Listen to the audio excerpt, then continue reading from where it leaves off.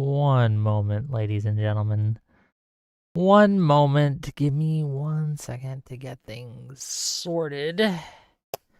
Craig O'Connor. Wow. First and pretty early on in the show. Says, I don't give a fuck about the UK, but my God, this is going to be good. I already know. It's in an hour. I'm ready for it. I learned way more about the UK than I ever wanted to know in researching for this debate. But I think it'll be interesting. Let me fix my flag. It just fell. Zephyr Hash says, who's old school and why is the low IQ I'm going off? Old school is the guy that said he can't do it tonight. So I guess we're going to talk about other things. But let me fix this real quick.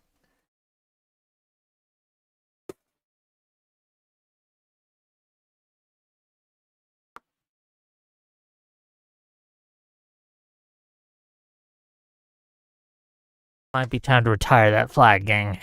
Seen better days.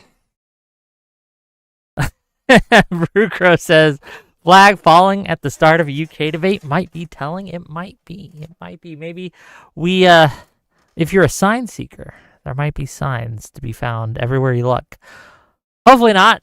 I felt today's wardrobe was appropriate for the debate between an Australian and a Scottish Arab on UK issues. So, should be fun. I'm wearing the flag. That is haram, brother. Look, we do what we must. I enjoy it. I have become America, okay? I represent the United States in all its glory. We'll see how it goes, right? Greg Yo says, okay, let's watch this shit show. Yeah, we're going to get there. I'm eager to see how it goes. I have seen Drew over the past week take a few shots at Lonerbox. Use clips of him, take issues with what he's saying. Should be fun. Should be a fun debate. Will we get to see some bias moderating? Less bias than normal, because guess what? I don't care that much about the UK. So, whatever. But it should be fun. And if I have questions, I'll of course ask them. Mostly what I want to know, gang. So one of the things I learned is that the UK has what's called the ILR. And so what the ILR is the indefinite leave to remain for migrants, okay? So they get to just kind of stay there indefinitely. I don't know the details too much about it, but I'm curious each participant's opinion on this. On Twitch, my times are off. What do you mean? Twitch, my times are off. My Twitch says 8 p.m. Eastern, Drew Pavlou versus Lonerbox. That's correct. That's happening in an hour. 7 p.m. Eastern, that's now. I was supposed to be talking with a gentleman named Old School about Schumer, the Epstein files, and more. But he had something come up, and he couldn't do it. So here we are. But I still wanted to talk to you guys a little bit before the show, before the main event, just to kind of shake off some of the rust. I haven't streamed in a few days, gang. I don't know if you've noticed or missed me or anything like that, but it's been about almost 5 days now since I've streamed, right? I think my last stream was on Thursday. We got some great shows coming up, though. So not only do we have tonight's debate, tomorrow, we're going to be taking call-ins and things like that. On Thursday, we're going to be talking about which party has better or deals with young men's issues better, the Republicans or Democrats, and we have some great guests for that. And then on Friday, we're going to have a debate about the why is it that the Republicans, when they're speaking in private, all sound like Nazis, okay? We're going to have Lactoid and Ash to defend the group chat leaks. And they'll be facing Dr. Darko and Kalinda. So it should be fun. Frozen Knight says, oh, damn, my time is off. I'm calculating time zones wrong. See? It's always you. It's never me. That's What I tell all the ladies, okay. No, but it should be a fun debate. Should be cool. In the meantime, you guys want to talk about the Maine Democratic primary? I know that's what everyone wants to talk about today. It's the big issue today. It's the big topic today. One of the gentlemen who is running for the chance to beat Susan Collins in the general election is a gentleman by the name, what's his name? Plattner, sorry. I get those mixed up. Gentleman by the name of Plattner, okay? So I didn't know much about this guy. I saw some leaks of Reddit posts he made like 10 years ago. But 10 years ago, not that big of a deal. People say a lot of stupid shit sometimes. Whatever. I didn't think much of it. Today, we found out that this guy's got a Nazi tattoo. Like, not even just like a subtle one either. But a straight up actual Nazi tattoo. A tattoo of like the skull and crossbones that the SS used on their caps. He has that. And based on reporting from the Jewish Insider, he's known what it was for years now. Years. And he still has it. Still hasn't removed it. Look, his excuse was he was in his 20s. He got drunk in Croatia. He went to a tattoo place and he picked something that looked cool. Okay. That seems reasonable. I too have been in the Air Force, well, not the Marines, but like in the military, drunk, doing things I shouldn't. Okay. I get that. You do stupid shit. You make stupid decisions. But never once did I get a Nazi tattoo, even on accident. And if I had gotten a Nazi tattoo, like on accident, I would get that shit removed when I found out it was a Nazi tattoo. That seems just like the bare minimum, I guess. Like, look, I get it. Stupid things when you're young. But if you have a Nazi tattoo and you want to run for office and you haven't gotten it removed, what are we even doing here, gang? Like, do I think he's a secret Nazi or whatever? Probably not. But I think that it demonstrates extremely poor judgment, at the very least. The way he's responded to this and the way he's handled this and the way that it's being reported that he dealt with his tattoo. He called it his little totem. I don't know how to say German words. Totemkopf or something like that. And apparently he's called it that for years. Over 10 years now, apparently. What do we think, gang? Do we think that's disqualifying? Do we think someone with a Nazi tattoo could ever win a Democratic primary, let alone a general election?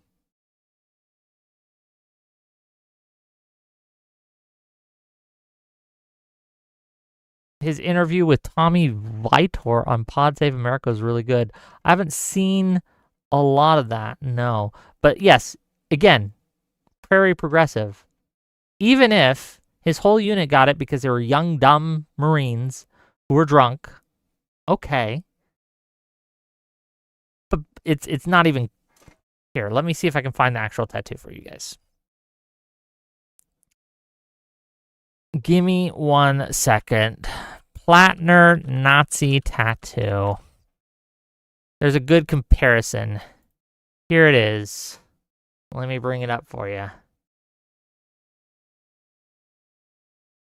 Okay. A recently surfaced video shows Maine Democrat U.S. Senate candidate Graham Plattner with a chest tattoo of the SS Totenkopf. I don't know how to say this word. I can't pronounce foreign words. If you've watched me, you know this, okay? So please forgive me. The skull and crossbones emblem used by Nazi death's head units.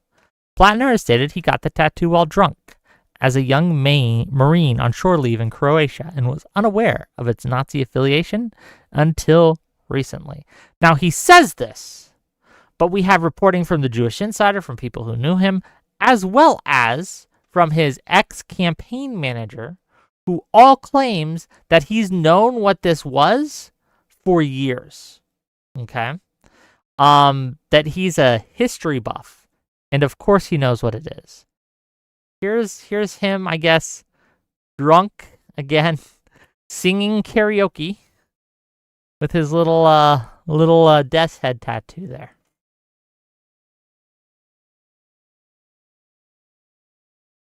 What do we think? Is this disqualifying? Or should we forgive and forget? Everyone does dumb things when they're drunk and young, okay? We all have done it. But does this mean he should be disqualified from running in the Democratic primary? I personally think it does. I personally think it demonstrates extremely poor judgment that you kept it. Or not you, your audience, but that Blattner kept it. Again, I get it. If I had accidentally gotten a tattoo that I didn't know what it meant, like, you've seen people who get like Chinese symbol tattoos and they don't read Chinese. And then if you do read Chinese, you recognize those characters and you know they mean like dumb white guy or something. And you tell them and they're like, oh shit, I look stupid. And now I look stupid. A lot of those people get those removed because, well, it's dumb. And it makes them look dumb. It presents them in a way that they would rather not have people viewing them as, especially people who know what it is and know what it means. So again, one must ask why you've decided to, one, apparently lie about how long you've known about it, at least according to those around you, and two, kept that tattoo after knowing it was a Nazi tattoo. Why didn't you get it removed? Like, if he had responded, be like, yeah, I got it when I was 20. We were all drunk, but when I found out it was a Nazi tattoo, I had it removed. I wouldn't have an issue. There'd be no scandal. Okay. Makes sense. Tracks.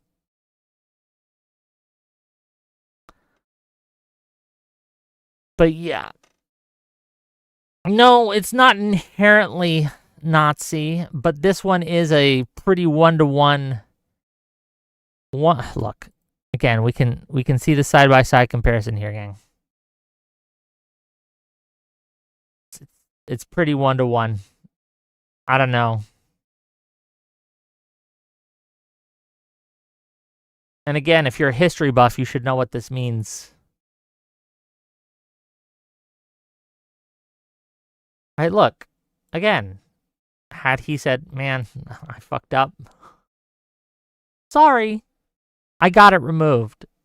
No issue. But come on. You say, oh boy, here we go. And again, this is a primary. We have other choices in the primary, okay, that are also Democrats. That if you live in Maine, you should probably pick over the guy with the Nazi tattoo. Just in general. Even just from a strategic perspective, gang. Like, even just from a strategic perspective. Why must we choose the guy with the Nazi tattoo? That's the campaign ads make themselves. I don't know. I just don't get it. You're more concerned he is a pirate? Rawr. The other person is like 1,000 years old.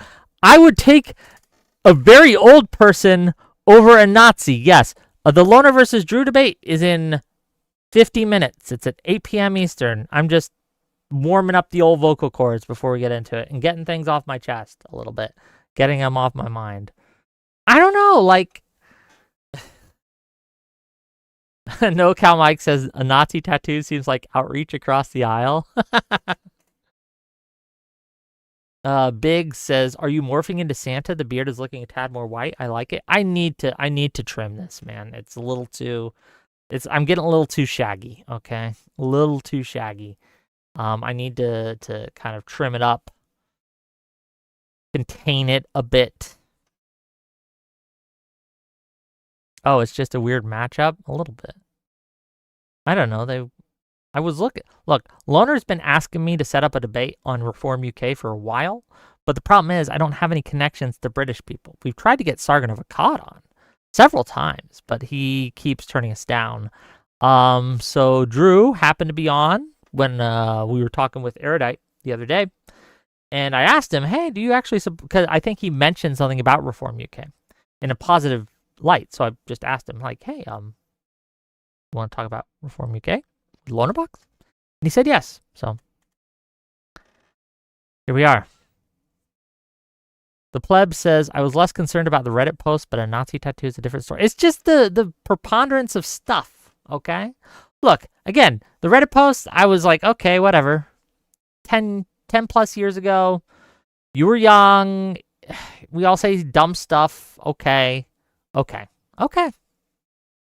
I'm not going to dredge up things you said 10 plus years ago. Really, it's especially when we don't say that kind of shit today, or at least I haven't seen evidence of him saying that kind of shit today. So whatever. But I just can't get over the fact that, like, again, a reasonable person with good judgment would not keep that tattoo after he finds out what it is. You just would not do that. And you wouldn't lie about it either. You just wouldn't. I don't know. It's just like I can't think of a situation, and maybe it's just my lack of imagination. It's perhaps, but I can't think of a scenario where I'm again trying to be an honest actor, decent person, and I found out my tattoo's a Nazi tattoo, like not even unironically, or I use unironically as a filler word. Someone else said that last stream. It's true. Yeah, if I find out, like, oh, this is a 1-for-1 Nazi tattoo, I'm gonna get it removed. I don't know. It's the especially if I'm planning to run for office. The first thing I do before I fill out my paperwork to apply to run in the primary is I get that sucker out of there. That just seems like a basic consideration.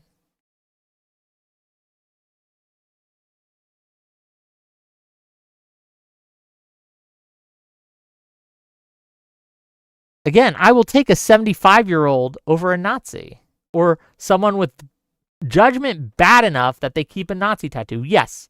Here's the thing, and I know this is going to get me a lot of flack, but I'm going to stand by it. A lot of people engage in ageism here and in politics, and I don't think it's appropriate. Most of the worst politicians you've ever met, okay, not just in America, but worldwide, are young people. The Nazi movement was a youth movement, okay? The Chinese Cultural Revolution was a revolution against the olds, okay? The old people. Hatred of old people is really weird to me.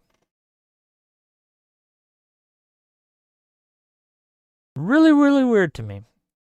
Because again, almost all, not all of them obviously, but almost all the worst people you know are young. Look at the Republican youth leaks, okay? The youth Republican leaks. That's the young people that are going to be running for office. Things like that. That's who you want to replace the olds with. I don't know, gang. Look, as long as they can do the job, I don't care how old they are. And keep in mind, being young doesn't disqualify you. I think young people should be allowed to run for office and things like that. But I don't know. Age alone isn't a disqualifier for me.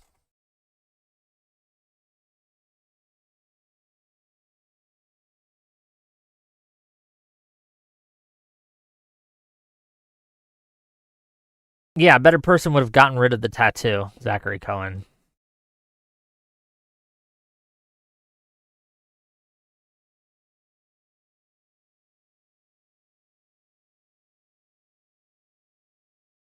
How young we talking? Look, as long as you're of age, I think you should be able to run for office and participate in the democratic process.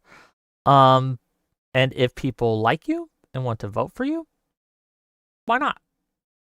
I don't like the age restriction, the age minimum on the presidency. If I were king for the day and could snap something out of the Constitution, I would snap that out of the Constitution. I think it's fine to remove that as a qualifier.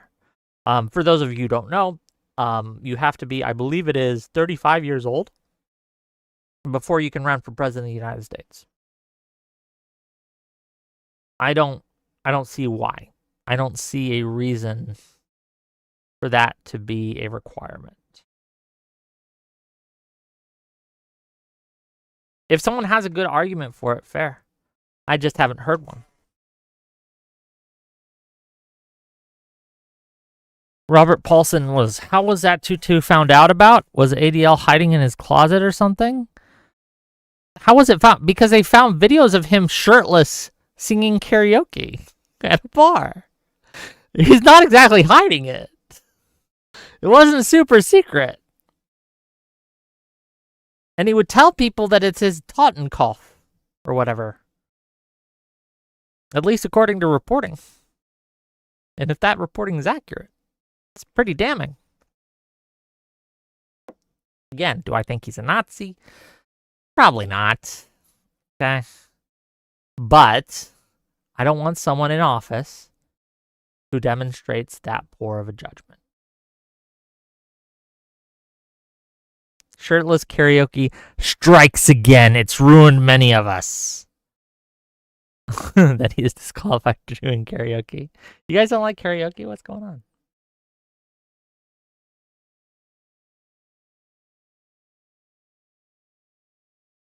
Fable says, you should have some buy-in and experience in your society before you try to run it, especially the most powerful man on the planet.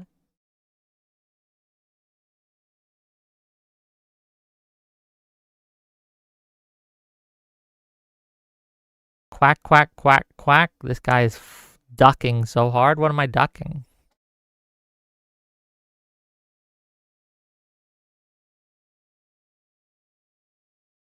Or are we talking about someone else? Could be chat. Who knows? Oh, but here's what Emma Vigeland, in case any of you care, has to say about it.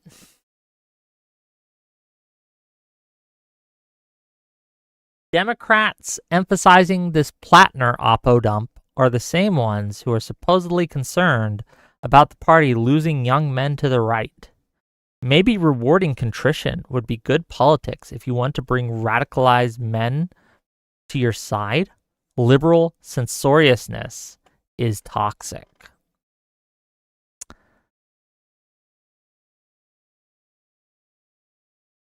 Voting for someone else who doesn't have a Nazi tattoo in a Democratic primary is not censoring anyone. No one is being censored because you vote for the other guy. Okay? That's not what that word means, first of all. Second of all,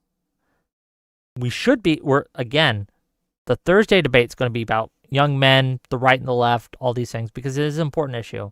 And we are losing young men to the right. Okay? But the solution to that isn't to accept Nazis. If that's the only way we can win, then we don't deserve to win. We don't accept that shit. We don't accept the radicals into our party. Okay? We lose. That is a fail condition, a fail state.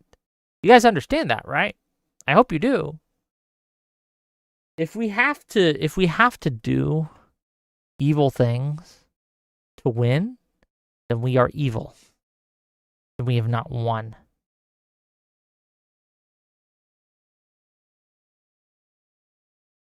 I don't know. Maybe I'm pretty old school like this, but I refuse to accept evil into my party. To the extent that I can remove it, I will. And I understand that nobody's perfect, and it would be foolish to expect perfection, But I think this is a pretty easy litmus test to make, right? Like a pretty clear line to gatekeep people with.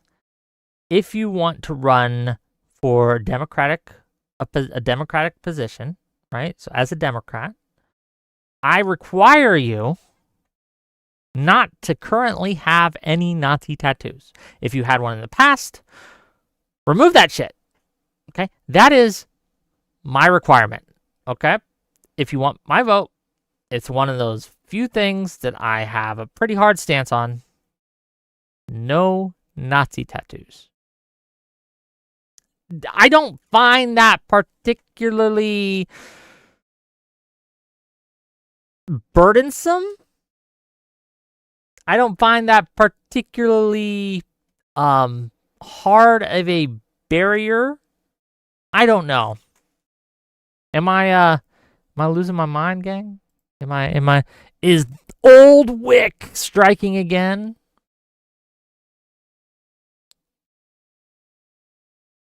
So J-Max says, so Wick, the waves of people in the No King protest shrieking about assassinating Trump and the Republicans has also illustrated the American left, right? Okay, can you name 3 people who shrieked about assassinating Trump at the No Kings rally? Can you name 3? Out of the 7 million who attended. Can you name 3? $5 from Zephyr Hash. This is a Political reported an hour ago that Plattner will remove the tattoo. Good. He should have done it before he ran. He should have done it years ago.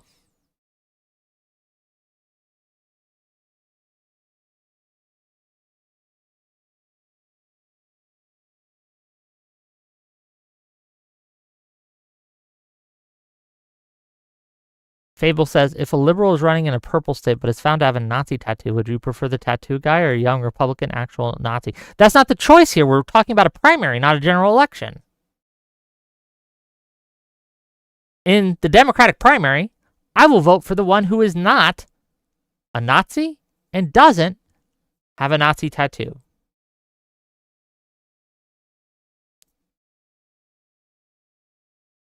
No, J-Mac, okay, you didn't see the news reporting. I did not see anyone. No, I think I saw one guy talking about killing ICE. But other than that, oh, and I saw one lady with the neck thing. She did the neck Charlie Kirk joke. But that's, again, not what you're saying that they're saying. It's still distasteful. But out of a protest of 7 million, I'm just asking you to name 3. If there's hordes of them, should be an easy task.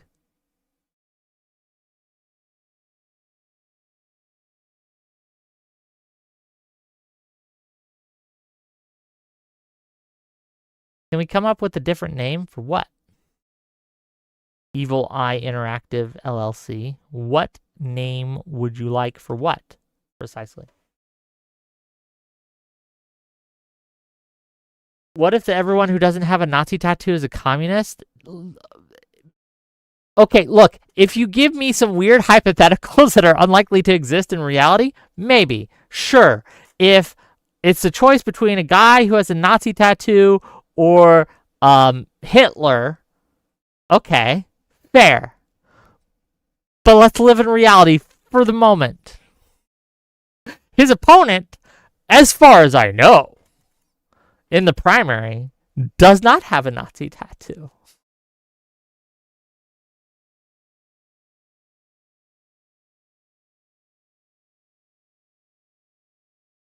What about Plattner versus MAGA in the primary?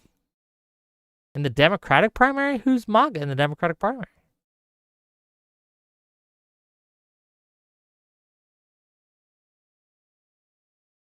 Jacob Lant says, I made shrimp curry. Congratulations, buddy. Congratulations. I'm proud of you.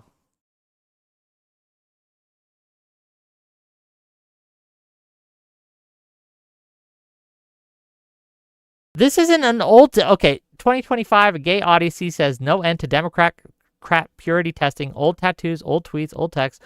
This isn't an old tattoo. It's a tattoo he has on his body right now.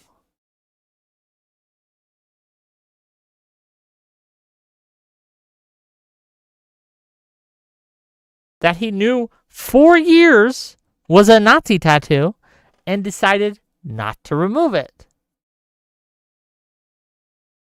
Hold on. Purity testing is only problematic when it's not things like, have you ever raped anyone? Have you ever killed anyone? Do you happen to have any Nazi tattoos? Right?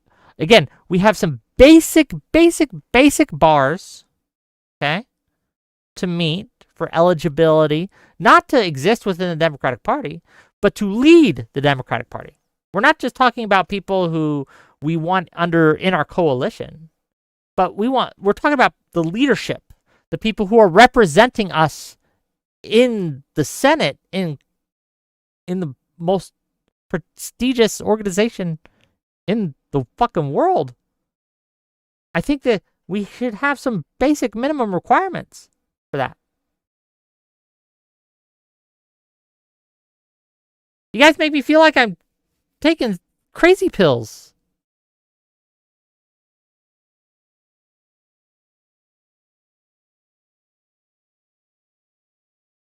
I don't know, like, is this the biggest story ever? Okay, no, it's a main primary, Democratic primary. I'm killing time because the guy I was supposed to be talking to ditched me last minute, okay? So you're going to get what comes up on my feed, okay? And you're going to like it. Okay, until the 8 o'clock debate, this is what's going to happen, okay? There is one other story I think worthy of going over. We did the Democrats. I want to talk about a news story in the New York Times that I think is pretty damning to Trump. Great Sages says, Wick, it's okay to show more hair, bro. Maybe, but I like my hood, okay? It makes me feel safe, comfortable. I enjoy it. It's from the New York Times, okay? Breaking news. President Trump wants $230 million from the Justice Department for investigating him. People familiar with the matter say any settlement might ultimately be approved by senior department officials who defended him or those in his orbit. 230, extorting the government that you run, okay, for $230 million into your own personal bank account because the Justice Department investigated you?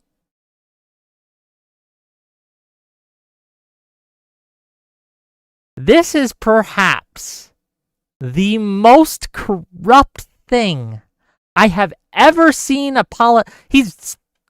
He's stealing our money.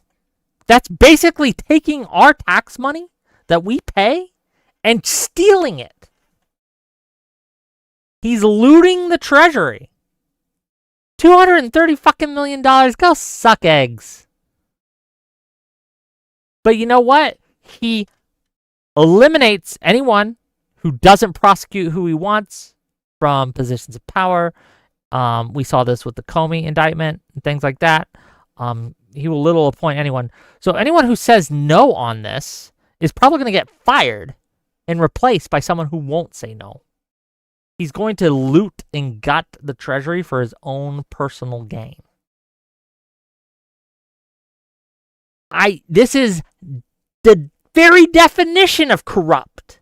Using government funds to line your own pockets directly. This is way, way more corrupt than anything any Democratic politician has ever done. More corrupt than Clinton, more corrupt than Hillary, more corrupt than Obama, more corrupt than Bush, more corrupt than Biden. I can't think of anything that is more corrupt directly than this. And of course, MAGA is going to defend it because they don't care actually about corruption. Frankly, they don't.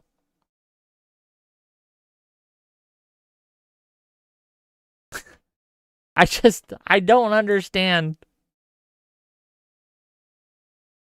how you can't see it, how blind you have to be to kind of just, because you do kind of have to, if you support Trump, you do have to kind of turn a blind eye to these things all the time, don't you? Like, doesn't it get exhausting? Doesn't it get exhausting trying to run cover for this all the time? Doesn't it get like, doesn't it bother you?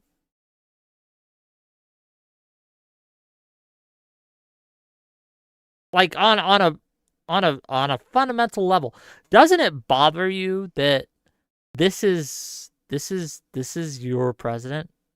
Like, this is your guy? He's basically stealing your money. He's basically just stealing your money directly. That's your taxpayer money, and he's pocketing it directly.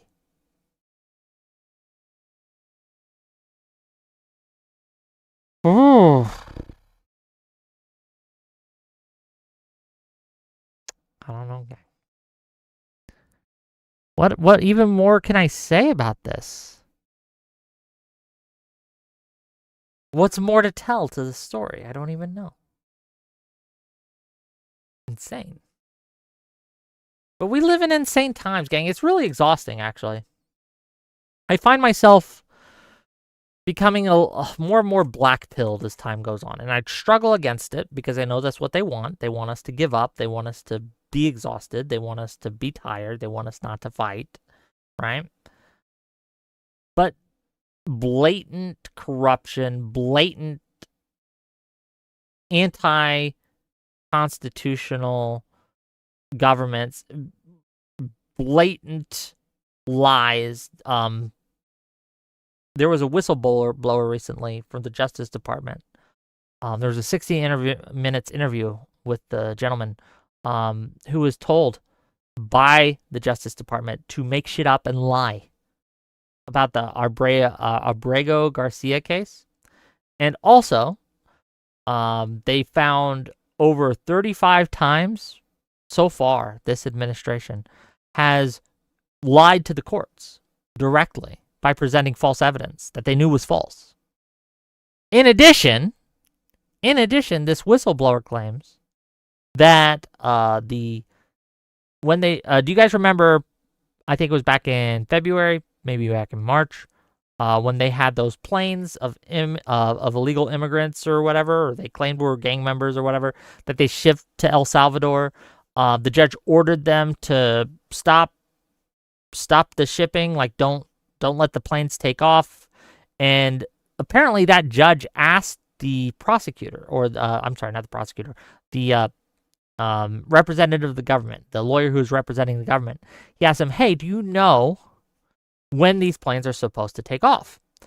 And the gentleman said that he did not. He did not know.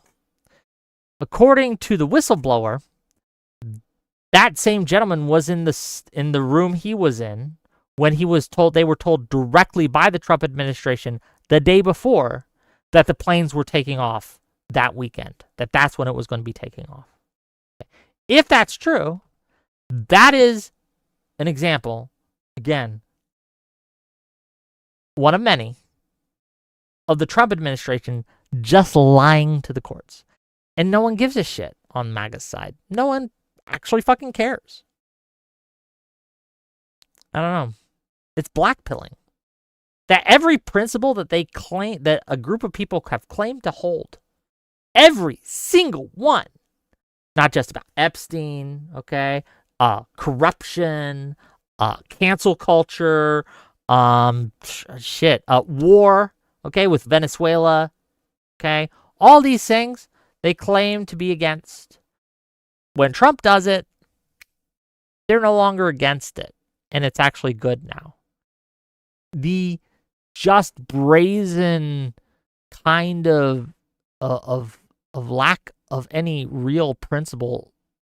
I believe them look, this is on me. I believed them when they said they had principles, and a lot of them were taking principle stance against these things. I believed them. I did. I was like, oh, okay, I get it, right? No, that makes sense. I'm against these things too, and I get it that the government under Democratic administrations has engaged in some of these things. Okay, it's bad, and we should fight against this. So I'm with you, brother. That's what I thought. But no, turns out they just wanted to be the ones that do it. If you want to know what Trump is going to do in the future, okay, what MAGA is going to do in the future, all you have to do is you look at every single accusation they've ever made against a Democratic president or Democratic politician. Look at every single thing that they've accused those Democratic politicians of doing.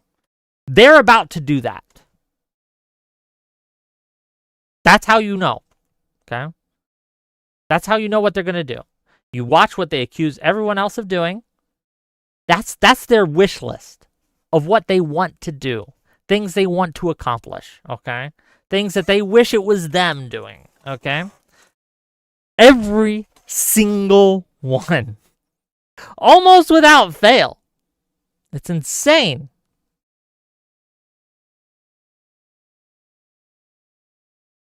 Yes, Padgy.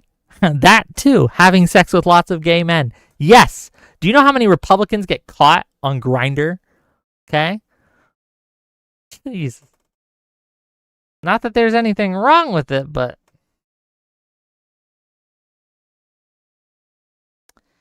insane, gang. Are you guys excited for the debate in about 20 minutes here? I am, because I'm running out of things to say. I thought I had content for you guys, but I don't know.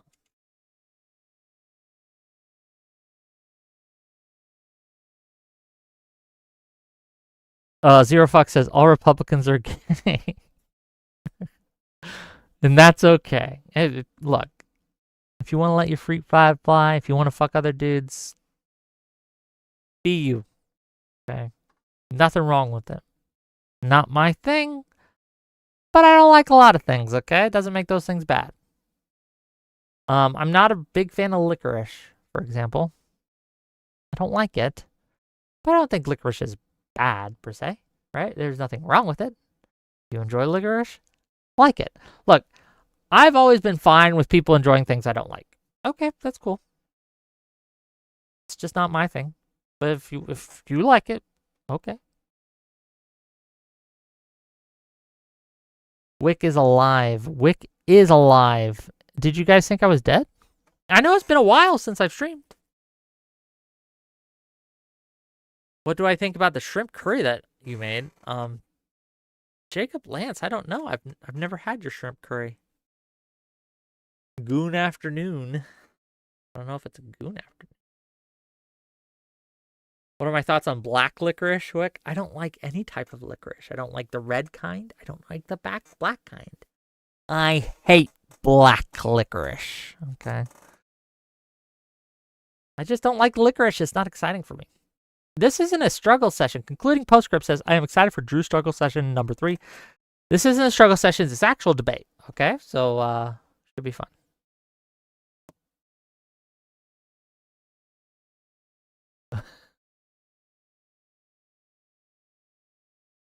So that's what we got today for news that's going on. Trump is stealing $230 million or trying to steal $230 million of your tax money to line his pockets. We have one of the Democratic primary candidates has a Nazi tattoo. Beautiful. There were more group chat leaks from a different group chat where Republicans are saying stuff like, I have a little bit of Nazi in me. I have a Nazi streak sometimes. We're going to cover that Friday. What else is going on? What else is newsworthy that I should be covering?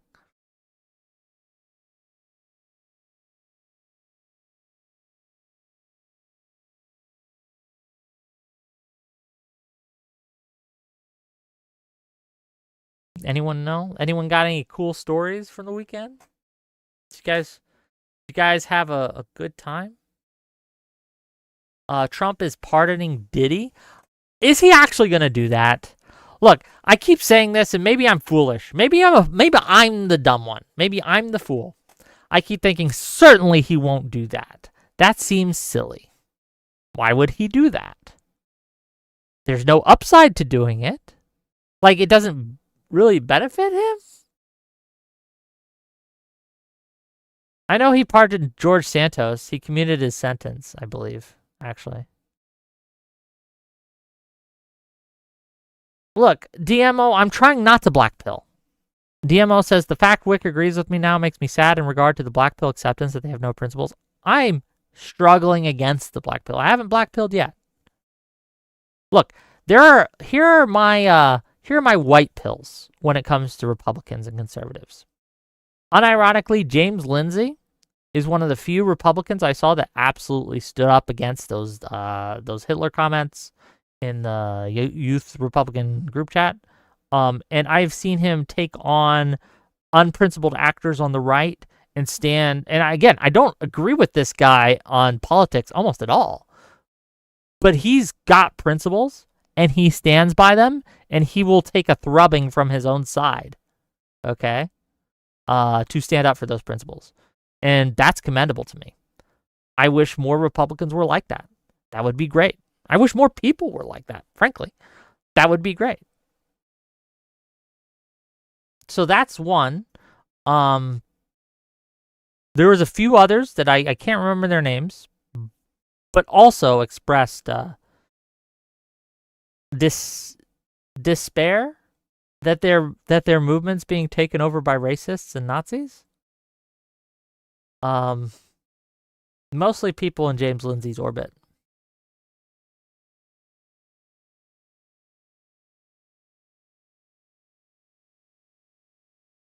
Is James Lindsay even a Republican? I thought he was a heterodox liberal. He's a Republican.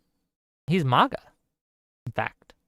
He supports President Trump, which is, again, one of the many things I disagree with him politically, but he's willing to call out bad actors. Tesco Johnson for $2 says, free Diddy. Did I miss any super chats? I did. $2 from Zephyr Hash says, can I get my 6 million I was promised by Elon through Doge? No. You can't get any of that shit.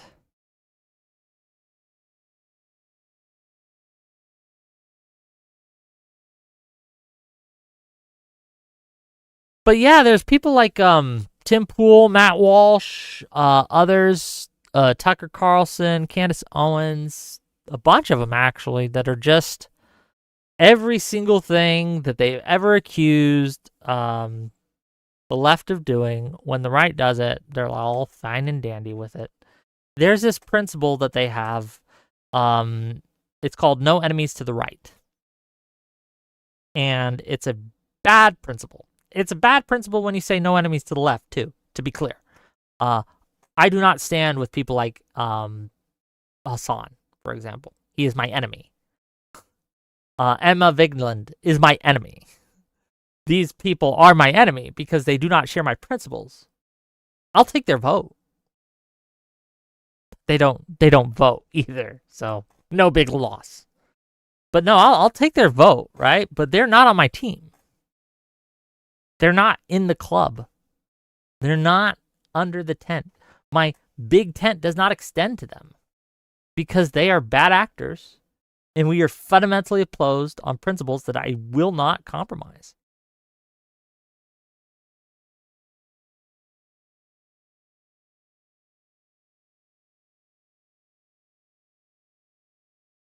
Does Emma Vigland vote? I don't know. You wouldn't know from reading her tweets.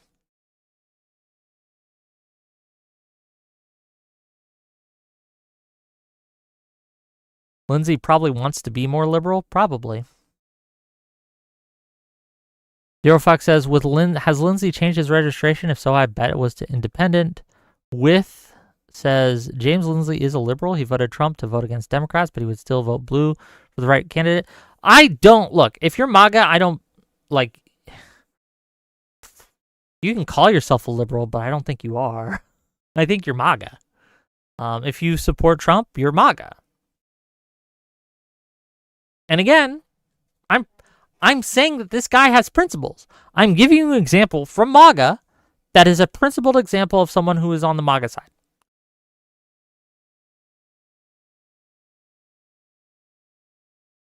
So concluding postscript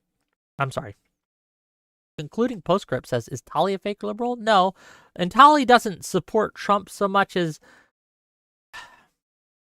she opposes Democrats. With Lindsey, from what I've read, he actively supports Trump, which is different.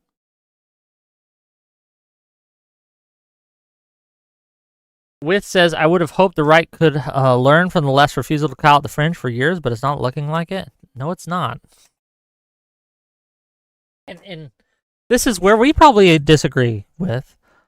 I don't think it's their fringe. I think it's a much bigger portion of it than most Republicans would like to even admit. I think that they appeal to it. I think that they court it actively. Look at the tweets by Vance and Trump and how they act. They are actively courting a very toxic type of person, okay? This AI video that Trump posted of him basically dumping shit on Harry Sisson and No Kings protesters. Did you guys see that? He's AI video of him in a plane. He's flying over the No Kings protesters. You see Harry Sisson there, and he just dumps shit all over them. I know this is kind of cliche, but if Biden had posted something like that, the Republicans would have been up in arms. They would have been screaming from the rooftops, bloody murder. Okay? And rightly so, to be fair. Rightly so. But now they think it's funny because it's being done to their enemies. Do we think that this is behavior that is acceptable by the President of the United States? Ha ha ha, I'm shitting on my own people. Ha ha ha. Look at all the shit that Hillary Clinton got when she made her basket of deplorable content comment. She got shit on hard. But Trump and co do that shit all the time, and Republicans just don't care. They just overlook it. MAGA celebrates it. This is what I'm talking about. They're courting this type of person who would love that shit, okay? The friend-enemy distinction, which is, again, was done and kind of put into a theory by an actual Nazi, okay? The friend-enemy distinction. For my friends, everything. For my enemies, the law. For my friends, fine wine. For my enemies, shotguns. Okay? It's this idea that your politics are more important than your principles. And your principles should take a back seat to political power. It is very dangerous and, dare I say, evil way to look at the world.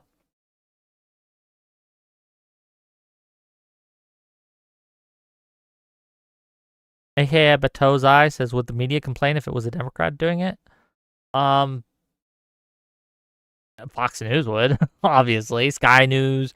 All of alt media would. You would have people, Republicans, demanding the immediate impeachment of whatever Democratic politician did that.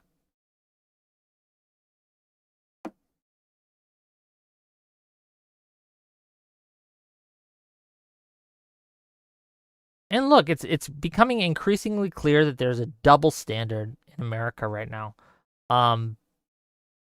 If you are friends with MAGA, if you are a MAGA practitioner in good standing, you live by a different set of rules than everyone else does. You are able to commit actual crimes and you'll be pardoned. Your sentences will be commuted. You will not even be prosecuted. The cases against you will be dropped. It's insane. If you dare speak out or are considered an enemy of MAGA.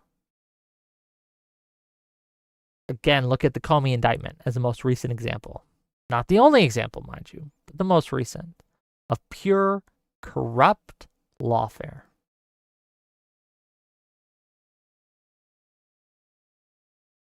Robert Paulson says, this is a very timely debate subject coming, by the way. Was that on purpose? I try to make my debates timely. Yes, it was, again, Lonerbox reached out to me, said he wanted me to find someone to debate him on this after the synagogue attack that was recently, that happened recently in Britain. And it took me a bit to find someone, but I found someone. Kinetic Paw says, is Lonerbox going to be talking about the end of the two-party system in the UK? I don't know. I don't know his argument. But he says he thinks ReformUK will destroy Britain, and he's pro-immigration. Drew Pavlou is pro-ReformUK and anti-immigration, at least has concerns about the migrant crisis. But I'm going to let the two individuals in about 5 minutes here, a little longer, give their arguments, make their case. Let me use a restroom real quick, the little boys' room. Okay, don't go anywhere. I will be right back.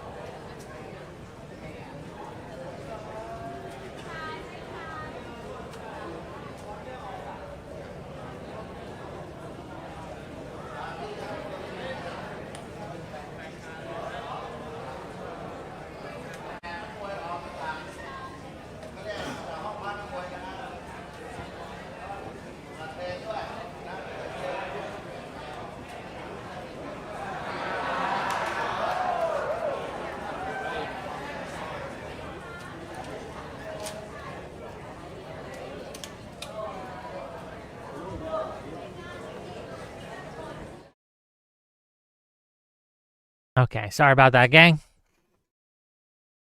I have to wash my hands. Proper hygiene is important. We don't want to get sick. So we got about 5 minutes before they show up. Is there any questions I should be asking these two gentlemen?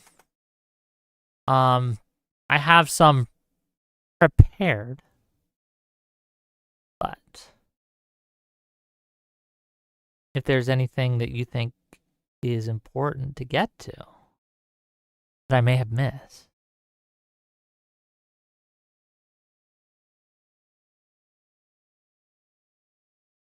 Hello, you're live. Hello. You're Hey, live. welcome to the show. How's it going?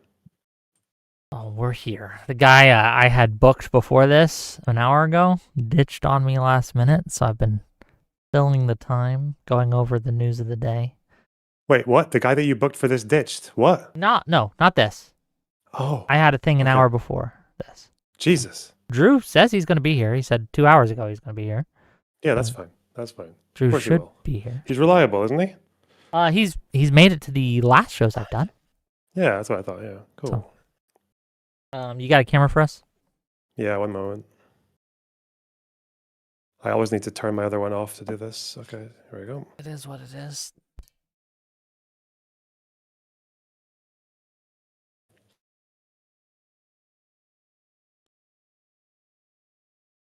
Okay, we can see you. We have a visual connection. We have an audible connection. I'm excited to make this happen. Okay, should be fun. I guess while we're here, is there anything? I guess are there riots right now in Ireland? I saw that briefly, but I don't know if that's recent. Yeah, I think it's today. Yeah, What I haven't can, looked into why they're rioting, so I have okay. no idea. That was my question, is like, what's going on? And is it related to the migrant crisis at all? Because it would be timely if it was. Is it in Republic of Ireland or Northern Ireland? That's important. Dublin, which is you know what? it's I don't know. It says Dublin, so that's Republic of Ireland. It's a whole different country, Wick. Hundreds Nothing to do with of me. anti-immigrant protesters burn vehicles and attack police in Dublin, is what It's the reporting hotel. is Yeah, saying. it's a migrant hotel. Yeah. Okay. That's pretty insane. There's a lot of real every time I hear about UK politics, this is the issue I hear about. I think the last time we had you on for something UK related was about the grooming gangs or whatever, right? Yep. Is this basically all politics is in England, is just them debating immigration 24/7? I mean, it should be about immigration and the economy and the political system, like the House of Lords and shit. But yeah, basically, where not much happens here. We're kind of we're a pretty privileged, boring existence in the UK.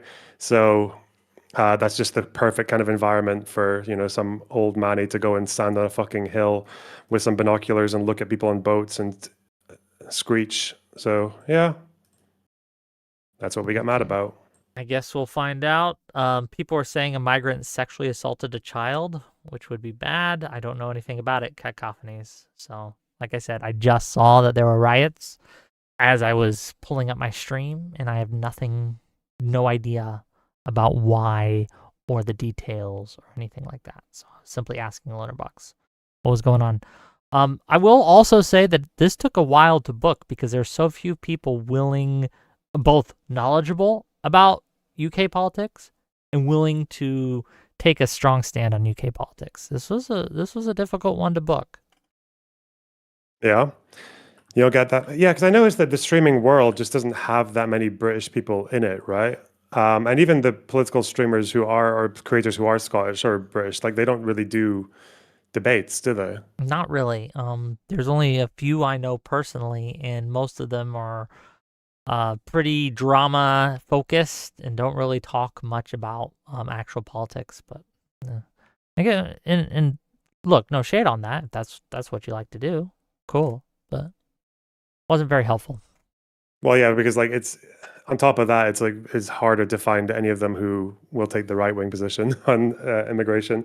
I've tried to get in touch with some of the Scottish locals who have been leading protests against the small boats, because there are a few kind of like public speaker types who have made a name for themselves going to these protests with megaphones, but they just don't answer. They're really shy to come on stuff like this.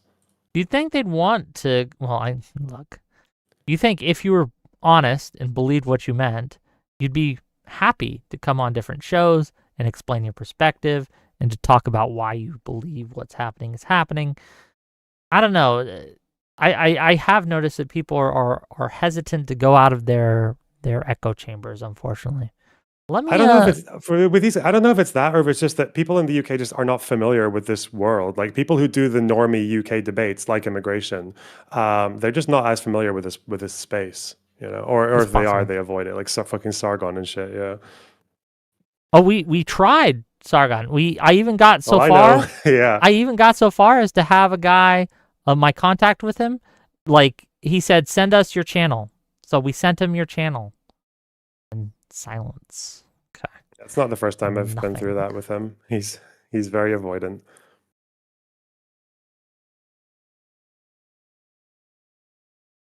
And I'd love to look. I would be the most fair moderator to him. I mean, even favor him in the moderation debate just to get him on more. Okay, like I would give him all the time he wanted to talk. It would be the fairest motherfucking debate you've ever seen. I don't know. Yeah, and he's a good audience pool. He's not even that bad at debating. He's very good at just asking ridiculous, nebulous questions and frustrating the fuck out of whoever's talking to him. So I don't know why it's so intimidating to him. Okay, well, we're gonna get some audience questions while we wait. Hopefully he'll be here soon. He was late the first time I had him on by about 20 minutes. I'm hoping he won't repeat that. AKA Batozai, member for 5 months. Welcome for the membership. Thank you. Says, ask Lonerbox why the UK is against self-defense. Why is the UK against self-defense? Ask a real question. I don't know what the fuck that means. Like, ask a real question. I don't care about these like vague. I think they mean self-defense and keeping migrants out to keep us safe, if that's the context. But nah, they can say what you mean. Jesus. I don't know the context. I can only read the words they type.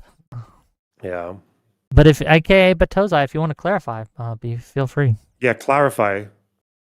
AKA Batozai. Everyone's waiting for you. We actively are because we're killing time till Drew gets here. Did you see the recent hubbub about the Maine Democratic primary with the Nazi tattoo thing? Did you see anything about that? The Democratic primary? Mm-hmm. The Democratic No. primary in Maine. Platner is his name. Apparently, videos have surfaced of him with a Nazi tattoo, and the Nazi tattoo being like the SS death skull. The skull and crossbones. Yes.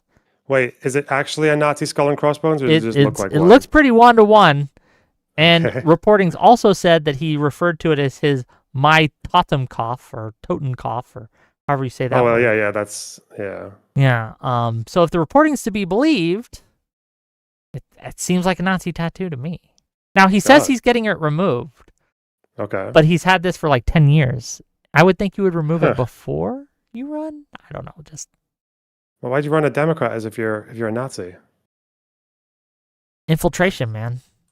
Why? Is that what? I don't know. I don't know what the plan would be, but that's if I was a Nazi. Okay, that's what I would do. I would infiltrate non-Nazi spaces and then make them more Nazi. I don't know. That way you always win. You got a Nazi. Is this the guy that? Oh, did he talk to? He didn't talk to Hassan, did he? I don't know, but he talked to the Pod Save America Bros. He had an interview with them recently. Is this a different Platner I'm thinking of? Relatively young guy. He's a military veteran. No, this is a different guy. This is a different guy. Yeah, different guy. Damn, we got a Dixiecrats back again, eh? I guess so.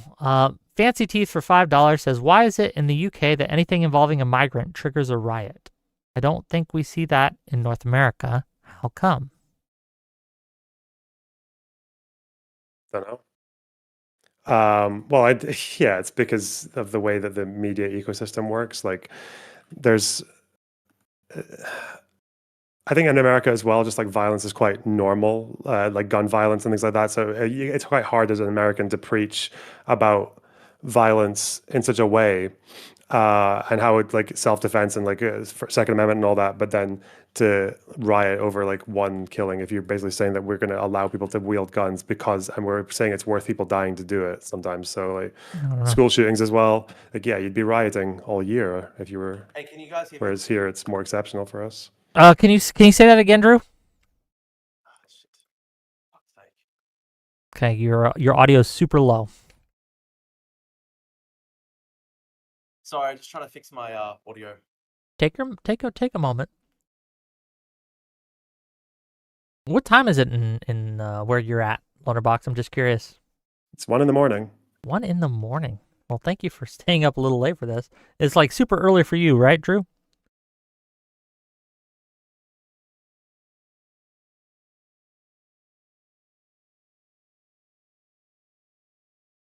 No, he'll get it. Uh-oh. Shit. Oh, he's back. Hello. Oh. Hello.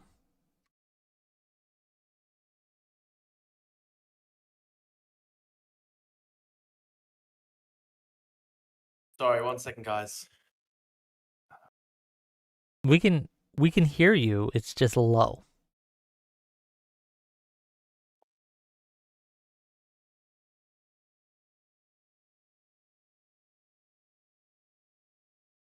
So there's some problem with my.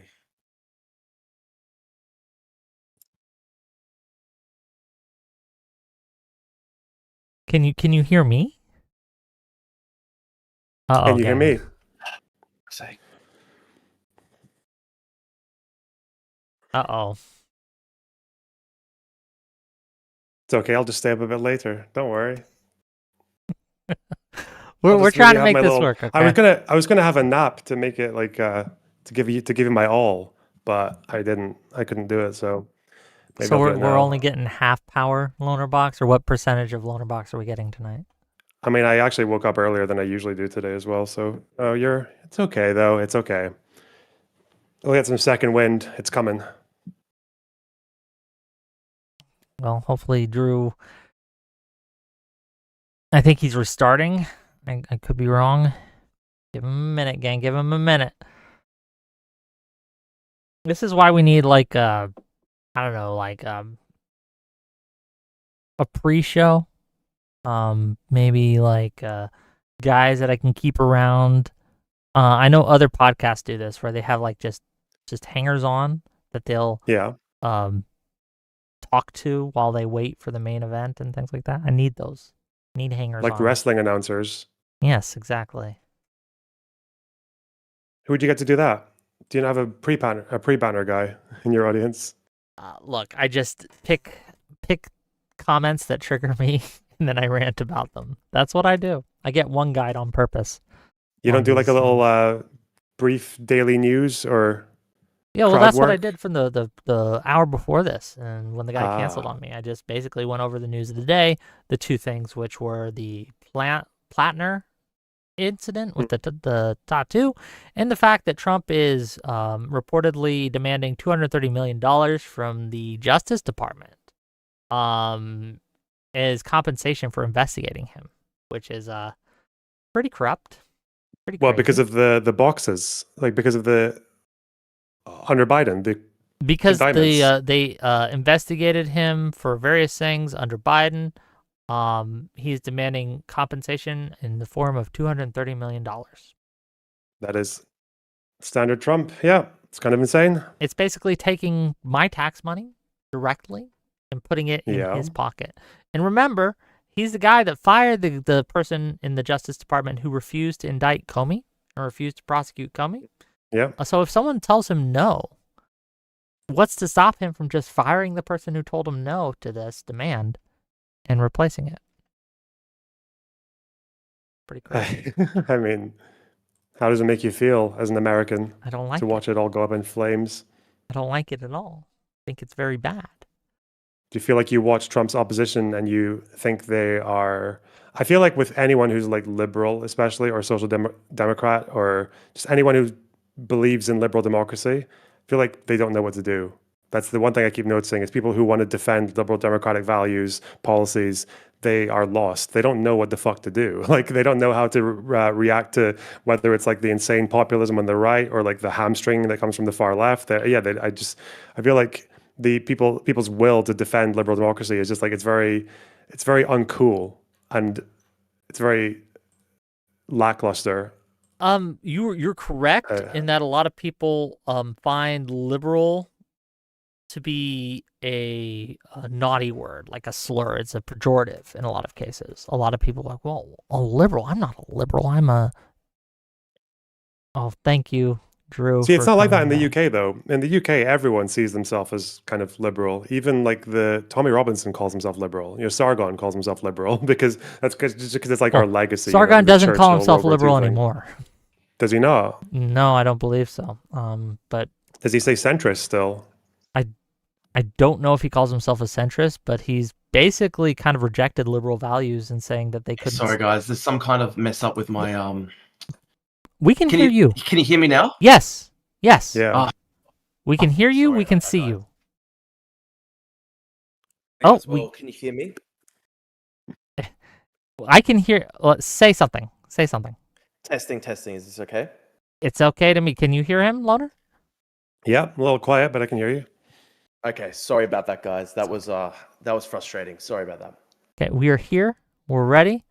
So without further ado, let's just get started. Okay. Welcome, one and all, to yet another episode of WIC TV. It's a cross-ideological space where we come together to talk about issues both political and cultural, from the silly to the serious. And gang, we've got a show for you today. Tonight we're going to be talking about ReformUK and the migrant crisis. Is ReformUK the solution to Britain's problems regarding immigrants? Are there even real problems regarding immigrants, or is this all just overblown? We have two wonderful gentlemen tonight to debate this, to talk about it. I'm going to give the mic first to Mr. Drew Pavlou to state his case, be brief, try to stay under a minute, and then we're going to let Lonerbox respond, and then we'll get to the back and forth. Go ahead, Drew. Perhaps Lonerbox can start just because I'm still getting my bearings a bit because I just jumped in the call. Okay, Lonerbox, go ahead. Thank you. Why is ReformUK going to destroy Britain, in your opinion? Okay, so I think it's a pretty simple story. It's a story about someone who is more or less making a total political killing off of his own failures. In around 2015-16, up to the Brexit campaign, Nigel Farage put out a billboard of himself standing in front of a picture of a throng of Syrian, North African, Arab Muslim refugees and saying that this is why we need to get out of the EU. They're coming, basically, during the Syrian refugee crisis. The fact is that most immigrants, the overwhelming majority of them coming to the UK at that time, were not Syrian. They were not North African. They weren't even outside of the EU. They were mostly EU migrants. He still managed to harness that fear, the fear of, that went alongside the Bataclan attacks, the rise of ISIS, the Syrian refugee crisis, and he managed to use that fear to convince people that Brexit was the answer to people's fears. Most people who voted for Brexit in that campaign thought immigration was the biggest problem. It was the biggest reason that people voted to come out of the European Union. We did, and then polling on immigration went really low. Very small, less than 10% of people in the UK thought it was the biggest problem when it's usually like a third or a half. Until COVID happens. And then slowly after that, we get a huge surge of immigration. And for the first time ever, now that free movement is over, most migrants who come to the UK are from outside of the EU. That never used to be the case. EU migration is negative now. More of them are leaving than they are arriving. And since we had that surge, in part because EU migrants needed to get replaced, because we had humanitarian crises, because the Conservatives, quote unquote, were taking back control and putting in immigration policy that was full of flaws and loopholes and everything else that allowed massive numbers of people to come in, to the point that we've had net migration of like close to 1 million for the last couple of years, something like 800, 900,000. And at the same time, also courtesy of Brexit, we had small boat arrivals on an unprecedented rise, or not seen since the early 2000s. Tens of thousands of people coming in on small boats. Back in the day, we used to be able to send them back to the last European country that they came from, because that was a European Union regulation called Dublin 2 and 3. We used to be able to send them back to the first EU country that they came from. We can't do that anymore. So we basically have conservatives trying to mess around with as many gimmicks as possible to deal with these new arrivals that are clearly frustrating people. Policies like trying to send them to Rwanda for offshore processing, which was probably one of the most expensive, inefficient, inhumane, torturous, waste of time policies ever. I think they got like less than 20 people deported and spent millions on it. Followed up by immigration policy from the Tories that was just completely ham-fisted on student visas, work visas, you name it, to the point now that basically we are in a pretty unprecedented spike in immigration that is almost entirely the making of the person who is making the most profit off of it, who is Nigel Farage. So right now we have, again, for the first time in quite a few years, almost a decade, is the biggest problem for UK voters is immigration. And it is basically just going to open the door for a bunch of city trader, millionaire, disgusting spiv cunts to capitalize off of people's fears, capitalize off of propaganda and inflated stats and misconceptions to kind of do what they've always wanted to do, which is to use immigration as a bludgeon against everything about this country that they don't like. They want to slash welfare right, left, and center. They want to reduce taxes. Nigel Farage has for years spoken about how he wants to have an insurance-based healthcare system. We know what they want, and they're going to use people's fears to get it. And I don't really think there's anything Keir Starmer can do about immigration that is going to turn that around. It's just, that's where we are. Okay, well, thank you for being here, and I'm sure we'll get into it as we go. Drew Pavlou, thanks again for being here. What is your thoughts on Reform UK and the immigrant crisis in UK? Yeah, go ahead. Sure. Thank you. And my audio is okay? People can hear me fine? We can hear you. You're fine. Okay. So I want to very quickly explain that I'm actually quite party agnostic on this. If Keir Starmer were to lower migration in Britain and fix the issue, then I would support Keir Starmer, but he's not going to do that. I would support anyone who would do it. I don't really necessarily even like Nigel Farage that much. I don't even really like Reform that much. I just genuinely look at what's happening in the UK and I see how disastrous mass migration from extremely poor countries has been to the UK.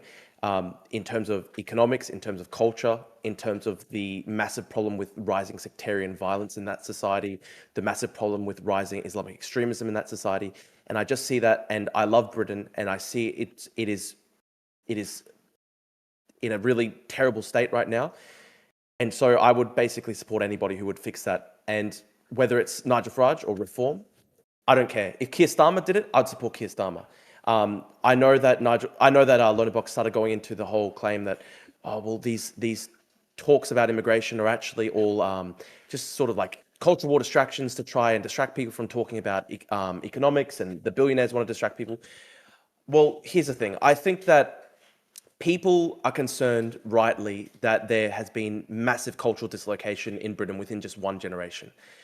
Even if you solved every single economic issue in the country, even if you had, say, like a Jeremy Corbyn socialist government, and they massively increased welfare and all these different things, that would not necessarily actually solve the issue of people feeling a sense of cultural dislocation in the country that they've been brought up in. Britain has been majority British for 1,000 years. It has been a nation for like 1,000 years. And based on current migration rates, the current migration rates have the British majority on track to become a minority within one generation, within about maybe like the late 2040s. This is obviously the largest cultural dislocation, the largest demographic and cultural change in Britain in its entire history. People like to talk about, for example, the Norman invasion. Well, Britain was invaded by the Normans. It's always been a country of migration. The amount of Normans who migrated to Britain after the Norman conquest, I think it was about like 20,000 people. I think the equivalent percentage of the population was about maybe like 2% or 3%. It was a very low number, and they assimilated into the wider population pretty seamlessly without basically leaving much of a dent. Whereas what we are seeing now is basically within a 30-year time period, the British majority, the ethnic British people, the ethnic English people, for example, in England, are going to become a minority within about 30, 40 years. Over that time period from about 2000 to about 2040, within about a generation and a half, you're going to see the English people become a minority in the country that they have basically been a majority in for 1,000 years. And so I think that level of cultural and demographic change in one generation is always going to lead to massive amounts of political and social tension. I think it's really, really crazy for any country to try and run that type of migration policy. That level of dislocation and change and just basically a generation and a half is crazy. I know Lonerbox starts talking about the importance of the migrants for economics. There are 1.9 million foreign nationals on benefits in the UK right now. And benefit claims per 1,000 people from some of the new migrant communities from the third world, they are vastly, vastly overrepresented when it comes to benefit claims. Half of all social housing in London is occupied by foreign nationals. There has been... If the Boris wave was going to lead to economic growth, we would have seen it already. Instead, Britain has basically sclerotic growth alongside the largest amount of migration in its entire history. The migration is largely coming from places that are very culturally different to Britain. Lonerbox makes the point that, you know, Nigel Farage had problems with Polish people moving to Britain during the time of the EU. I actually think that's retarded. I think it would be so much easier for Britain to integrate people from Poland than it is to integrate people from some of the poorest parts of the third world. I think it would actually be so much better for Britain if they had migration from other European countries that are quite culturally similar and have a relatively similar living standard.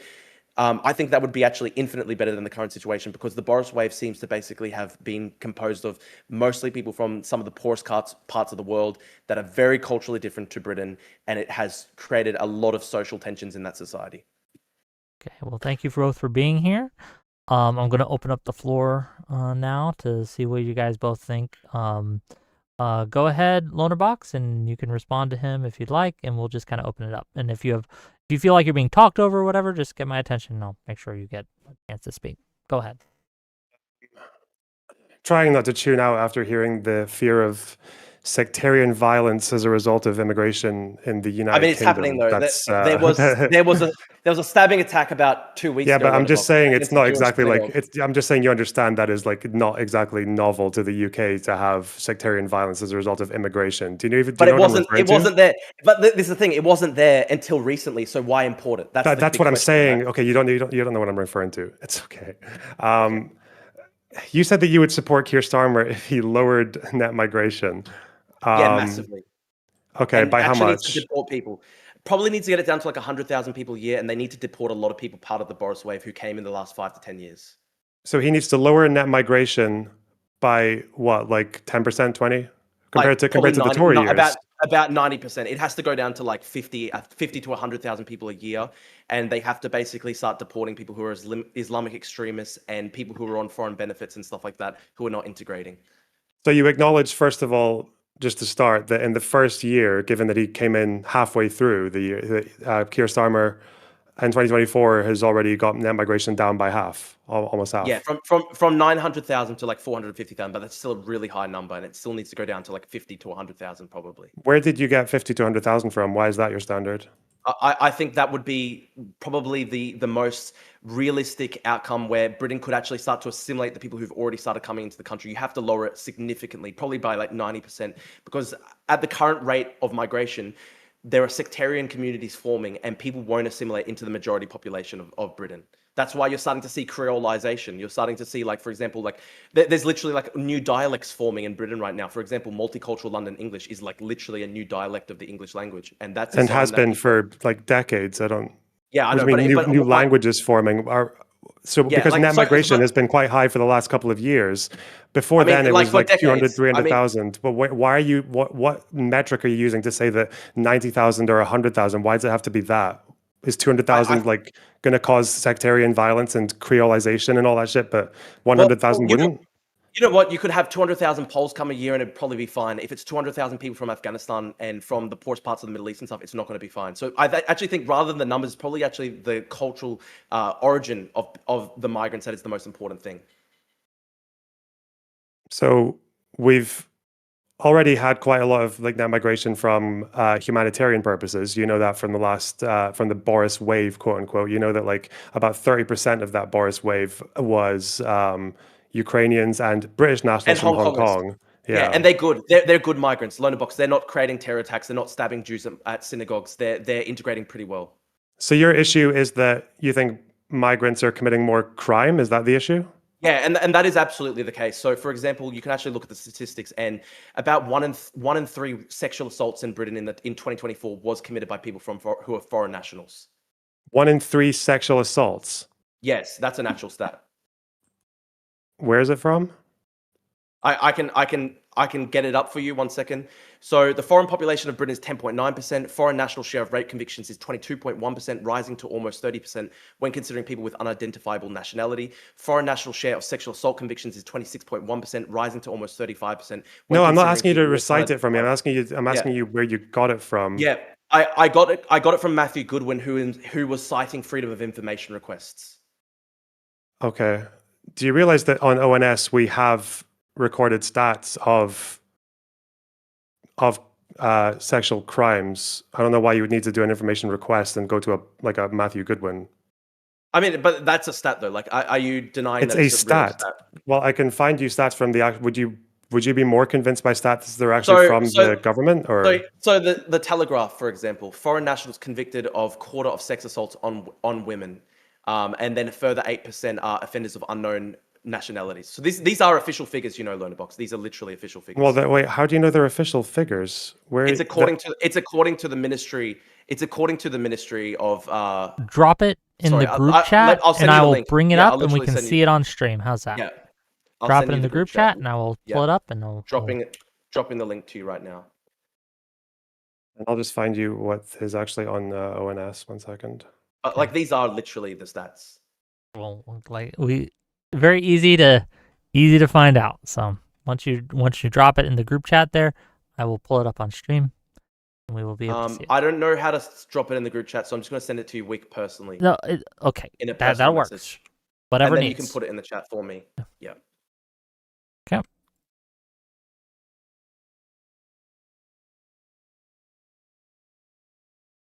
Oh, do I have to pay for this? I mean, it's obviously behind a paywall, but it is the Telegraph, which is okay. Well, give me a second. I got ways to deal with this. Hold on, give me a second.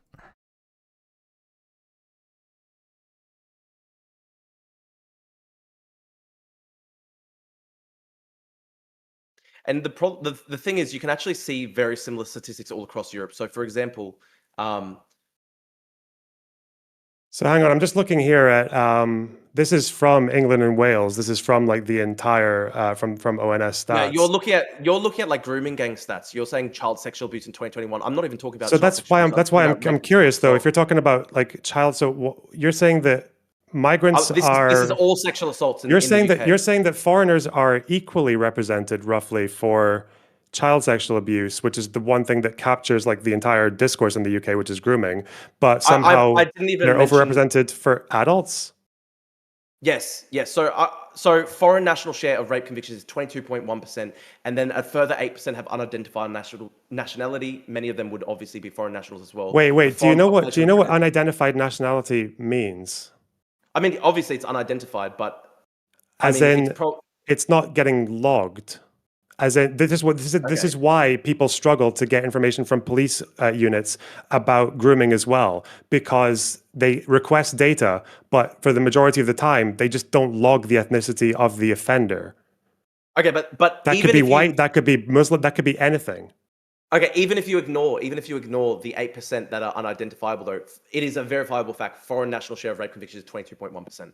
If it was 22.1%, then foreign nationals make up what of the population? 10.9%. So they're minus 8% that we don't know about. No, sorry. That's like there might be. Okay. Let me clarify. No. So I'll explain. Sorry. I'll explain.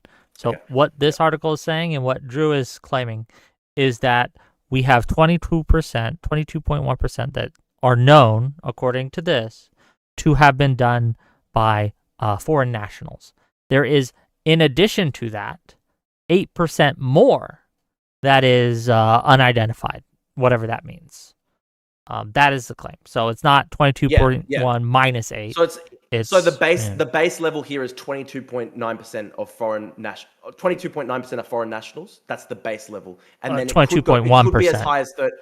It could, 22.1, and then it could go as high as 30%, determining based on how many people in the unidentifiable bracket would be foreign nationals. Even though for the UK, we know that from people trying to investigate grooming gangs that people are more likely to log the ethnicity if they're a foreigner because they find it more relevant. No, that's actually not true. So if you look at the Casey report into the grooming gangs, the recent one, that actually found that there was a systematic underreporting of ethnic data. She found that there was systematic shying away from reporting ethnic data. That's not what I said. Yes, there's, as in general, most stats don't have ethnicity next to them from older data. That doesn't mean that it's underreporting foreigners. So I can actually, I'll quote you the case report. It says the ethnicity of perpetrators is shied away from and still not recorded in 2/3 of cases, meaning it's not possible to draw conclusions at a national level for grooming gangs. So you're saying that that's exactly what I said. Obviously, so it is a different. So there's two different things here, right? There's the grooming gangs, and then there's the share of sexual assaults committed by foreign nationals. And you're saying that in a lot of cases, there's not proper reporting. But we're saying that literally as a baseline percentage, it's 22.1%. That what I pointed to.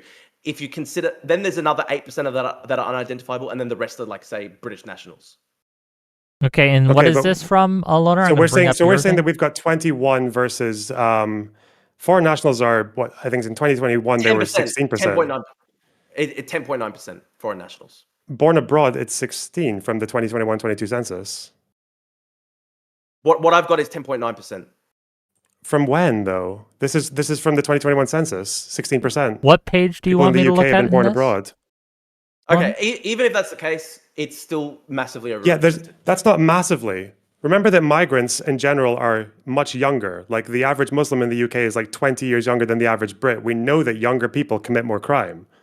So you would expect a slight overrepresentation of a few percentage points. Okay, why would you expect that though? Because they don't have to be in the country. So it's a question: why do you want them in the country if they're going to? Oh, so we don't. But you're in favor of some immigration. Your arbitrary standard of 100K for some reason, but yeah, I am in favor of some level of migration. My main problem is culturally incompatible migration. So, for example, most of the Middle East and North Africa is pretty incompatible to Britain in terms of migration. In what way? In terms of when they're here. So you said crime. Their crime rates are about the same. The crime rates are about their crime rates are about what you would and then their crime rates are about what you would expect from a younger population. Younger people commit more crime. Okay, let me go through some of these stats. Freedom of information requests in the UK find North Africans are convicted for sexual offences at nearly 7 times the rate of British people. Middle Easterners at nearly 4 times the rate. Sub-Saharan Africans at nearly 3 times the rate. People from Afghanistan and Eritrea, 2 of the largest groups on the small boats, are more than 20 times more likely than British nationals to be convicted of sexual offences, including rape and sexual assault. Foreign nationals are more than 3 times as likely as British nationals to be arrested for sexual offences, are responsible for 2/3 of sex offence arrests in London, and are twice as likely to be arrested for all crimes as British nationals. In total, 87 nationalities in the UK have higher conviction rates for rape and other sexual offences than British nationals. And recently, the British state has given out nearly 600,000 long-term visas to people from those countries. Do you think it's ironic that that this person that you're quoting from, who is saying that they got it from a Freedom of Information request, I'm guessing they didn't show like a table or anything or like a government data that they actually got from that, right? I mean, I'll send you the link. I'll send you the link. You can tell me if you've read it. Is it yes or no? Yeah, it's data from the Ministry of Justice. It's literally data from the Ministry of Justice. So you'll have to explain to us why the Ministry of Justice is wrong on this. Well, it's not that they're wrong. It's that the person you're using. What did they give from the Ministry of Justice? Because when you look at crime rates across ethnicities, when they break it down by nationality, whether it's Bangladeshi, Pakistani, Arab, white, it seems to be that overall, in general, for crime, including when you account for indictable offenses, which are the ones that are the most serious ones, the ones that are most likely to get you in jail, these groups are not as overrepresented as you're saying even for indictable offenses. So why would it be that in general, government data, which covers crime quite broadly, that's what you get when you look in ONS, you get crimes, you get indictable offenses, you get minor offenses, you get stats for that. And it seems that the representation rates are a little bit higher, which can be accounted for by them being a much younger population. So it's just weird that ONS is telling me that, but this guy is saying they got a freedom of information request and they found I'll one bring it up. crime in particular that has a lot more representation. I mean, would you say that it's literally just because they're young, or do you think there is any level of cultural aspect that could lead to higher rates of offending against women? In the UK, like, do you think, for example, that like Pakistanis have a better culture for feminism and respect towards women than the UK? Probably not, which is why their offense rates are a little bit higher from Well, not ONS. just a little bit higher, about quite 2% higher than significantly whites. Well, again, not just 2% higher. ONS has them at 2% higher than whites, but Okay, so it seems to literally be just for crime in general. okay. I have cited to you sources that show that up to a quarter of all sexual offences in Britain are basically imported by the government through mass migration, and that is Ministry of Justice statistics, and you don't really have an answer for that. Well, why does ONS not show you stats for rape in particular? Why can I get this on ONS? But I'm giving you the stats right now. I've given you the sources. I've given you the news. Well, I'm asking you to explain then. Why are they about equally represented on on general crimes and even indictable crimes, but just for some reason you've gone to a Telegraph source and found. But it's not the Telegraph. It's freedom of information requests based on ONS data. So you've told me it's freedom of information requests based on ONS data, but then Ministry of Justice. Why don't you read the article? Why don't you read the article? The Ministry of Justice gave the data. The Ministry of Justice gave the data. You're telling me two different things about the same article. So I mean, you can link it. I'm still looking at I'm looking at the DMs. I can't see a link here. Okay, I'll send it to Wick. You can put in the shared group chat. Me, you, and Lonerbox have, right? I was trying to do that. It didn't work, but I'll just send it to Wick. Okay.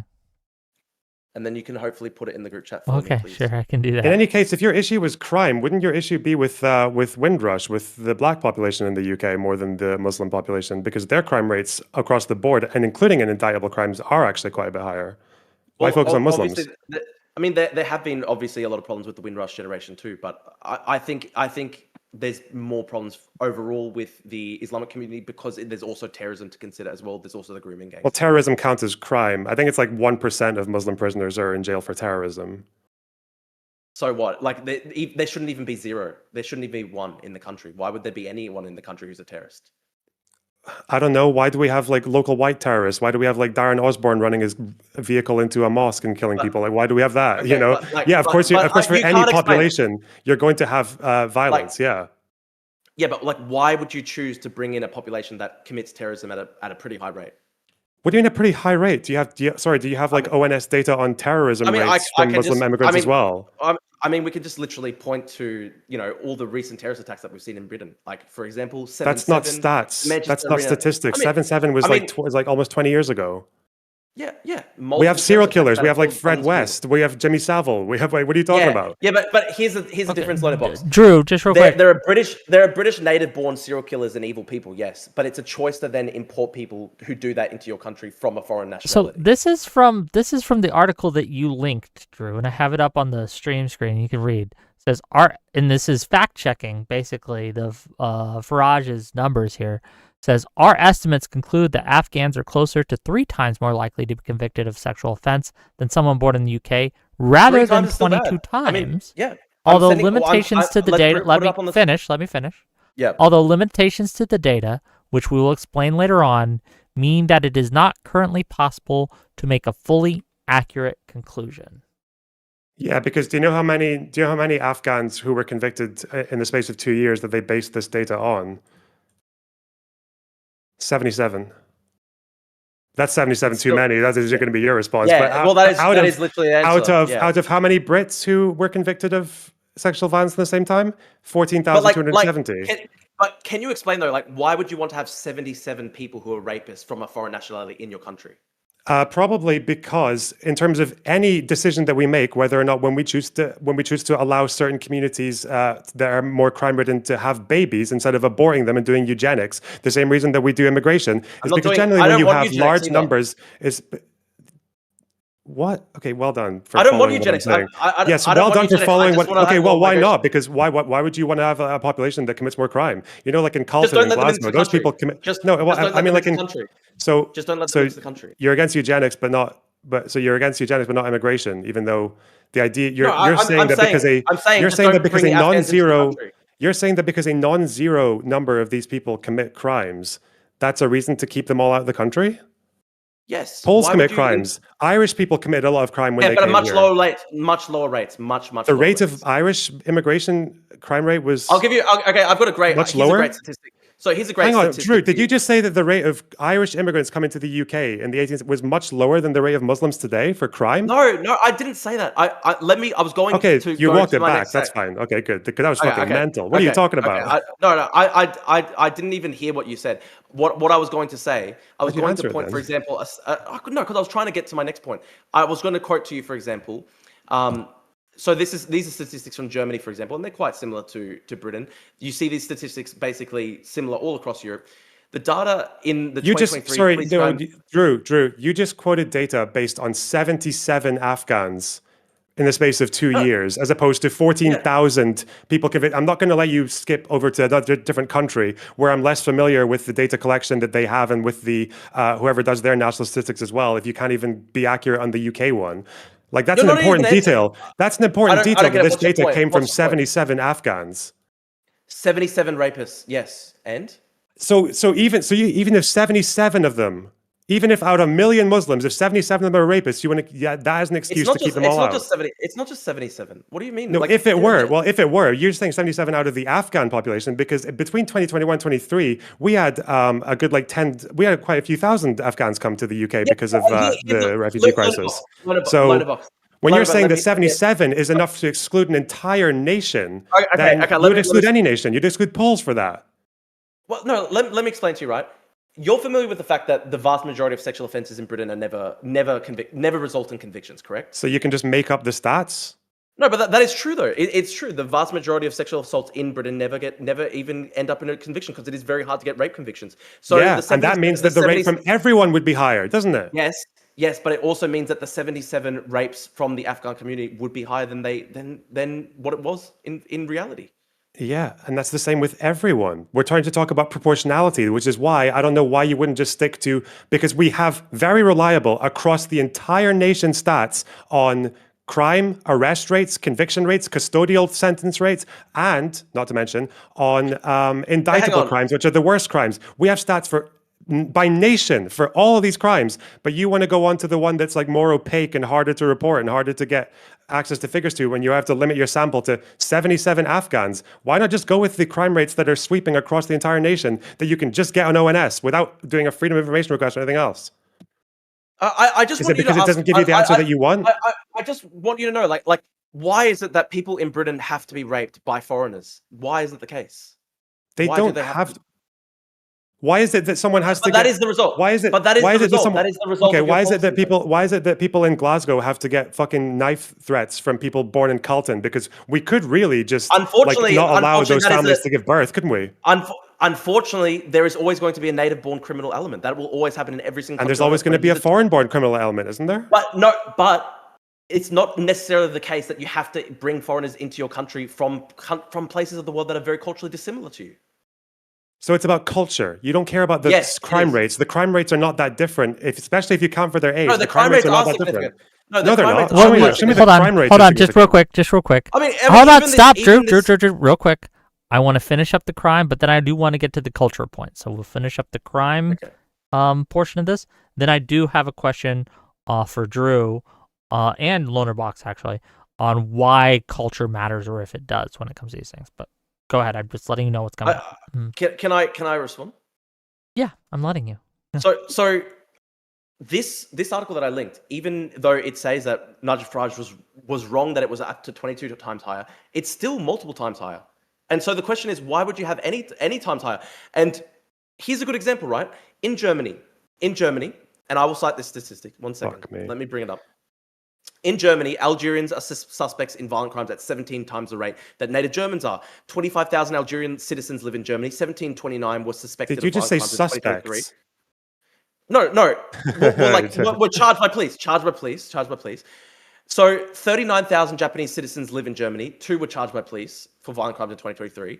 So that's a 135,000 time percentage higher rate for Algerian criminals in Germany compared to Japanese criminals. And why is that the case? Obviously, there are cultural differences between groups, right? Lonerbox. I'm just going to go with, sorry, I'm just going to go with the country that we were here to talk about, because I'm not going to let you go with whatever like random fucking assertion that you've got from different countries. Because if I can't even trust you to accept stats from the ONS about crime rates for ethnic groups in the UK, even when we break it down by nationality, why am I going to trust what you say about Germany? Fuck off. No, I mean, why would it be different in Britain than it is to Germany?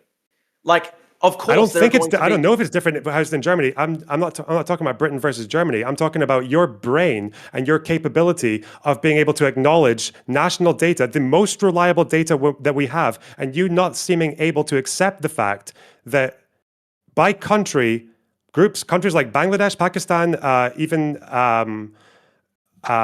wherever the third one was, Arabs as well, even by these ethnic groups, we have crimes across the entire country for these crimes broken down into arrest, into custodial sentences, into indictable crimes, ones that are more likely to get you put into jail. And their overrepresentation is slightly higher, but accountable for the fact that they're younger. But you can't accept that for some reason, even though that's the most reliable data we have. You still don't have a response to the fact that 20% of that's the most reliable data that we have. What is your answer to that? Do you accept it? Do you accept it as real or not? I mean, I've just given you Ministry of Justice statistics, and you're not accepting that as real. Because I can get can you get that from the actual Ministry of Justice page? Can you get that from the ONS, or do you have to? The Ministry of Justice supplied the statistics, and then these statistics were then provided to the press. And I've sent you multiple news articles related to it. So why can't you, if you think that they're overrepresented in this one crime, but not even in like indictable crimes for some reason, why is that? Can you accept that? Can you accept that they are somehow about equally represented in pretty much every other crime? Like, I mean, maybe you're right. Maybe. You're right. Why? What? No, not maybe. Do you want me to send you the ONS page? Sure, send it through. Send it through. I still think that even if it were to be the case that, like, for example, Afghans were only 3 times more likely to be convicted of sexual assault in Britain, then I still think that's still unacceptable to. Based on based on a sample of 77 offenders. I mean, but there's a small amount of Afghans in the community, and there were still 77 offenders. That is still. That still shows a large overrepresentation, because if you then had millions of Afghans in the country, then of course the number of sexual assaults based on that disproportionate representation would be higher. Why?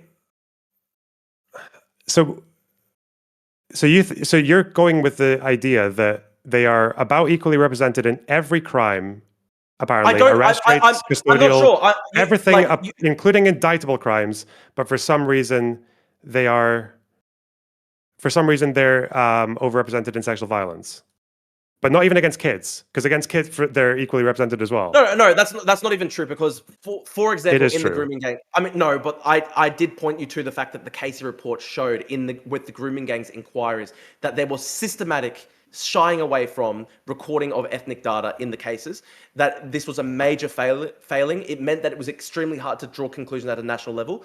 It did say that the report found in 3 areas, Greater Manchester, South Yorkshire and West Yorkshire, disproportionate numbers of men from Asian ethnic background, Pakistani background, were suspects for group-based child sexual They found that, and you'll also acknowledge that the Casey report said that this was from places where there were high-profile instances of a quite rare crime in the country, which means if you have, like the mafia, for example, if you have a exceptional kind of crime and a rare kind of crime, a subset of a subset of a subset of a crime, then yeah, if you go to a place where there's a high-profile case, you're going to see skewed data. And Casey said that, and you ignored that. I don't know why you didn't mention that. Casey said that is not applicable to the country. For sexual violence, the one where we have data from the entire country for CSA, again, they are about equally represented. And that's on page 38 of ReformUK. Well, I don't know if it's equally represented, because I do have statistics from the Ministry of Justice that you haven't responded to that show that they're up to 1/3 of sexual assaults. I have responded to it. No, you just said that you don't believe it. Is that all I said? Did I not tell you why there was maybe an issue with that? I mean, this data was drawn from the Police National Computer by the Ministry of Justice following an FOI by the Centre for Migration Control. I wish to make a Freedom of Information request. Of the 1,453 sexual assault convictions which took place, 380 were of foreign nationals, while a further 118 were of nationalities recorded as unknown. The number will be foreign, and thus a number will be foreign nationals. Oh, wait. So they didn't. So they said they got the data from the government. Center for Migration Control is a think tank committed to dramatically reducing migration in Britain. Really? I know, but You want me to like- trust? You want me to trust these guys' word of what they heard from the ONS over the ONS itself? Why would you do that? It's Ministry of Justice statistics. They gave. No, they it's gave the not. statistics. They provided. It's- They provided the number of convictions for sexual assault on a female across England and Wales in the year 2024, and then they broke down the number of people who were foreign nationals as part of that. I mean, they're telling you that they've done that, right? But they don't actually have the ONS raw data there, because ONS has raw data. You can go and find it publicly. I don't know why you would go with like taking the word off of a think tank that's goal is to reduce dramatically migration. I don't know why you would do that over just looking at the ONS with the data that we have nationwide. We have nationwide data on so many different subsets of arrest, conviction, indictable conviction. We have all of that, but you're just choosing the one that you prefer, the one that makes you happier. Okay. I mean, you can respond, but then I have a question for both of you. okay, you go, Wick. Okay. And it's very simple. Well, maybe not. What does it mean to be British? Okay, Actually, can I say one last thing? Well, just can real we quick, say the crime thing let me for one finish. last thing Let me before we go finish, on? and then you can. This goes into the issue of culture and what cultures are compatible or incompatible, and to what level they are, and whether or not the cultures that are coming in to Britain are incompatible with Britain itself. So I'll give you the mic first to you, Drew. What do you think? I think Britain is a nation that has existed essentially for 1,000 years. England has existed for about 1,000 years. They're coherent nations. I think it is primarily something that there is an ethnic component to it. It's not just, it's not necessarily as blank slate as, for example, the United States. I mean, the United States does have this tradition of being kind of like a country of migrants, but I think Britain, like, while it has had waves of migration, I think it is slightly different to America, which has that sort of like founding creed. I think there is an ethnic component to the nationality. Doesn't mean that people can't assimilate and be culturally British and stuff like that, but there is an ethnic component, and I think it would be regrettable if the English people ethnically were a minority of England after 1,000 years. Okay. What does that mean, though, to be culturally British? I guess I'll ask again. What does that mean to assimilate? What is an example of someone who's assimilated to be culturally British? What would that look like? I think you would basically need them to be willing to die for the country, to defend the country, and there's systematic sort of like, you know, there are a lot of communities that don't join up to the military in Britain at the same rates. You have to basically have your first loyalty to Britain above, for example, religious or sectarian interests, and you have Islamic extremists in Britain like Muhammad Hijab or Dili Hussein who very openly say that their allegiance is to Islam and not to Britain. So that's a huge problem. Okay. Lonerbox, same question to you. What does it mean to be British, and what does it mean to be culturally British, I guess? What it means to be culturally, I don't really think about issues like that all that much. I'd rather just think about like what kind of policies can help people, like what we can do to improve the economy and the healthcare system, and and to have fairness, to have like relatively low crime rates so people can be safe, to have like some kind of level of sense of community for people. I really, when people talk about how we need to be more culturally British, I mean, Drew kind of gave the game away right at the beginning. It really just boils down to them wanting to have an ethnic makeup for its own sake. Well, Israel has an ethnic makeup. I mean, Israel has an ethnic makeup. Israel has basically, not for its own sake. Israel has an ethnic makeup because it's surrounded by people that would otherwise like ruin them. Like Jews cannot survive as a minority in that region. Yeah, and I don't think it would be good for the English people if they were a minority in England either.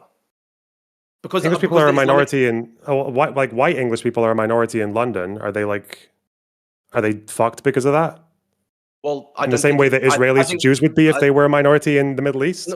maybe not as bad as Israeli Jews being a minority in the Middle East, but I still think that there's been some pretty bad changes in London. There's terrible cases of terrorism. There's terrible cases of Islamic extremism.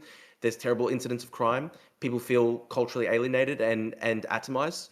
I want you to explain why it would be a good thing for English people to be a minority in England. I don't think there's a good or bad thing about an ethnic makeup changing for its own sake. What I think right now But the for policy, this country, the current policy is changing it though. The current policy is changing it, so you have to justify why. do you think do you think the intent of the current policy is to? It's not just policy I that's don't think it's changing the our intent, ethnic but makeup.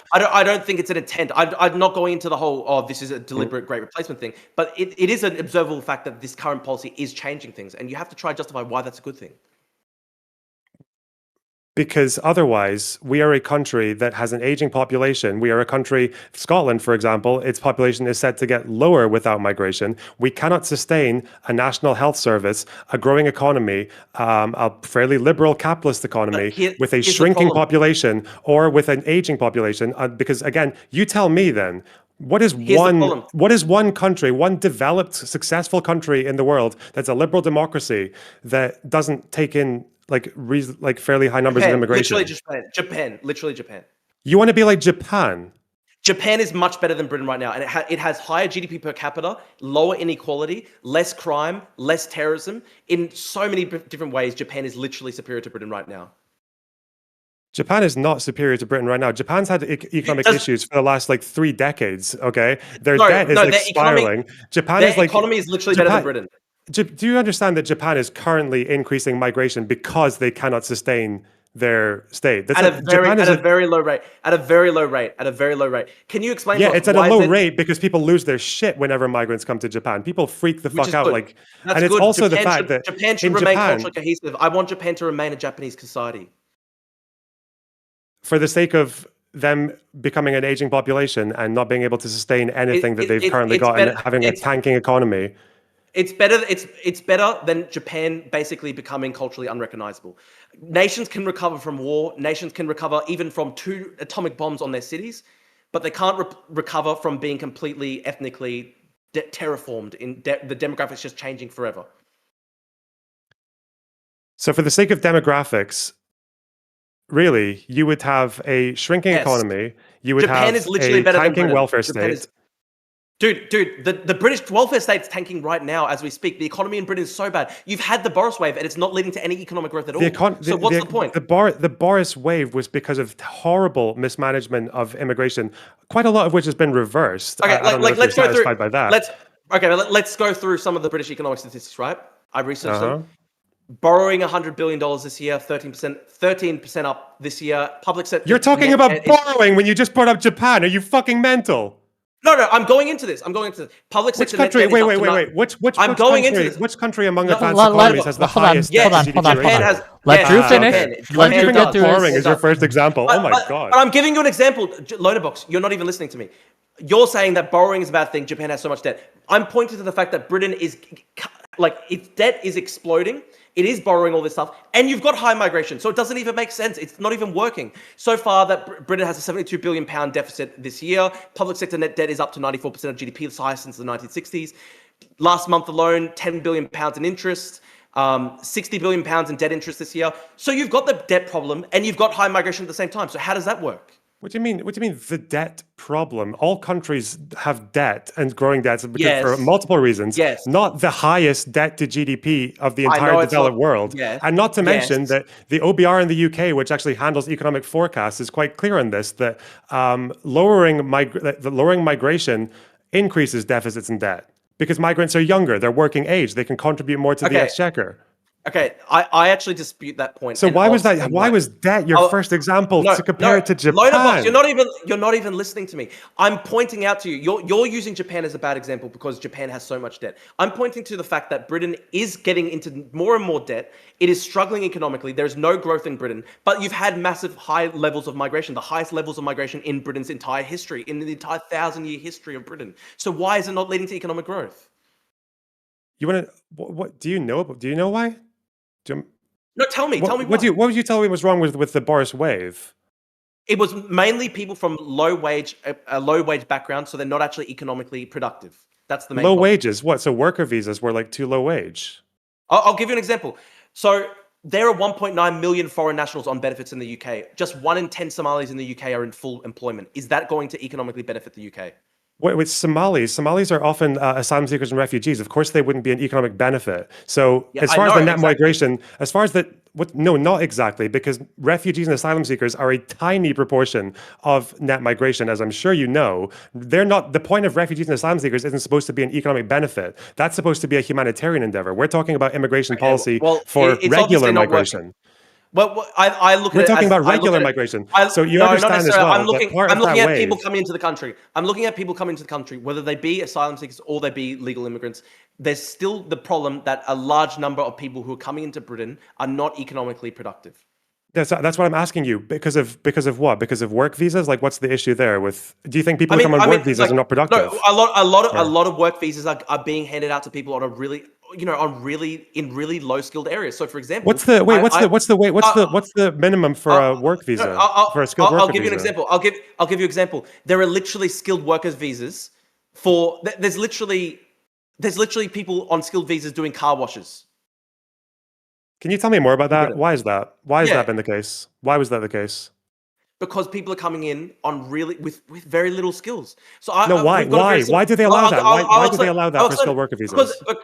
Because they've lost control of the border system, and this same thing is No, happening. it's not because they've lost control of the border system. It's part of the policy. They have.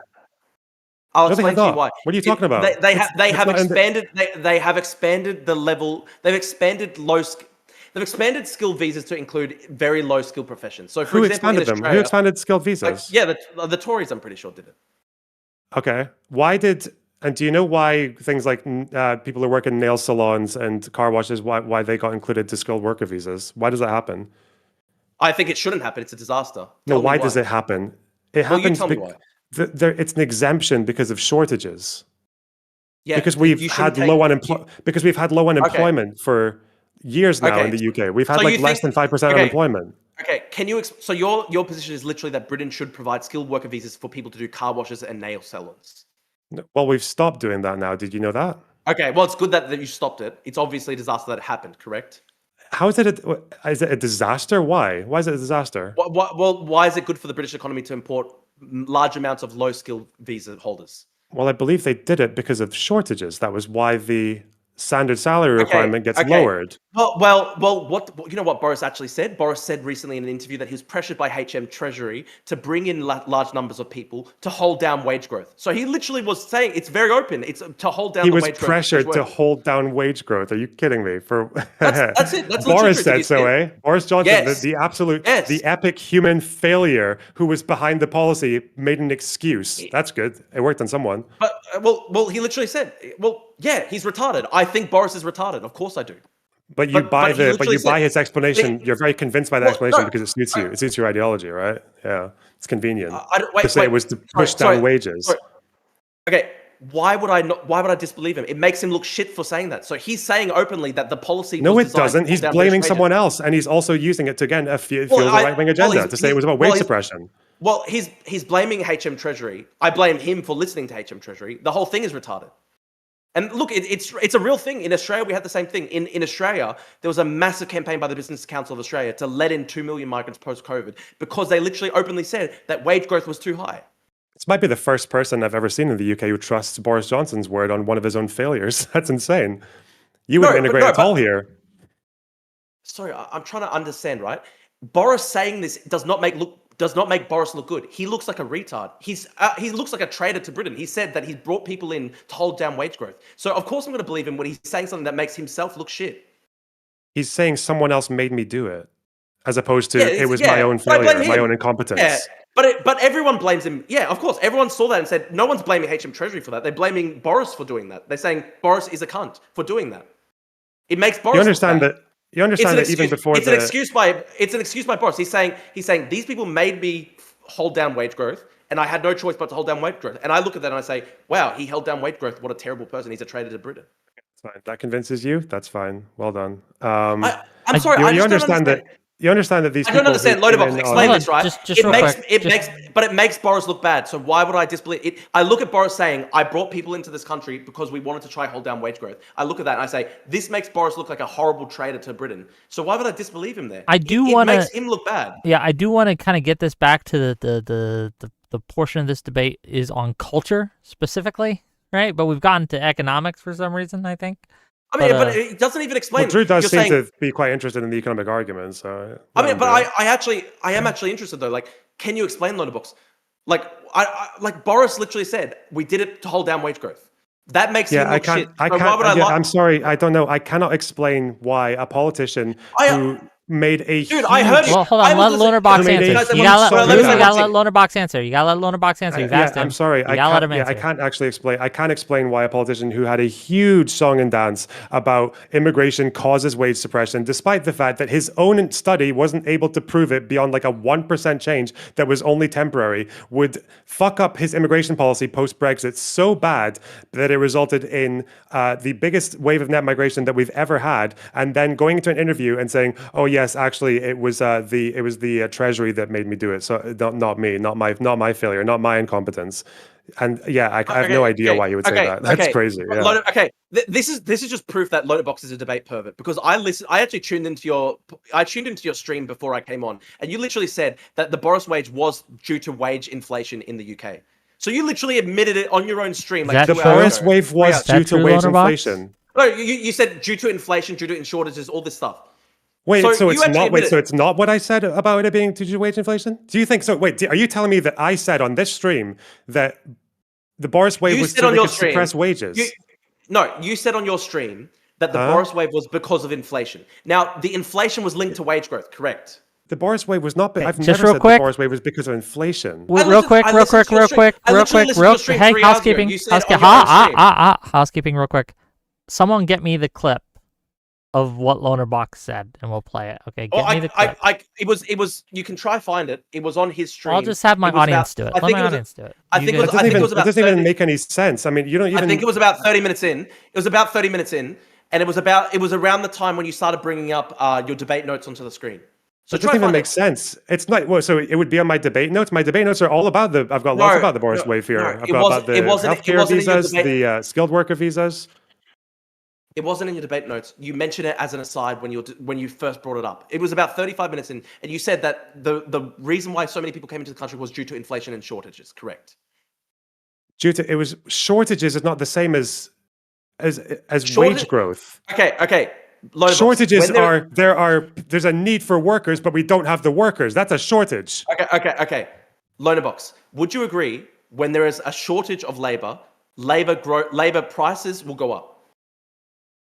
Not always, no. Sometimes you can't A lot of hire times, people. yes.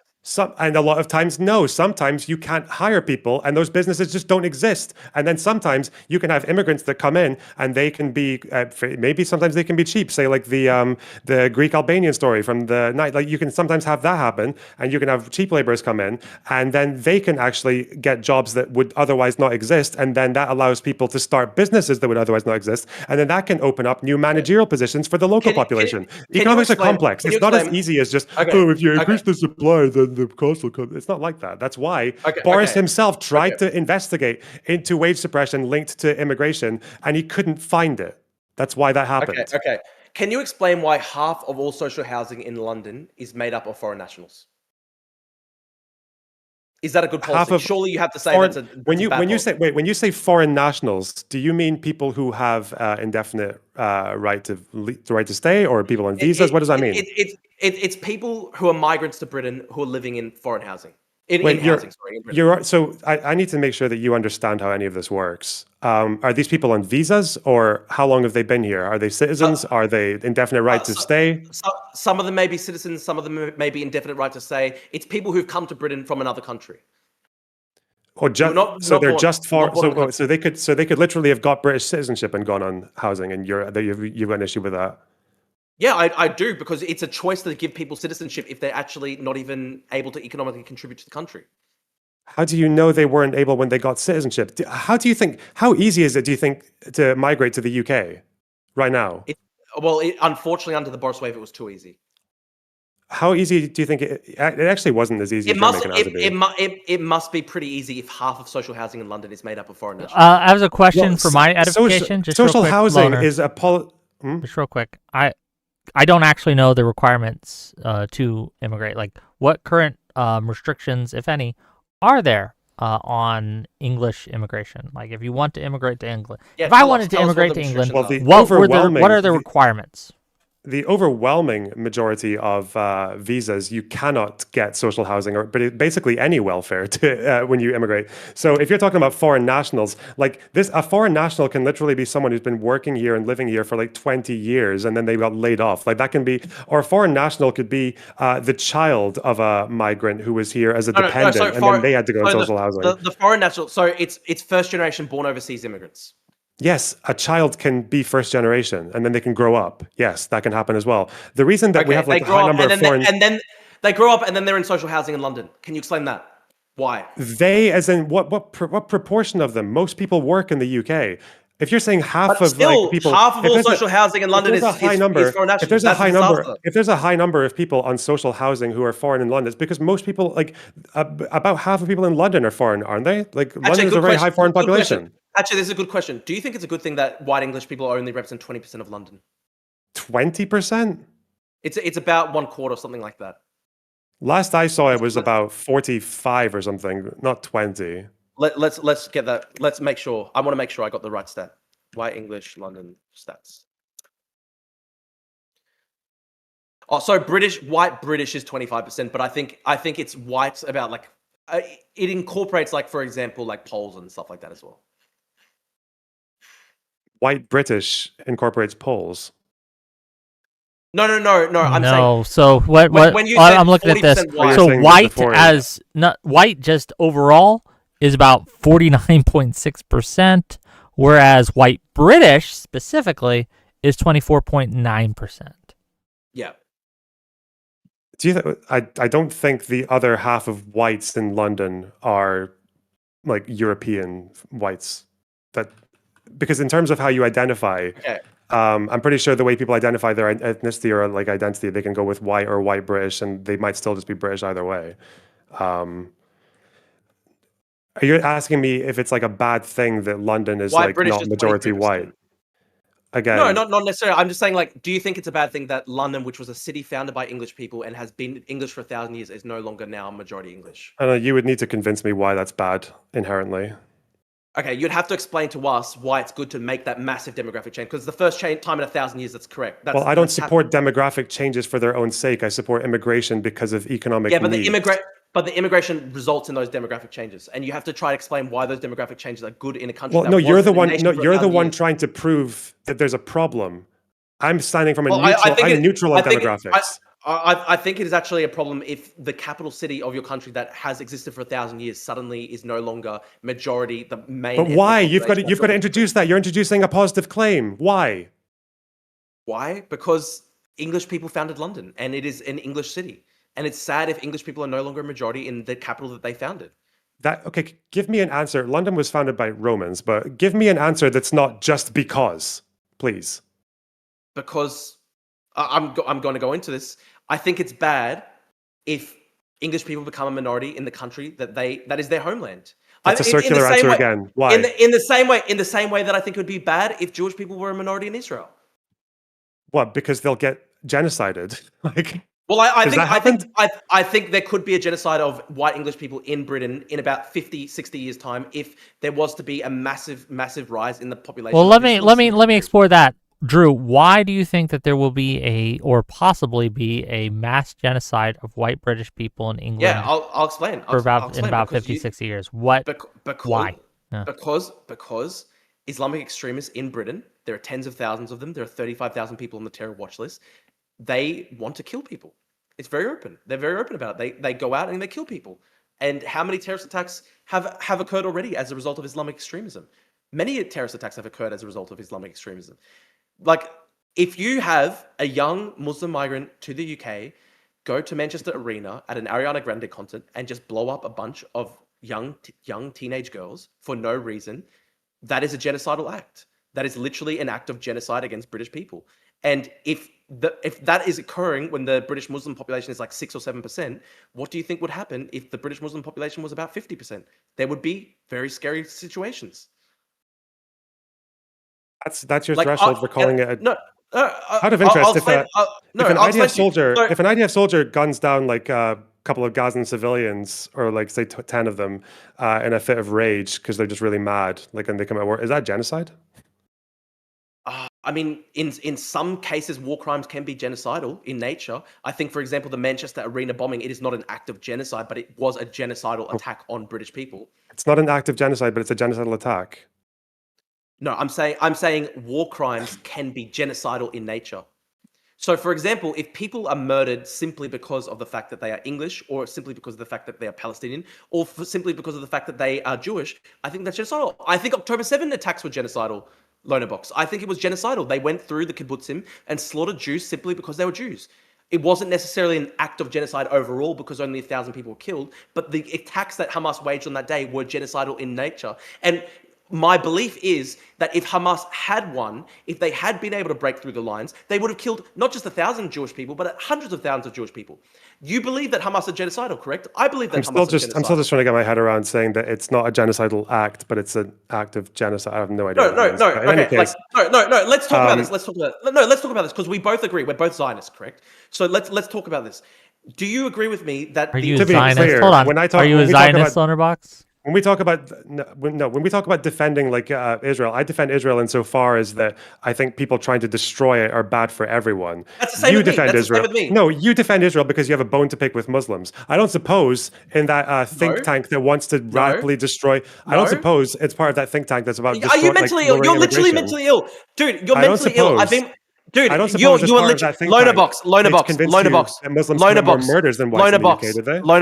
Lonerbox, you are literally extremely mentally ill because I've actually been one of the highest profile supporters of like Israel's right to exist on social media over the past couple of years. And you're saying, oh, well, you don't care about Jews. You're only doing it because you hate Muslims. Oh. No, dude, that's actually extremely offensive. And it's actually really evil of you to say that. How about have some gratitude to me? They're like, look at the world right now. Like half of all these people, there are so many young people right now who like literally want to kill Jews everywhere. This is just going to be an emotional rage.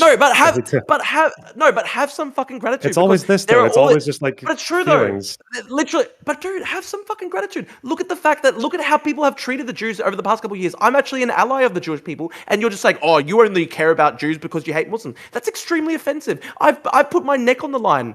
I got so many death threats from Hamas supporters and stuff like that over the past 2 years. And then you say, oh, you don't care about Jews. You're only doing it because you hate Muslims. That's extremely offensive. Like, how dare you? Honestly, how dare you? I mean, you literally just asserted. You literally just tried to make it sound like there's like a higher murder problem of Muslims in the UK as well. I don't suppose that your Centre for Migration Control that is definitely not partisan. I don't suppose they gave you stats on that, did they? I thought we were agreeing that in overall crime as well as the more severe crimes, that Muslims were about equally represented, slightly more, mostly because they're younger.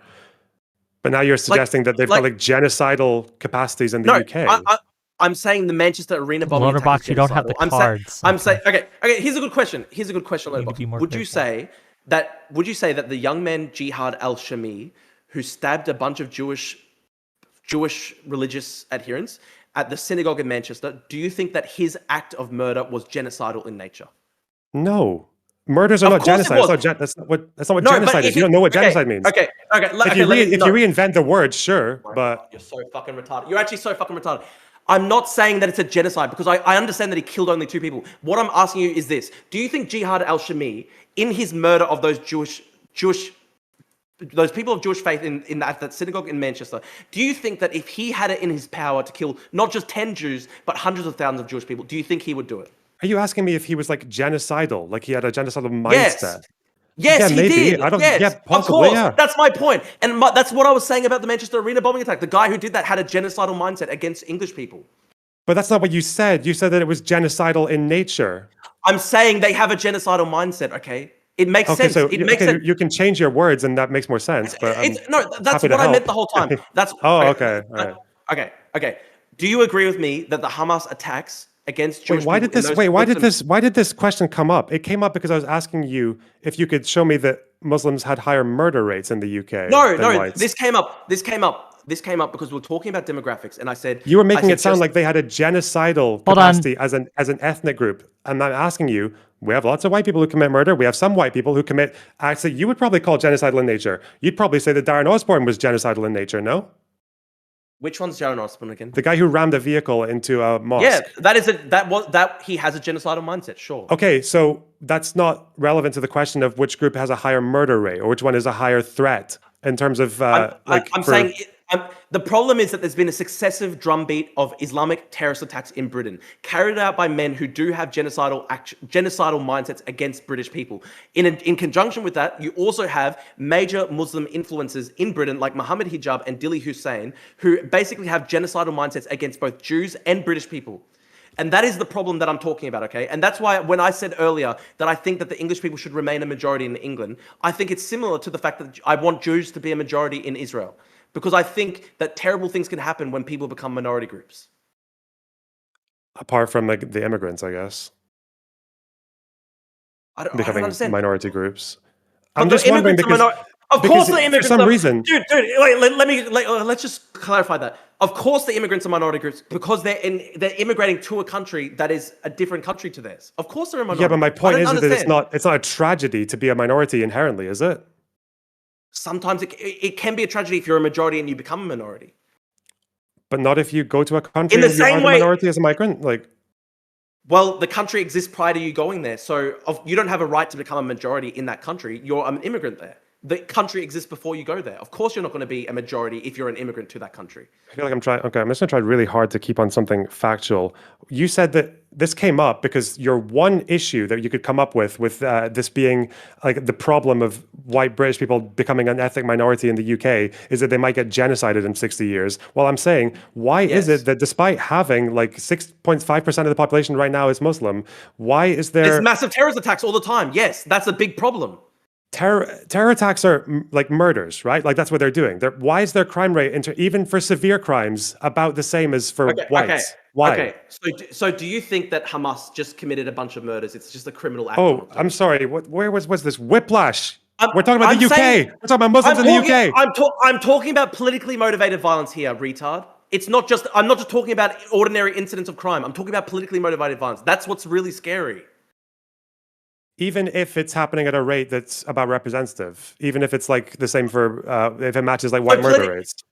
So politically motivated murders motivated by Islamic extremism are just occurring at a normal rate in Britain, a non-Muslim country. Is that your actual argument? No, my argument is that you're calling them an existential threat to the UK, and I'm asking you, why would they be an existential threat? I'm not saying numbers...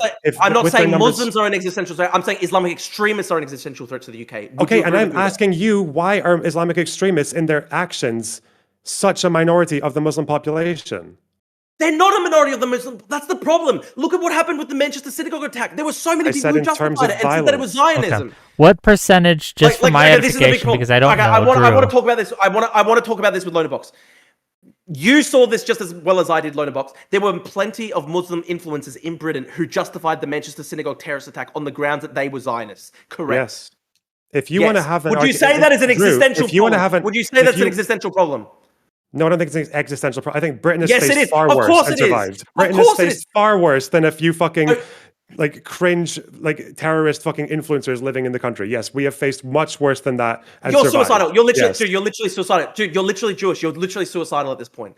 You're happy with Islamic extremists living in Britain who want to kill you because you're Jewish. I don't understand it. What do you mean happy with them living here? If you want to have a discussion about paradox of tolerance, that is actually an interesting discussion. The problem is that you're not equipped to have it because you don't even seem to... It is paradox of tolerance. If you want to have a tolerant society, you can't have Islamic extremists in it.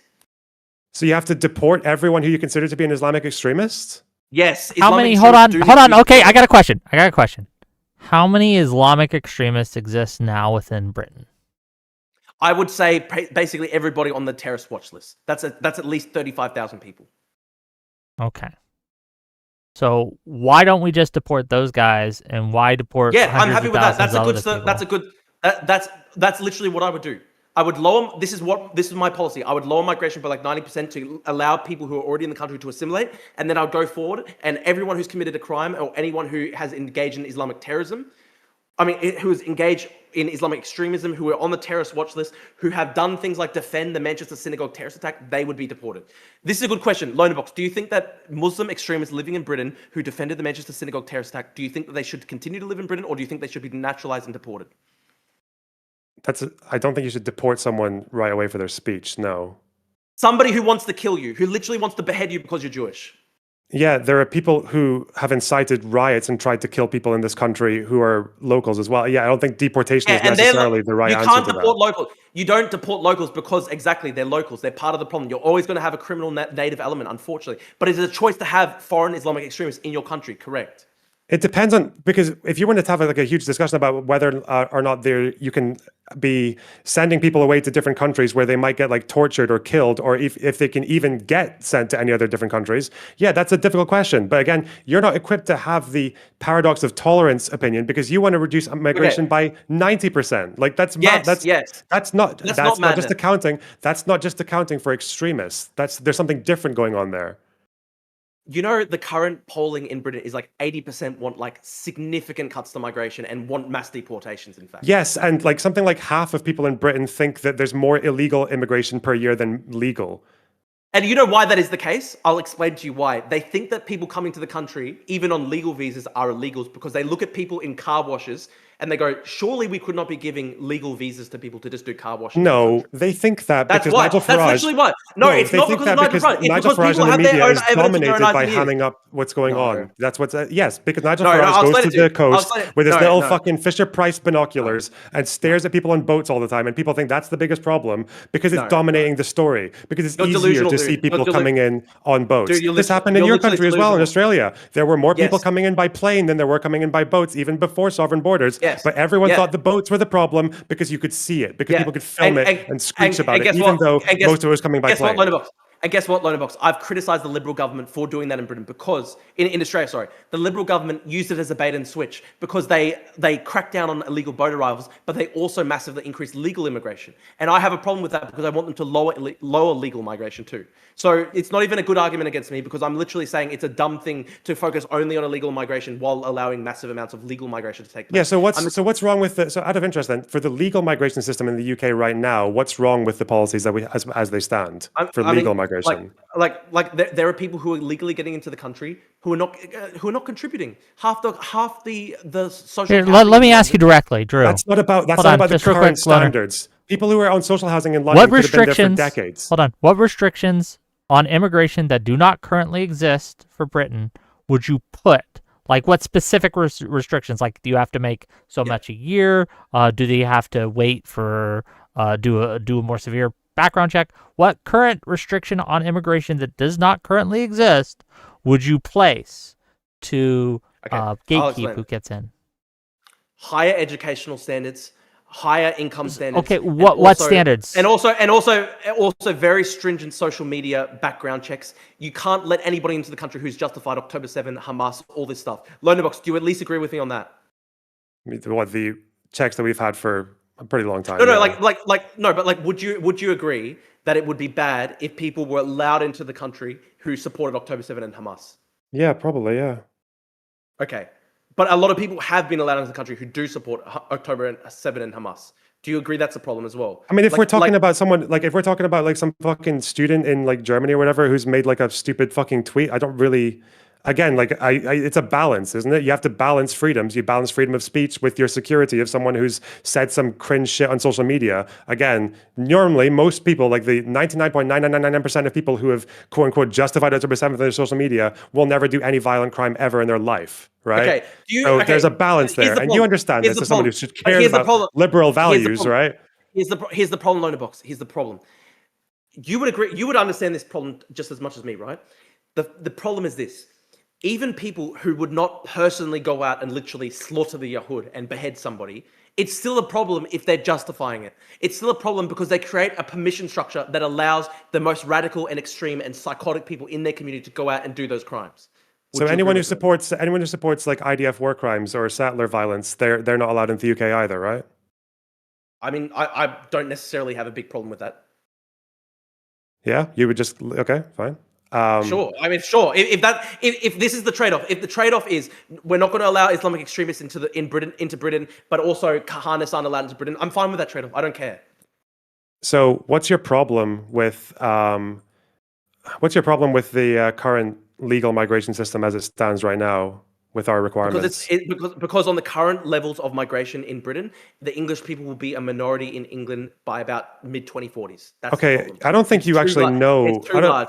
It's too Okay. large. The demographics are just too large. It's when you have migration at that level, it's impossible to assimilate people, and that's why you get this sort of incipient creolization that you're starting to see with like literally like basically. I don't know what you mean by creolization. Yeah, can you elaborate on that? What does that mean? Dialect-rich country. We've had migrant dialects in the UK for decades. Yeah, but there's literally new English, there's literally new languages basically forming in Britain. Does that indicate that people are assimilating when people are literally in enclaves and they're literally forming new languages? The English of 1,000 years ago is fundamentally different than the English today. Is that a problem? Yeah, exactly, dude. And that's over 1,000 years. It's not in just 20 years. That's the problem, the pace of change. If in 1,000 years' time, there was different changes to the English language, I've got no problem with it happening over 1,000 years. I'm saying it's a problem when it's compressed into a 20-year time span. I have no idea what I'm talking to right now. We've had the development of migrants speaking slightly different with like accents and dialects in London since the 60s, 70s, 80s. Have you been to the UK? Like, what is this dialect you're talking about? Dude, like multicultural London English is like literally almost unintelligible in some ways from standard English. So is fucking Ouija speak. I don't. What are you talking about? That is. I'm just saying, like, but that's not. But that's not a new thing. That's not multicultural London speak. Whatever you call it. It's not a new thing. This is the thing.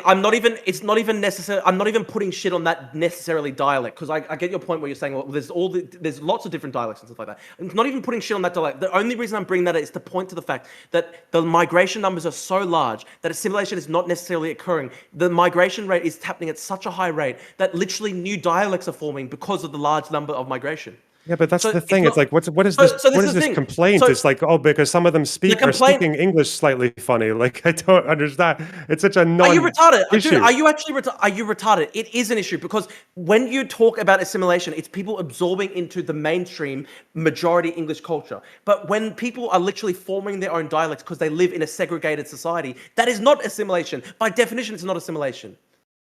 There are literally. So that's why I'm asking you. I've looked at the data. There are literally there are literally streets and suburbs in Birmingham where there are literally like less than 1 or 2% white English people in those streets and suburbs. That is a problem. That's not even multicultural. Why is that's it just inherently a problem? Why is it inherently a problem? Because England is a country for the English people. It's just because again. It's just circular. It's just because there's no tangible anything. Why should I care? Tell me, why should I care more about this than the NHS or about the economic growth or about security and defense? Why should you even care whether the English nation even exists? The English people should have a nation. It's their homeland. I would be sad if they still do have a nation. People were 2% of it. No, not if there are some parts of like their major cities where they're literally not even 1% of the population. That's not even multicultural. Who do you think is which demographic do you think gets more privileged in London? Say like economically, familial, whatever. Do you think it's like the English people in London or the Bangladeshis or the Indians or the I mean, I'm sure because of the like Windrush. I'm sure because of generational wealth transfers and stuff like that, the white English are probably still the wealthiest in London. Just because of generational wealth? Well, yeah, but that's because of literally the fact that English people have been a majority in England for 1,000 years. So you would expect them to be wealthier, wouldn't you? Why would they not be wealthier if it's not just because of generational wealth? It's also because it's like it is the country that they live in. Is it the country that they're familiar with? Is that they are better? They have more social connections. It's easier for them to make social connections. Yeah, there's a lot of yes. That's the point. I'm just saying. But they're a minority. But they're a minority in London. But they're a minority in London, right? And they've got a Muslim mayor. You know, but it seems like they still managed to come out on top. I still don't think London's necessarily a good example of integration and assimilation. Compared to, would you rather it was like compared to where? What city? Like which country? It's probably Tokyo. better than like Paris. It's probably better than Paris. Like the Benelux of Paris are fucked up, but it's not necessarily good compared to, I don't know, like yeah, exactly, Tokyo. Tokyo like has much lower crime rates, much more social cohesion. And also, it is culturally like a Japanese person from 500 years ago would be able to recognize the culture of Japan today. Obviously, there'd be technological developments, but the culture would be roughly recognizable. Whereas somebody from 500 years ago in England would. We're not like even less recognize than 100 years off of imperial Japan in terms of recognizing the culture. Japan's changed quite a lot, even in recent history. Not yeah. They would not. They would not recognize the Japan Yeah, of look. 500 years ago. Hold on. A Japanese No, guy from like- hold on. The Japanese guy from the 1930s coming to 2025 Japan would commit seppuku. I mean, they would be like, No, this they country's wouldn't. No, they just wouldn't. done. Dude, It's dead. there's still the essential cultural continuity of Shinto as the majority religion. There's the essential cultural continuity of the language, of the demographics. They look around and the country is still ethnically Japanese. Whereas somebody who was ethnically Then English, they who looked came at all to the England, anime who shit. came to and London. they'd be like, Okay. crazy. Okay, here's a good question though. Here's a good question. Imagine you could transport Shakespeare 500 years into the future and he's walking through Tower Hamlets. Would he think that London had been conquered by a foreign nation? Conquered. Yes. What would it? I don't know what he would think. He would be so far removed from like 50 billion different. He'd probably be looking at the tube and being like, "Wow, it goes so fast." Yeah, I don't know. I think he would probably. Do you think? Okay. Do you think he'd rather live in all? Do you think he'd rather live in all white English England or today? No, that's not even necessarily my argument. I'm just saying he would probably be pretty surprised that. Well, no, because London, it does. Because it the seems like you demographics of want London to have put. been terraformed, have been completely terraformed. It seems like you want to put our economic well-being and our healthcare system and our welfare system. You want to put that behind the demographic and the aesthetic of the country. Well, not even the aesthetic of the country, just the cultural continuity of the nation. Okay, I have a question for Lonerbox. I'll explain to you. Just real quick. I think I'll explain to you. Okay, explain real quick. Then I have a question for Lonerbox, and I have a question for you. In the context of Australian politics, for example, I care more about the fact that in 60, 70 years' time, my children would live in a culturally recognizable Australia. I care about that more than, for example, debates over whether tax should be raised 2% or lowered 2%. Because the essential cultural continuity of the nation is something that's very important to me. And I think it would be bad. Like, do you think? Okay. Or about whether or not we can have a functioning healthcare system for our old people. Okay. Lonerbox. What do you think is a more important question in Israeli politics? Whether the tax rate should be raised 2 or 3%? I don't know why you keep trying to appeal to Israel. Israel is a country with so much more unique challenges than the UK. Like you know full well that Jews do not have the same experience with demographics as fucking white people in England. It is not a comparable experience. Why are you doing that? Dude, this is hold on. No, because we're both This Zionists. is part of my this is part of my question for Lonerbox. Actually, It's a common standard in the fact. Drew. Well, I know you're a Zionist, so we're both Zionists. A Zionist in what sense? In what? That I think Israel shouldn't be destroyed. That's as far as it goes for me. That's me. Same with me too. So just because I think Israel shouldn't be destroyed because Jews are in a very unique position in the world does not mean that I'm going to tremble at the thought of like demographics shifting in somewhere like the UK, as they already have in certain cities. But it hasn't resulted in good things in these cities. If you're going to talk about demographics, do you think it's a good thing? Do you think it's a good thing that Jewish? Do you think it's a good thing that Jewish demographics is just about it's your ethnic makeup, it's your origin, your national origin. It can be about culture and preferences, but you'd have to show me why there is a specific reason why this or that demographic can't be a minority. I can make that case. Okay, hold on. No, I'm gonna throw a flag on the play because this question goes directly to his point, and then I'm going to question for you, Drew, and we'll bring you back in. I promise. Lonerbox. Okay. Do you understand why, again, historically, when a culture or a group has gone from the majority to the minority, they usually get less wealthy, less favorable conditions under the law. They tend to be persecuted to various degrees. You can understand why a person who is in the current majority might not want to become a minority. Could you understand Actually, sorry. I just worked out. I actually didn't realize this in Lonerbox. Sorry, I genuinely thought you were Israeli, but you're Lebanese instead. Sorry, I didn't realize. We all look the same, man. It's all, they all look. Well, I'm Cypriot. I don't see color. I mean, we're literally ethnicity, Levantine. actually. No, but like we actually literally. I do want Lonerbox to answer my question though. What about being a minority? Yes, you understand why someone who is currently in the majority makeup of a country might have issues or fears or problems with becoming a minority because of, again, historically, when you go from majority to minority, when you go from majority to minority, you usually get less wealthy. You usually have a lot more persecution under the law and things like that, and you less favorable to you overall. So you can understand why someone might be hesitant about that. I think it depends on quite a few. There's nothing inherent that guarantees that, right? So it depends on how you manage it. It depends on how you manage things like immigration. It has tended to be the case over history. Not every time, but a majority. Okay. At the same time, that happens in the UK, even if we stop migration completely. White people in the UK don't have as many babies as foreign-born people.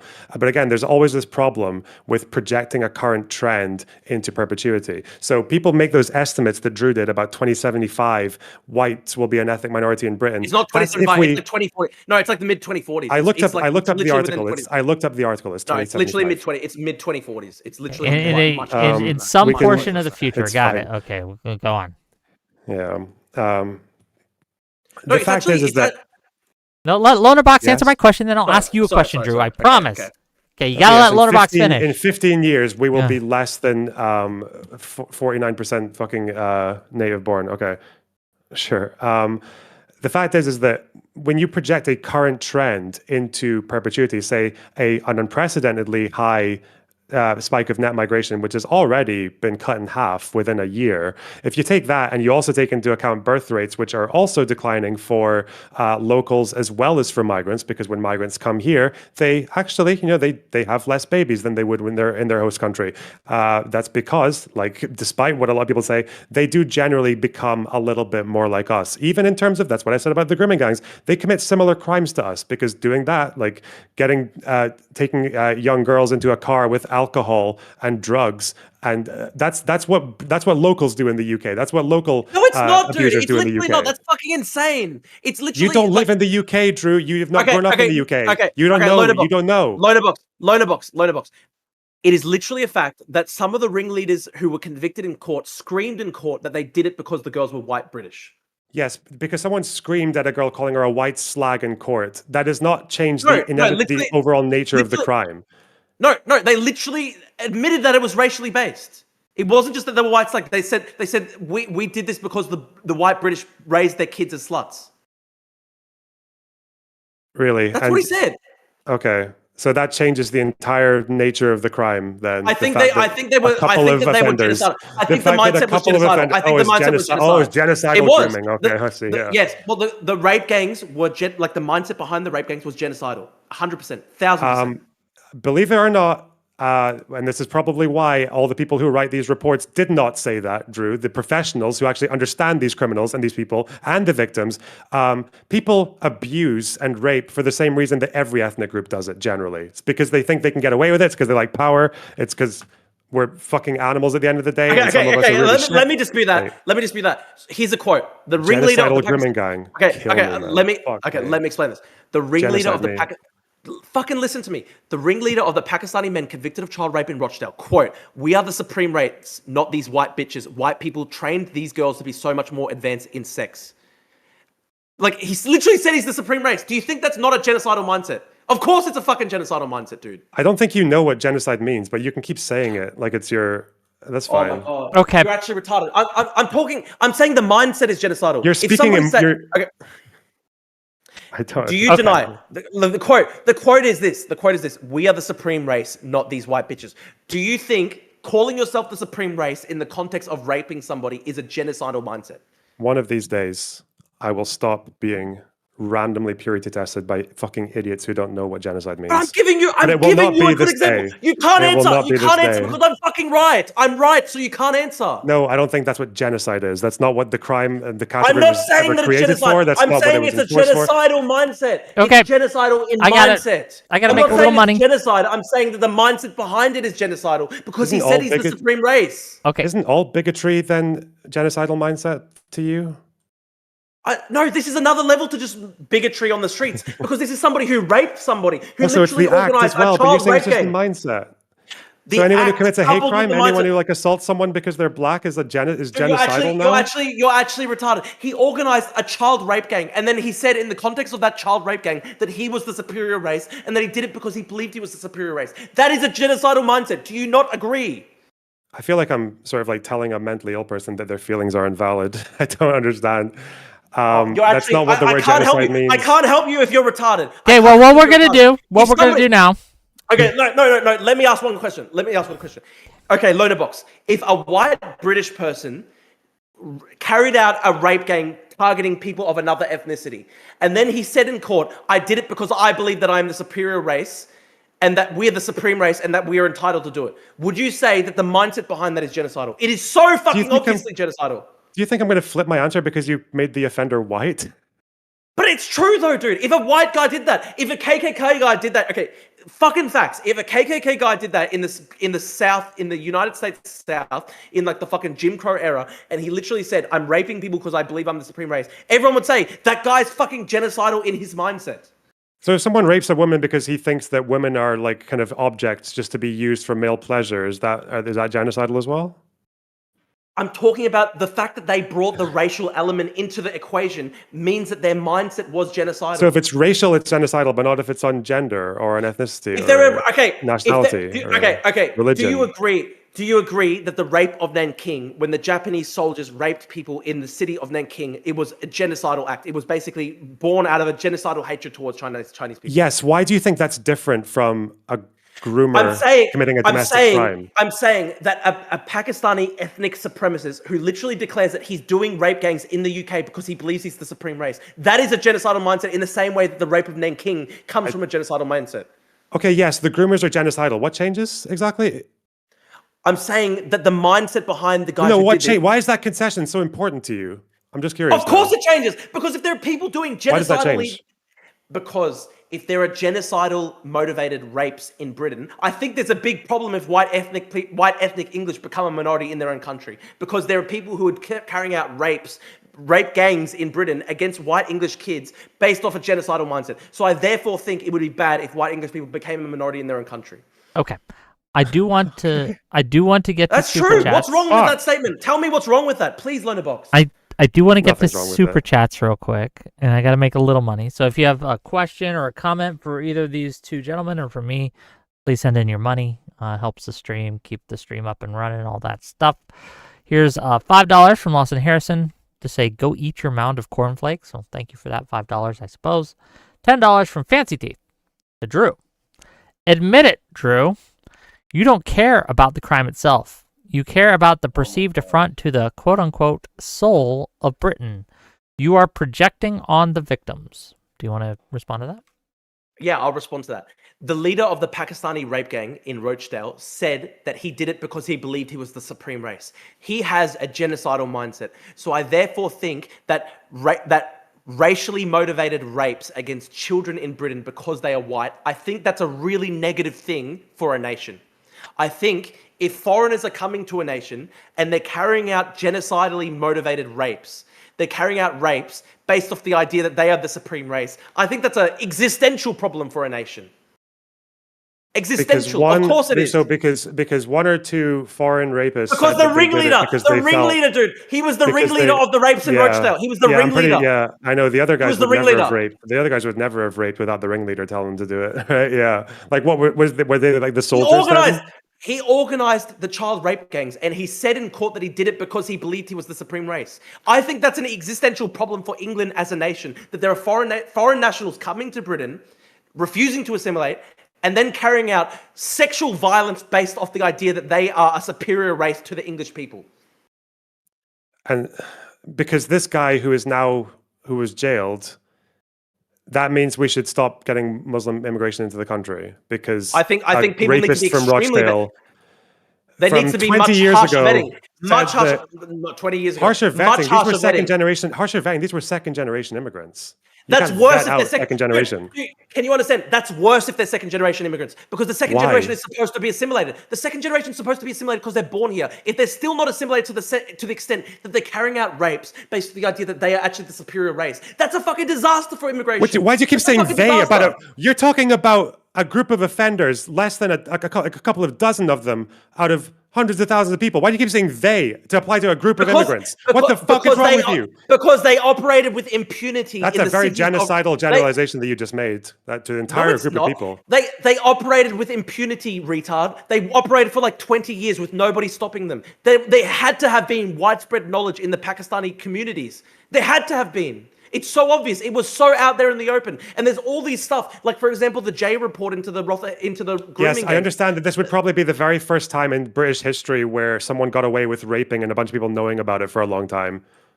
But they're racially motivated rapes. That's why it's worse, retard. They're racially motivated rapes. No one who is a professional, who has ever worked in this field, who has ever produced any of these reports you're talking about, has described these as racially motivated Because they're rapes. retarded. Because they're literally retarded. Because they're, or maybe because they have a better understanding. You can read. Maybe because they have a better understanding of why rapists rape. Read the court transcripts. The ringleader literally said he did it because he believed he was the supreme race. I don't think you even understand the case. Do you Okay. know why? Let's go through it. Do you know why that matters?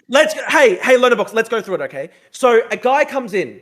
He's convicted of leading a rape gang. He says that he does it because he's the supreme race. And then the authorities go, we can't tell why he did it. They're doing that because they're trying to avoid race riots, retard. And that's been there in all the reports. All the reports found that they deliberately, over time, systematically, over decades, the recent report that was released in June said that there was systematic underreporting and shying away from the fact of the ethnic perpetrators because they wanted to avoid community unrest. This is there in the report. To avoid community unrest was to do with publicizing the case before everything had been pulled together. Even before Not that. To do even with, before. No, that's wrong. No, you're lying. You're just lying. Hold on. Both of you shut up. Both of you shut up.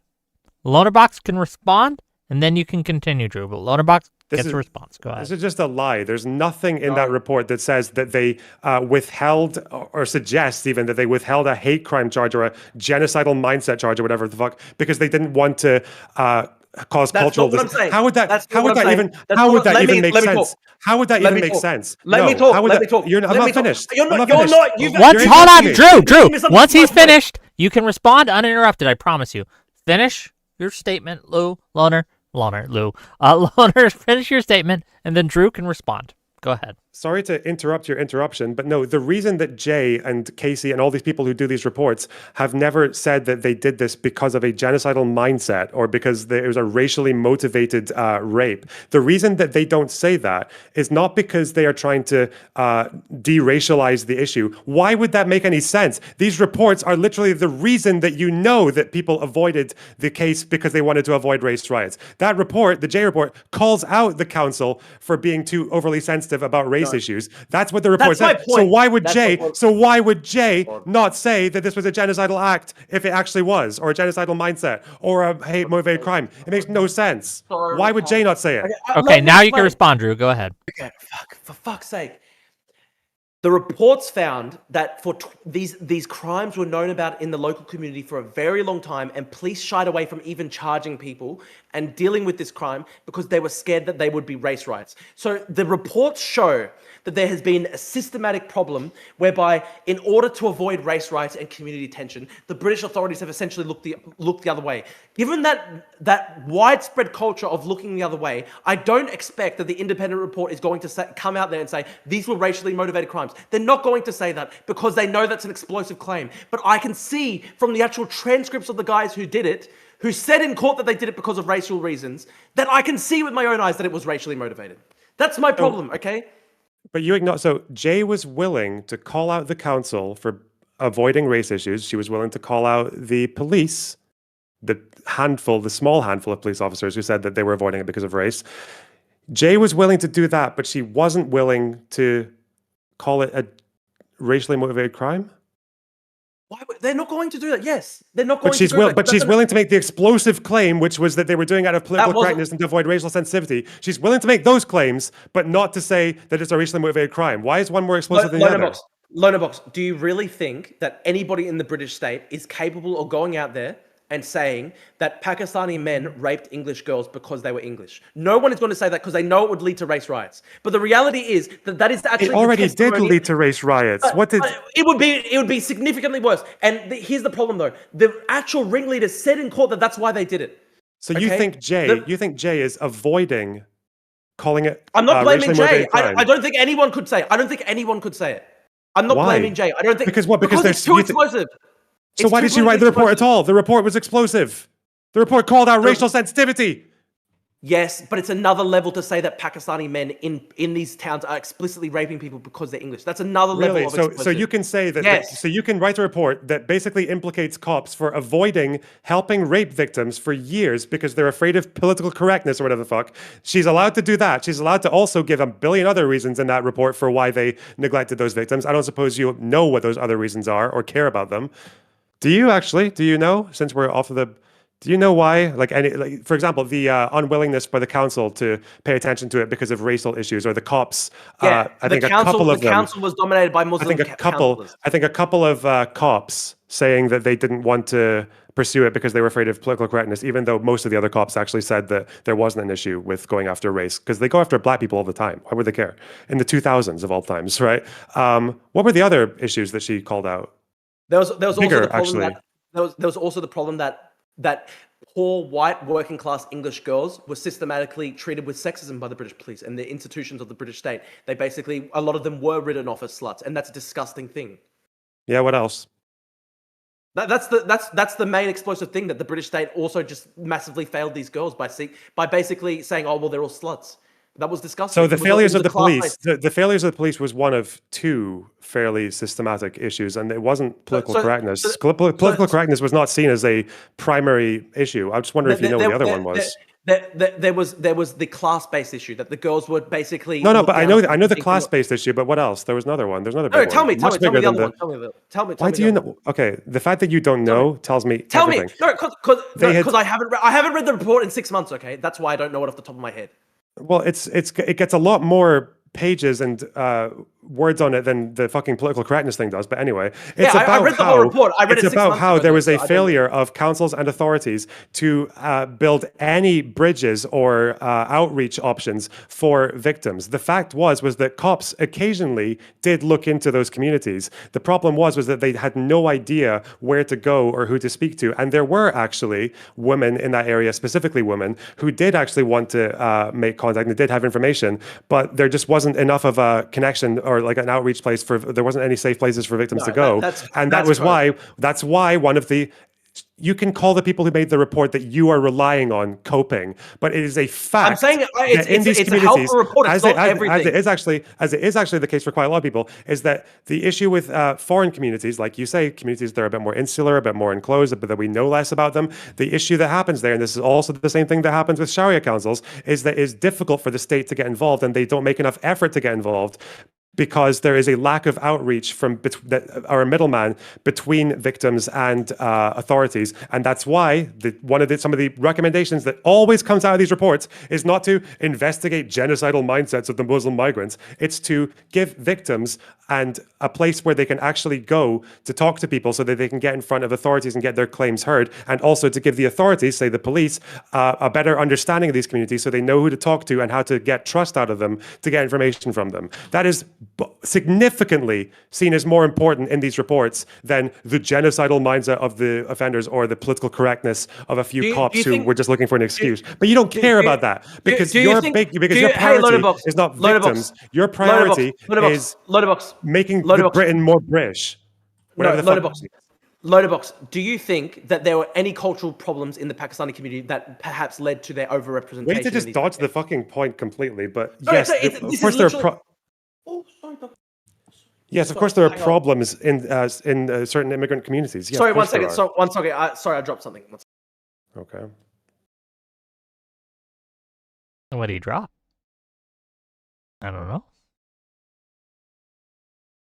Been a spirited debate so far. Oh, also, Wick, in case you were wondering, the point of that reference of him talking about like raping his victim because of like they're white and they're more submissive or like more sexually available. That's because the profiling of these grooming gangs was to literally what JCPOA no the other the one of the original studies from 2010, they separated these gangs into two groups. There was one which was the pedophile rings who specifically targeted kids because they were underage, like they had a specific interest in children. And then there was type 2, which was the most of the Muslim grooming gangs fell into, which was sexual opportunism. So when he's saying that like we went after them, these people, we chose them because like they're white and they're like slags and all that shit. Like the reason that that was brought in was because the typical profiling of these groups is that they are sexual opportunists, that they would go around in cars, mostly at night,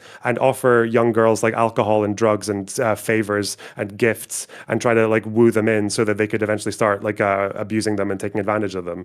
And obviously when they were out at night, the people who they typically had access to because of demographics and also because like Muslim parents are more strict and everything, the people that they had access to were white girls. That's why that comes in. It's because they were seen as sexual opportunists. That's what professionals assess them as. But anyway, Sexual opportunists, but there was genocidal sexual opportunists. I'm so sorry. Yeah, they just missed that. Well, literally, the ringleader in Rochdale literally said he did it because he believed he was the supreme race. Are we just going to ignore that? That's a pretty explosive thing. Okay. Why is it a pretty okay, whatever. I have more. Actually, no. I don't know. I guess hang on. Let me ask there this. must just be no other. Let's go through this for a second. Why is it an explosive thing that the ringleader of a child rape gang in Britain said that he did it because he was the supreme race, that the Pakistanis were a supreme race over the British? Why is that an explosive thing? I wonder why that is politically explosive. Yeah, no, I can think of no other reason that men would rape. I can't think of any other like more pressing reason that they would do that. Okay, here's a good question. So there was one really, really horrific incident in the grooming gangs. It involved a young girl who was raped by a Pakistani grooming gang. She got to the police turned her back, and then she was picked up off the street by another person, a completely random who was not part of the original grooming gang, and then she was raped again. Tell me, why is there that cultural problem that in the same night she could run into two separate, completely random Pakistani guys and be raped? That's fucked. That would not happen in Japan. That would just simply not happen in Japan. Really, that specific instance would never happen in Japan.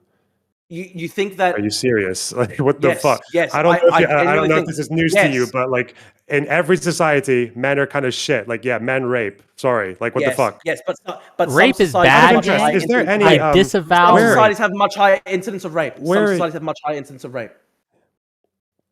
Where is your Is this the ringleader of Rochdale? This is Shabir Ahmed. That was his name, right? I will send you the source.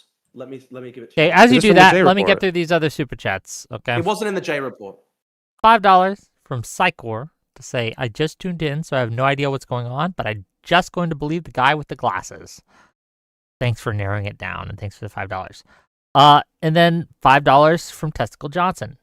Do you think Margaret Thatcher effectively utilized girl power by funneling money into illegal paramilitary death squads in Northern Ireland?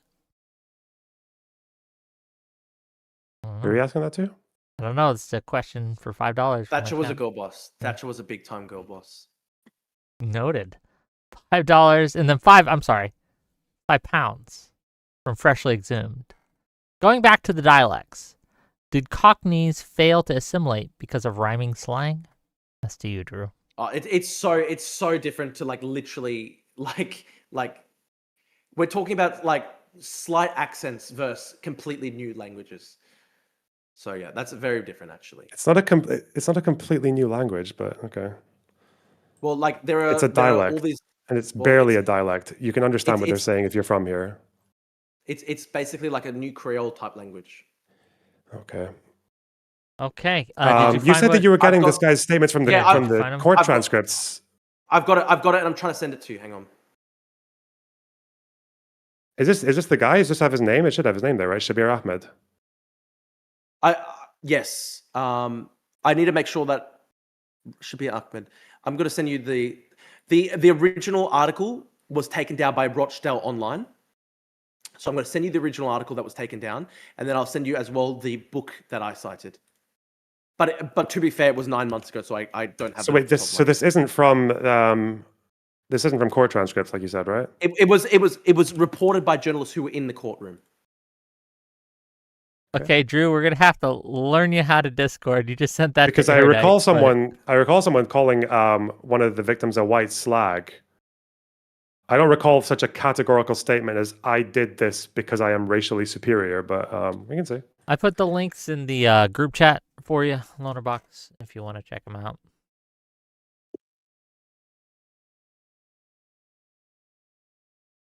Okay, as we check those out, I'd like to thank everyone for coming, right? And if take this opportunity. What book is this from, out of interest?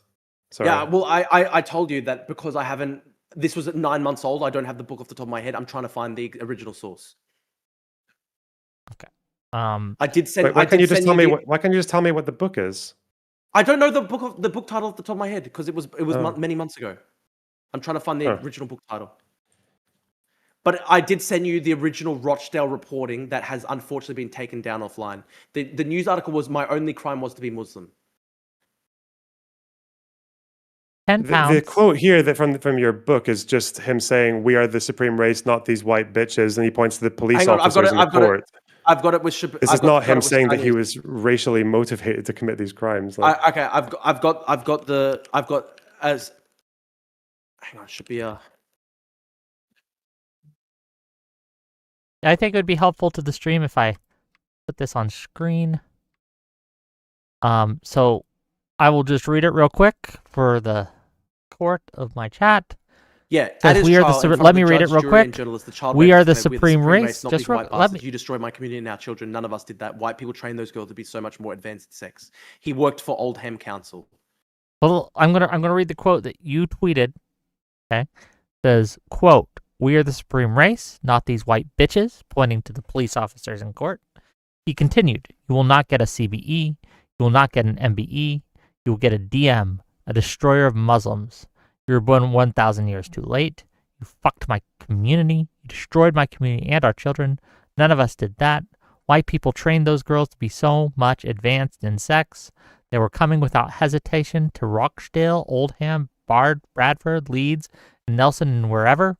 He said the jury in Liverpool has been taking instructions from BNP leader Nick Griffin, and later pointed to Rachel Smith, who prosecuted both cases on behalf of the Crown, saying, "I curse you at night. I curse you and your family.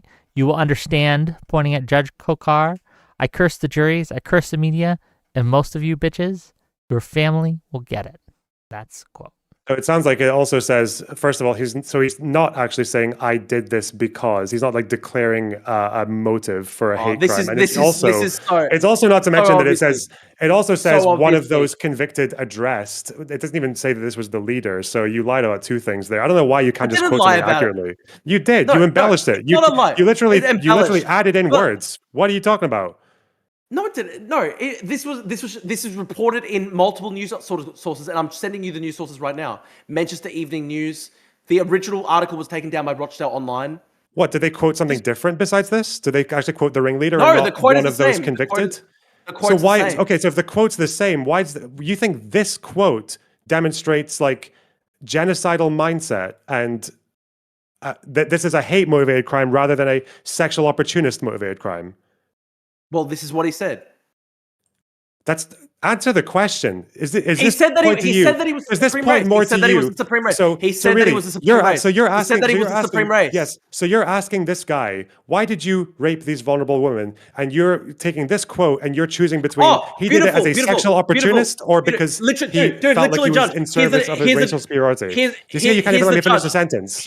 Here's the judge in the Liverpool trial. Clifton dismissed the gang claim that there was no racial or cultural element to their crimes. He said one of the factors leading to the abuse of their victims was the fact that they were not part of your community or religion. So there you go. What's the context of that quote? Even the judge said it. Even the judge said it. Even the judge said it. Even the judge said it. I'm sending this to you. You're repeating yourself, so I'm just going to tell you what the context of that quote is because you don't know what it is. You don't know what the context of that quote is. The context of that quote is, as I mentioned earlier, from the J report and everything else. It's when they're mentioning the fact. No, this was Clifton. This was the judge who sentenced Shabir Ahmed. I'm talking about a report that is talking about the case. So can you let me talk? But I'm just saying though, the judge who sentenced Shabir Ahmed, the guy. Yes, who I know the reported judge said Supreme that. You just Race don't seem to thing. understand The judge why said that, he said that. The problem, the reason that that was said, and the reason that's why they are categorized as sexual opportunists is because when they were doing what they were doing, they were driving around, they were looking for girls to prey on. They did it at night in a place where most of the people were white and where Muslim girls were, or other groups, other ethnicities were mostly going to be indoors at that time. They were sexual opportunists. They targeted those people because, yes, you're right, they looked down on them, but also because they were there. That's why. It's not minimizing, by the way, for chat. I've got it. I found the source. Manchester Evening News reports that it was him, Shabir Ahmed, who said that the rant in the trial. He said we're not talking about the source. We're talking about your inability to process information. We're talking about the fact that you are so desperate to act as if this guy wouldn't have done it were it not like a white victim because it's motivated by racial superiority as a hate crime would be. The judge said that. The judge did not say that racial element is not the same. A racial element is not a hate crime. Why didn't the judge make it a hate crime? I don't know why the judge didn't make it a hate crime. All I know is that the Manchester Evening because maybe that would be too explosive. No, you could say it's got a racial element. Well, maybe it would. I mean, Shabir Ahmed is already back on the streets, isn't he? He's not. He got. How long did he even get? Like these guys weren't necessarily given the book. I was jailed for 19 years, but he's going to be out. He's going to be out in about 8 years. Like he's already going to be out in about 8 years' time. So is that an immigration issue or is that a criminal justice issue? Actually, hang on. 2013, he was sentenced, 19 years. So yeah, he's literally going to be out in a couple of years. So you're saying, oh, how come the judge wasn't harsh enough to make it a hate crime? Well, the judges have been pretty weak on them anyway. And I've got the quote. The Manchester Evening News. Pretty weak compared to what? You understand that in the UK, this article is saying he got 77 years. Right? Wait, where? Sorry? This article right here says the judge says as he jails Rochdale sex gang for 77 years. Oh, no. So that's the cumulative total of all the people. So it's 77 years across like 20 people or 15 people, however many people were involved in the game. Yes, Ahmed was given 22 years. And I think it was like, 2 or 3 counts of rape and then another count. It says 19. It says in Manchester Evening News, it says 19 years. But it does also say in the same article, it says he was convicted of 30 counts of rape. Supreme Race. What? But you said the judges were. You said the judges were soft on this guy. What compared to what? Compared to UK standards, or? I mean, just in general. I mean, I don't think 19 years is good enough. It should have been life in prison at the very least. I mean, in Australia, we had a grooming gang case in Sydney, and basically they got life in prison. So that's a criminal. You understand that's a criminal justice issue, right? Not an immigration one. Yeah, that is. I mean, yeah. But the only reason they're in the country is because of immigration. So it is an immigration issue. Of course, it is. Okay. $10 or £10, I should say, from Average Joe to say, I'm worried as a secular Brit, the projected increase of Islam in the UK long term, much more socially conservative, less women's rights. Where Islam is the majority, it dominates the culture and society. Response to that, Lonerbox? Britain is currently 6.5% Muslim. We were, 4% Muslim 15 years ago? Their birth rates within the country are dropping. We have pretty strict standards for immigration now. Obviously, being in the EU might have been better if you wanted migrants to be more similar to us. But you can thank Nigel Farage for that. The guy that is probably going to be prime minister next. Again, we've had immigration waves before from groups that were significantly different from us. When the Irish came to the UK, they were very different from us. They were so different that we had sectarian riots. They were literally perceived as there's so much worse. It's so much more culturally dissimilar. I'm just gonna keep. I'm just gonna keep talking because you're just going on an emotional rant. You don't know fucking. Even when I made that joke about sectarian violence in the UK and you acting like that's new, and I laughed, and you didn't even know why I was laughing. You clearly don't know anything about this country that you've just taken an interest in. Yes. No. I'm talking about the immigration waves from the fucking 1800s. Okay. Yes, Irish people were treated and perceived and they were described as a distinct race. They were seen as a different race by the people who lived here. Okay, I still think that Islamic migration to Britain is much more culturally dissimilar than Irish migration to Britain. So if even Irish people seen as irredeemably foreign, it took 200 years for them to assimilate, then how do you think it's going to work with Somali Islamic extremists? It's not going to Well, work. it didn't take 200 years for them to assimilate. And also, I'm still yet to see the evidence that any majority of British Muslims are not assimilated. Majority of them, the overwhelming majority of them, are not committing terror attacks Oh, or so true, dude. So true. Very assimilated community. not qualify Dude, it then instead of giggling like a little fucking dude, fanny. Like, come on, tell me. like because like okay, let me get up the Pew Research data into attitudes in the British Muslim community. You know, a majority of British Muslims basically think that there were no atrocities on October 7. Do you know that quite a lot of like white leftists in the UK think that as well? Yeah, I know, but they're unfortunately part of the country. Of course, you're always going to get white leftists, but it's So what if we're talking about assimilation? What is that not then like assimilating to what is like already like a white leftist view in the UK? no, not at all, because they're being motivated by Islamic extremism. They're not motivated by white leftism. How do you know that? That it's by Islamic extremism? How do you know that? Have you seen the way that these protesters talk, even the Muslim ones? Some of them talk with Islamic language. A lot of them talk with secular language. A lot of them talk like with Soviet-style propaganda on Israel. It's tribal. It's tribal. It's tribal is not the same as motivated by Islamic extremism. Them having opinions about October 7th. No, this is the disaster. I'll explain to you the disaster, right?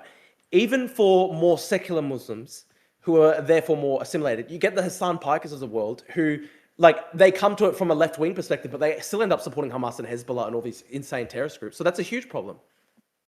We're talking about Muslims in the UK who I know, but I'm giving you an example. Like, a good example of this is Zara Sultana. Zara Sultana, I don't think she's an Islamist necessarily. She's a leftist, but she has this kind of tribal. But she has this tribal attachment to like Hamas and Hezbollah and all these Islamic extremist groups. Yeah, and you'll notice, by the way, that the majority of them do what about that? They protest. Okay. Some of them commit hate crimes, I've but like the majority of them. I got the data. Half of all British Muslims think homosexuality should be illegal. 23% want Sharia law. Beautiful. Like you think this is assimilation? It's not assimilation. Want Sharia law? What does that mean? As like the main law of the land. No, that's not what that means. Necessarily. No. Okay. You think they just want Sharia law for ceremonial weddings and stuff like that? Sure. Well, who did they vote for? Muslims. 52% said that they want homosexuality to be illegal in Britain. Who do they vote for, Drew? Who do they vote for? Oh my God. 4% said that they sympathize with people who took part in suicide bombing. So what's 4% of 4 million people? That's still what? Like 100, that's more than 100,000 people who sympathize with suicide bombings. That's fucked up. Again, what are they doing? What is any substantial number of them, like past like 1 or 2% of them doing? What do they do? What does the average Muslim in the UK do? This is a really good point. Okay, this is a really good question. Do you agree that the 4% of British Muslims who sympathize with people who take part in suicide bombings, at least that 4% should be deported? For having sympathies with someone, I don't think you should deport someone for thought crimes, no. For sympathizing with suicide bombings. So you feel safe living in the country where, like, what? There's 150,000 people who believe in Islamic suicide bombings. Do you think that's good? That's assimilation. You said sympathize. Yeah, I don't think you should deport someone for saying they have sympathies in a poll. So 1% said that they completely sympathize. They actually full outright support it. So that's what? 40,000 people out of 4 million. Did you go from sympathize to fully outright support it? No, so here's the point. It said 1% said they completely. You're just like adding. I love how you just like add adjectives. I'm reading it out to you. I'm reading it out to you. I'm reading it out to you. 4% of British Muslims surveyed said that they sympathise with people who took part in suicide bombings. 1% said that they completely sympathise, while 3% said that they sympathise to some extent. 4%, another 4% said that they sympathise with people who committed terrorist actions as form of a political protest generally. So what? That's like at least 100,000 people basically who sympathize with the action of terrorist attacks in the name of Islam. Do you think that's assimilated? How many? I think the fact that it's 4% actually does suggest assimilation. Thank you. How many Irish people? Beautiful, dude. Beautiful. 4%. That's still 100,000 people who believe in Islamic terrorist attacks. Do you think that 100,000 people? Surely you should at least agree with me that 100,000 component should be deported. Anyone who supports suicide attacks should be deported. No, I'm not deporting people just because they answer questions. Just because they support suicide. Because they. Oh my God, dude. You're actually suicidal. You actually want people to live in Britain as foreigners who support Islamic terrorist attacks. That's fucking mental. Yeah? You think we should deport Irish people who... Do you think we should... there are Irish people in the UK who sympathise with the IRA? Irish people who support that. Yes, I genuinely do. I hate the IRA. Who sympathise with the IRA? Yes, Yeah. I actually genuinely think that. That's a lot of deportations for Good. opinions. Anyone who supports the IRA should be deported. I Okay, hate do you IRA. acknowledge that that's a fairly illiberal opinion to deport people for I want to opinions? have a liberal for opinions, for supporting terrorist groups, dude. I want to have It's a an liberal democratic opinion. society. Yeah, no, it's not just an opinion, because when people support terrorist groups, they're fundamentally saying that they hate the state, that they want to overthrow the constitutional order of the country. Well, yeah, when was the last time we had a suicide bombing in the UK? Oh, okay. Don't worry about it then. There's only been a couple. It's almost like it's an opinion. I don't even know. It's almost like it's in their head. Yeah. How many people in the UK sympathize with fucking Nazis? How many people in the UK sympathize with the IRA? How many people in the UK? Let's go through this. Let's go through this. This is so fucking smart. Okay, let's go through this. So Jihad al-Shami goes out and he stabs a bunch of Jews at the Jewish synagogue in Manchester. Based off those statistics that we found of the polling of the British Muslim community, and let's be real, who's really going to answer an opinion poll with their real beliefs and tell them that they support suicide attacks? So of course it's an undercount, but let's just say even if it's an undercount now. It's probably 50%. No, it's not 50%, but it might be as high as 10%. But even if it's like let's go on the. Let's even go with the most conservative. Let's say 1% of British Muslims agree with what Jihad al-Shami did. That's still 40,000 people. And you think it's fine for 40,000 people to live in your country who would theoretically be fine with people going out and just stabbing a bunch of Jews? Do you think I said it was fine, or whether or not you should deport them? Of course they should be deported. If they want to go out and stab people in the street, of course they should be deported. And I guess this also includes deporting second-generation migrants to countries they've never been to. 100%. Yeah. I don't care. I don't care if you're a second-generation migrant. If you believe in killing Jews in the streets of Britain, you need to go. You need to be deported. 100%. Do you expect all these countries to take these deportees? It doesn't matter if they take them. You need two sides to take a deportation. Drop them off. Explain. Yeah. Airdrop them on a parachute. No, all European states, all the America, NATO. There should basically be a NATO-like alliance where these countries that refuse to accept deported citizens, there will be massive economic pressure on them to take them back in. So if they don't take it back if they refuse to take back deported citizens, then we're going to have to consider things like, for example, suspending foreign aid, these types of things. And if there's we're going to suspend foreign aid. So say like a Sudanese second-generation migrant writes in a poll, this is your scenario, he writes in a polling question, I've got sympathy with Second Intifada suicide bombers, right? Sympathy. Yeah. And then we deport them. And Sudan says no. And we say, okay, fuck you. We're going to take away foreign aid to the people who are starving in fucking Zamzam. Well, there's going to be basically about 30 European. It'll be a coalition of the West. And this is all because it makes you uncomfortable to think that we might be less white. No, it's not about whiteness at all. It's not about whiteness at all. I just don't want people who support suicide bombings in Western You brought up countries. white British, by the way. Yeah, but what I'm trying to figure out the practicalities of how you want to action this. So, well, I'm explaining it. I'm literally explaining to you. There will be a coalition of the willing of about 30 plus Western states. And collectively, we will say that as a condition for trade, as a condition for foreign aid and all these things, you have to accept refoulement of citizens of people. And we know that Pakistan accepts citizenship by blood descent. So it doesn't matter if somebody was born in Britain. They will still have to accept them. They're citizens by That's one country. To be clear, not every country does that. Bangladesh didn't let Shamima Begum back because she's never been there, right? So it's not refoulement, it's deportation. Deportation, if you have to deport them to third-party countries, that's you're not getting you're struggling to get coalition of the willing for any Western group right now. So let's just make it about the UK. It's just the UK with our limited power in the world doing this. It will be a coalition of the willing. Eventually, we're talking about British policy right now. Okay, let's say it's the UK. What if you can't? What if you're the only one country that wants to do this? Because it seems like even with Viktor Orban's Hungary, even with countries that are more right wing than us, they don't do shit like this. So you're going on the extreme. We're going over the fucking cliff now. We're so far right. You are leaning further right than someone who's just had their fucking right leg blown off, Drew. So you are alone in this. This is not far right at all. This is a moderate option. This is a moderate option. Supporting people who want to suicide bomb. Okay, one at a time. Okay, let me explain. Deporting people who agree with suicide bombing attacks in the country of Britain is the moderate solution. Which country does this? Solution. Which country deports people because they answer What's the question the extreme solution? The extreme solution, I don't want it to happen. The extreme solution will be, if it keeps on going on this way, there's eventually going to be horrible violence and civil war, and I don't want it to happen. So I'm presenting the moderate solution, which is... So the extreme solution is to kill them. No, that's not what I'm supporting. I hate that. I don't want that. I'm saying that's what the extremist psychopaths want to do. I don't want that. I'm just saying let's have deportations before civil war breaks out. Okay, do you acknowledge that no Western country is currently doing this? Yes, but it will be happening over the next 10 I need years. you to engage with me like an honest human being. And yeah, it's going to happen over the next 10 years, Lonerbox. The winds are shifting a lot. The winds are shifting a lot. Look at me. I changed a lot over the past year. There's going to be... Yeah, because people were mean to you on Twitter. I need you to address me like a real human being. I need you to engage with me like a real human being, Drew, and tell me, if you were just the UK and you're the first country, you're leading by example, how do you do this? You work with all the European countries. You work with Trump. No, they're saying no. They're not doing it. Just the UK. No, that's a stupid theoretical because it is actually happening. It's not just... Okay, wait. So we can't... So are you refusing to answer that? Right wing shift. Are you refusing to answer that because the UK couldn't do it? I'm explaining to you. The right wing shift is not just alone to Britain. It is happening all across Europe. There will probably be a Le Pen government soon in France. There's going to be a coalition of the willing between multiple different Western countries that will agree on mass deportations of Islamic extremists. And I'm not saying we already have right-wing countries that do that aren't doing this, though. Orban's not doing this. Yeah, because Poland had Kaczynski's government. He's not doing it. Well, they don't even have Islamic extremists in those countries because they don't have any Muslim migration at all, basically.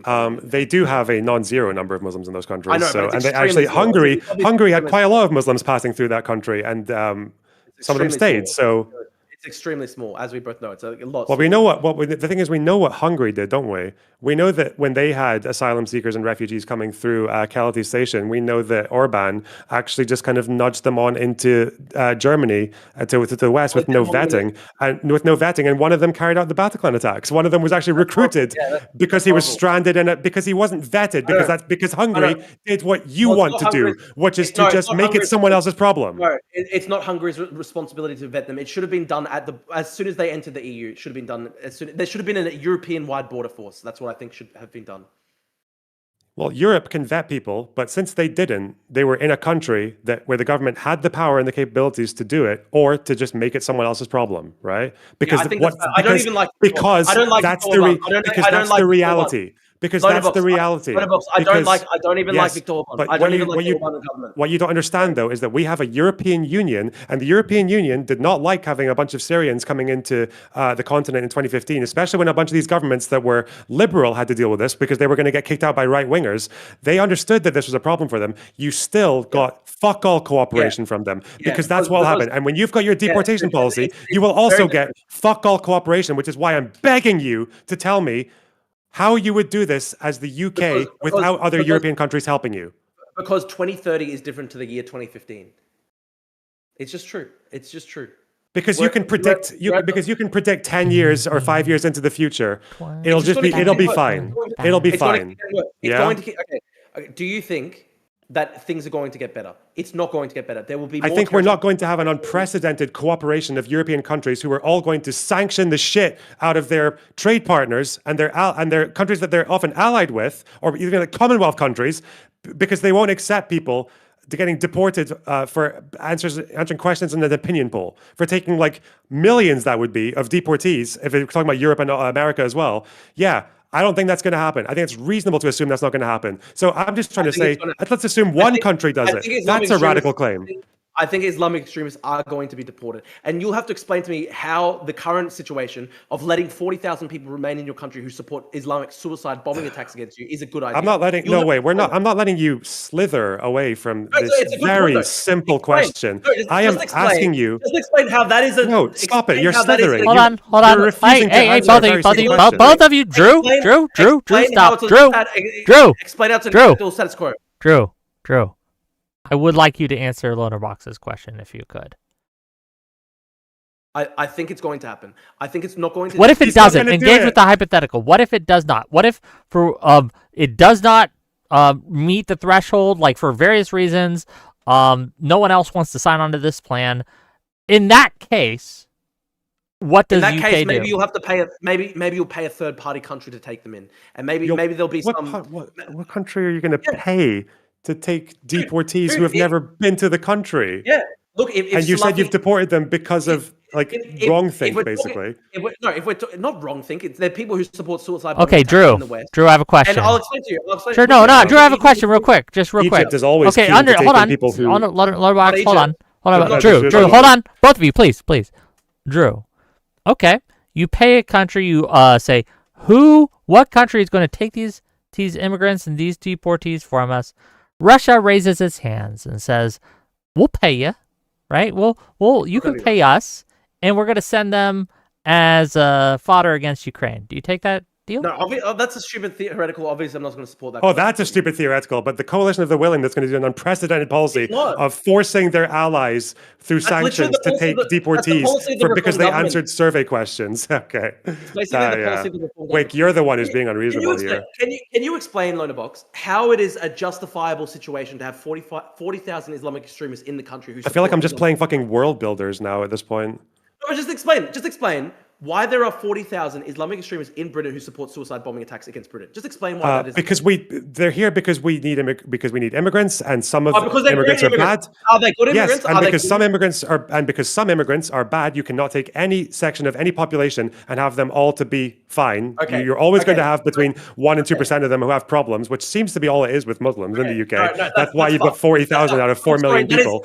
Yes, that's fucking insane. And also because you cannot deport people because they answer questions you don't like on an opinion poll. That's so funny. You actually think that it's an acceptable rate for about 1 in 100 people that you bring into the country to support suicide bombing attacks against you? You think that's an acceptable rate? That's fucking unhinged. Go out to one of these post-industrial English towns and go to one of these poor English white working class towns and say, hey, listen, 1 in 100 of the new immigrants we bring to the country might be suicide bombers one day, but we can't stop that because we need immigration. Do you think might be suicide bombers one day? Again, opinion polls. That's what we're on right now. We have not. When have we last had a suicide bombing in the UK? We haven't. Not for a long time, have we? Oh, the last one was what? The Manchester Arena bombing where they killed 30 kids. Yeah. And that was actually, do you know why that happened? Atrocity. That was a massive atrocity. And that actually happened because of a very avoidable thing. That's because we were taking that family, the Abadi family, and our government basically fucking tried to weaponize them in Libya and gave them vouched and free access across borders so that they could basically go to Libya and learn to build fucking bombs. That's not immigration policy, though. That was the British government being fucking absolutely brain dead and underestimating and basically trying to weaponize extremists. Like, that was what we did there. That wasn't to do with like a badly vetted immigrant or anything like that. That was like a very, very unique case for why that guy was allowed to be in the UK. I mean, it was a badly vetted immigrant because they let the family in as refugees and then they raised 2 kids who then did suicide bombing attacks against kids in Britain. That wasn't how they got the capabilities, though. It's because we weaponized them in fucking Libya.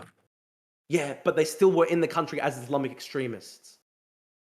But that's not why they were able to do the attack. They were brought to these guys were Islamic extremists. They brought them to the country. They raised their kids as Islamic extremists, and then they carried out an attack. Why are you just leaving out the most significant, unique fact about that case? I don't know why you're doing that. Why are you retelling the story after I just told you the main reason they were able to do what they did? Great question. So obviously, we live in the scenario. We live in the world where those 2 young guys were able to build the bomb and carry out the attack and kill 30 people. But let's imagine the scenario where they were not technically skilled enough to create that bomb, but they still harbored enough hatred for the English people that they had in their heart the willingness to go out and kill 30 people because they hate them so much. Do you think they are still a good migrant to the country? No, of course. We're talking about people who are taking in as who come in illegally and you can't deport them. Yeah, we're talking about asylum seekers. That's not... Why do you think I would ever make the claim that asylum seekers are supposed to be for economic benefits? You have no idea where you are in this conversation. You're completely fucking lost. You're a mouse in a maze. You don't have to take asylum seekers. You don't have to take asylum seekers. Yes, you don't have to. Yeah? Yeah, you don't have to. None of them. So the Ukrainians, the ones from Hong Kong? Well, we like Ukrainians and Hong Kongers. We don't like Islamic extremists. That's the difference. Well, we're not talking... Well, so we don't take any asylum seekers from any Muslim country then? Afghanistan? Even people who supported the Afghan government? Maybe religious minorities from these communities who are persecuted by the government, or people who... So not Muslims? Well, maybe some... Yeah, it's in Iraq are minorities. Maybe Maybe in extremely rare circumstances where they've been extremely vetted. But you can't allow just the willy-nilly situation that has taken place where there are now people in the country who literally want to do suicide bombing attacks against the West. Okay, I But got. do you think? No, go ahead, please. And then I have one more super chat, and then we're gonna get to closings. But go ahead. You had something to say, Lonerbox? You want me to say something? No, you yeah. were about to ask a So, question. I interrupted you. I mean, you can want say, you to if you're finish. saying we also don't even take in asylum seekers, as far as we know from crime stats, if you care about those, asylum seekers generally commit a little bit less crime than locals. Oh, okay, And it makes sense. That's why there's been these rape cases related to the migrant hotels. Yes, because you're going to get more than zero, you fucking retard. Yes. That does not mean that they have a higher crime rate. Does that, sorry, wait. Does what you just said contradict what I said? Here's the thing. Does what you say contradict what I said? No, but here's No. my answer. Oh, that's all I need. Well, No, here's my answer. no, Here's my answer. Here's my answer. There shouldn't even be one fucking case, you fucking retard. Why would there be even one case of rape from an asylum seeker in Britain? Okay. It's a choice to have them in the country. This is $10 from Goat Cheese Re. Drew, should Australia get down to an arbitrary Greek population because bad empanada exists? I don't want Greek communists in the country. If somebody's a Greek communist, I don't want them in Australia. I don't care if they're the same ethnicity as me. I would want Australia to keep them out of the country and deport them. Okay, well, thank you for that answer. I straight up said this. Seriously, I would literally support the Australian government deporting Bad Empanada. 100%. Even though we're the same ethnicity, I don't care. I don't want him in the country. He's a communist. He hates people. He's a communist who hates the state and supports Hezbollah and Hamas. I would literally support his being deported. I don't care that he's Greek like me. We're deporting citizens as well? Okay. Sometimes, yes. In the most extreme cases. In the most extreme cases, yes. I can't imagine any flaws in this logic of just making like tens or hundreds of millions of people in the world stateless. Like, it's just fucking amazing. Nothing bad will happen when we do that. What country do you put Bad Empanada in? It would be, if you were going after people like, if you're going after citizens who you think are extremists, that is going to amount to hundreds of millions of people in the world. Yes. No. I would only do it for the most extreme cases. And I think Bad Empanada is one of the most extreme cases because he's outright openly calling for mass genocide.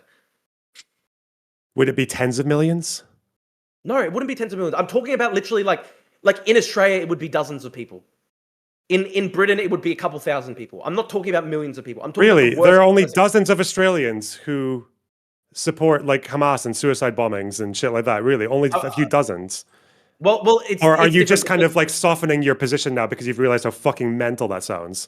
No. Like, it's different because Bad Empanada he's unfortunately part of the majority population of Australia. He's unfortunately part of the majority population of Australia. It's a bit different to somebody who's like a really recent migrant who's like a Somali Islamist extremist and stuff like that.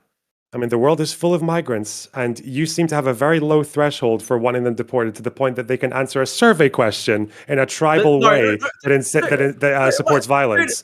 So that's like a lot of Irish people. The Irish are getting deported. Are you retarded? A bunch of Muslims are getting deported. Dude, by your own, you pointed this out to me. You pointed out to the fact, you said to me that it was a great moment of assimilation that more than 95% of British Muslims rejected suicide bombing attacks. That was your answer.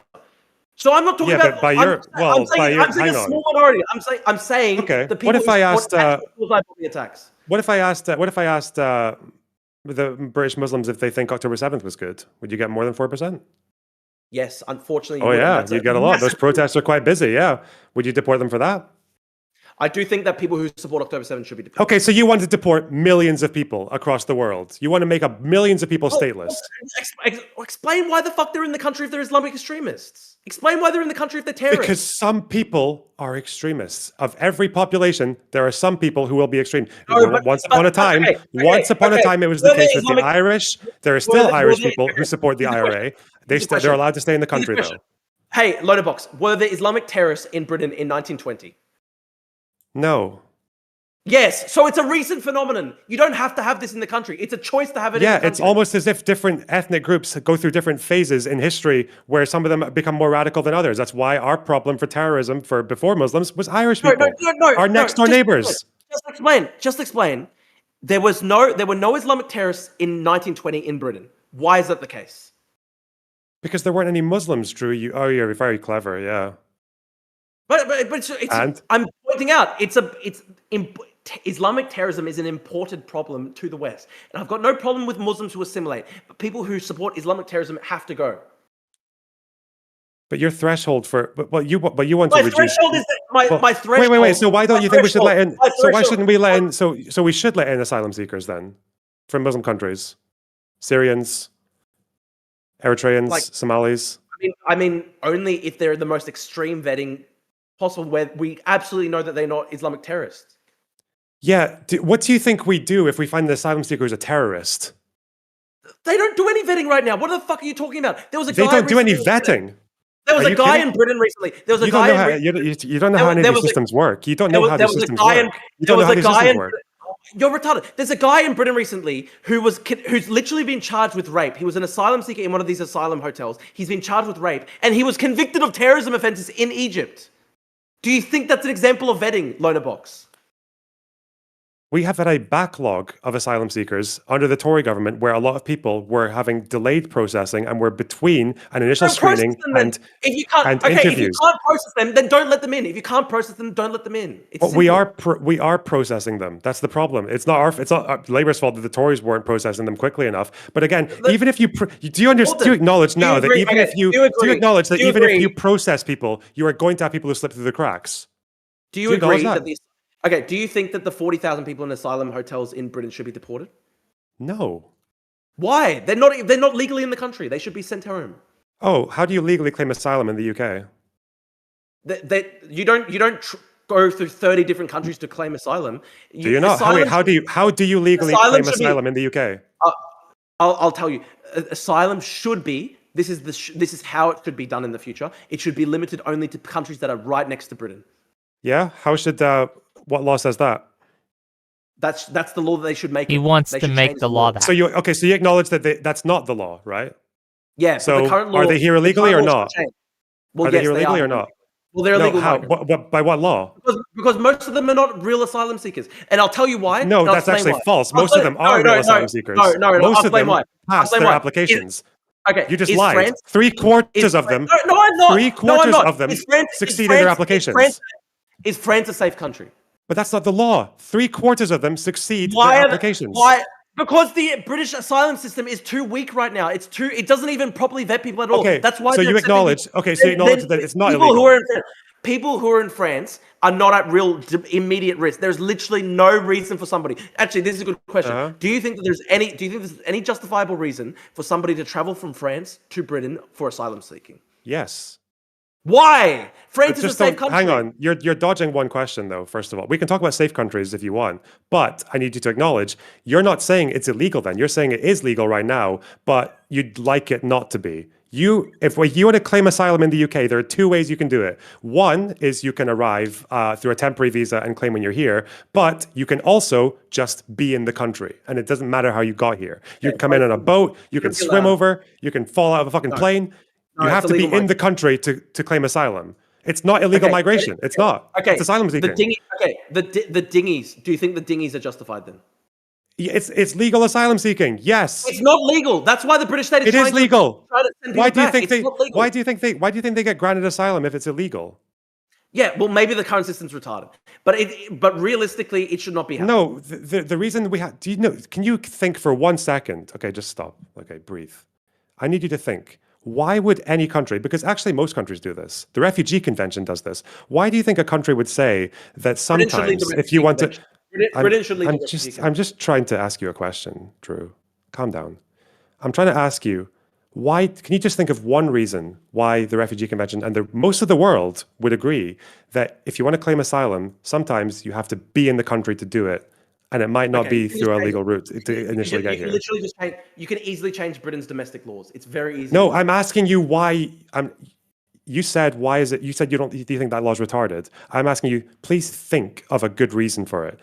I just want to see if you can use your imagination. Yes, why? Yes, because Britain is an island. No, not because Britain is an island. Why would refugees? Why do you think refugees? I'm maybe just giving it away now. Why do you think refugees, people who are fleeing war, persecution, why do you think they might be in a position where they can't just get a temporary visa and fly over?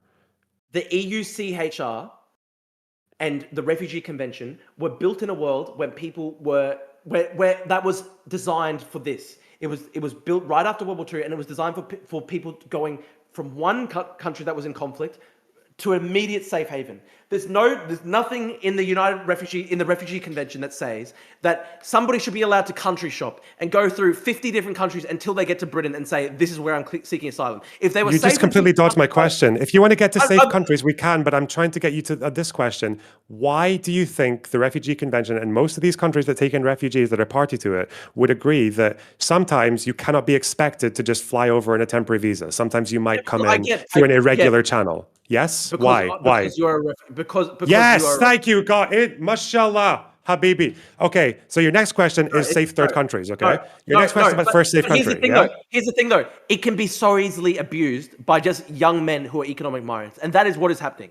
Unfortunately, that is what is happening. But no, it's not, because they're vetted and most of them succeed in their applications. Yeah, but dude, the current British vetting system is so weak that you're literally what's the vetting system? Can you describe the vetting system to me?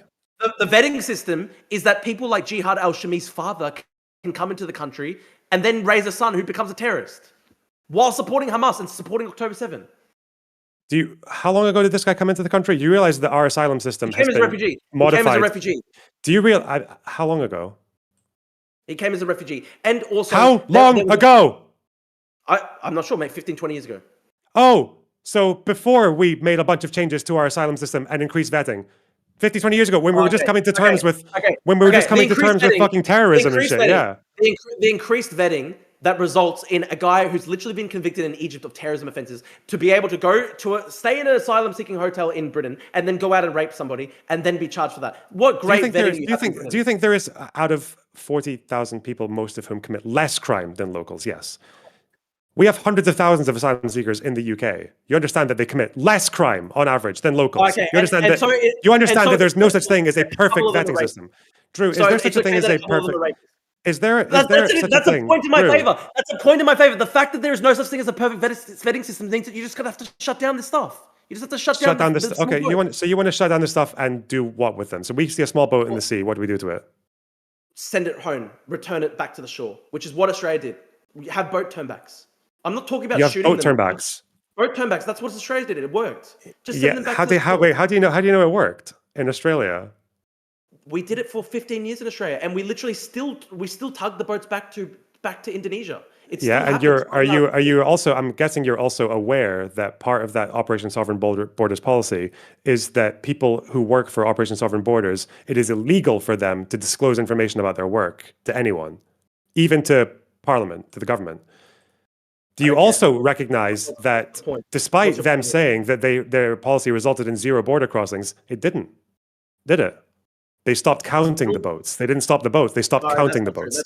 You still had people in Cocos Keeling. You still had people in Saibai. You still had people in North Queensland. You had people who actually made it round the routes into Australia. Yes, this is true. I know this because someone from Operation Sovereign Borders admitted it, didn't he? No, there's basically only been like one boat that's even made Australia in the past. That's not true. That's not true at all. Hang on. Where is it? Where's the guy? It was the guy who spoke to Kim Carr.